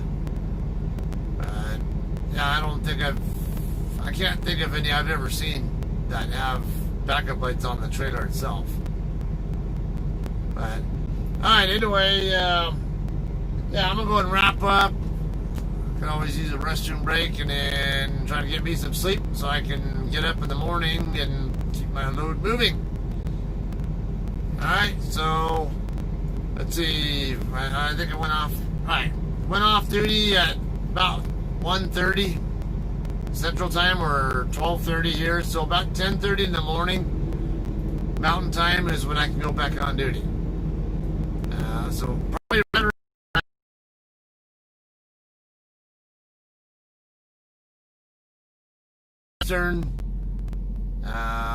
Tom, for you, what's that? 17:30 or 5:30 p.m. Somewhere on that ballpark, right? So we'll see you guys then.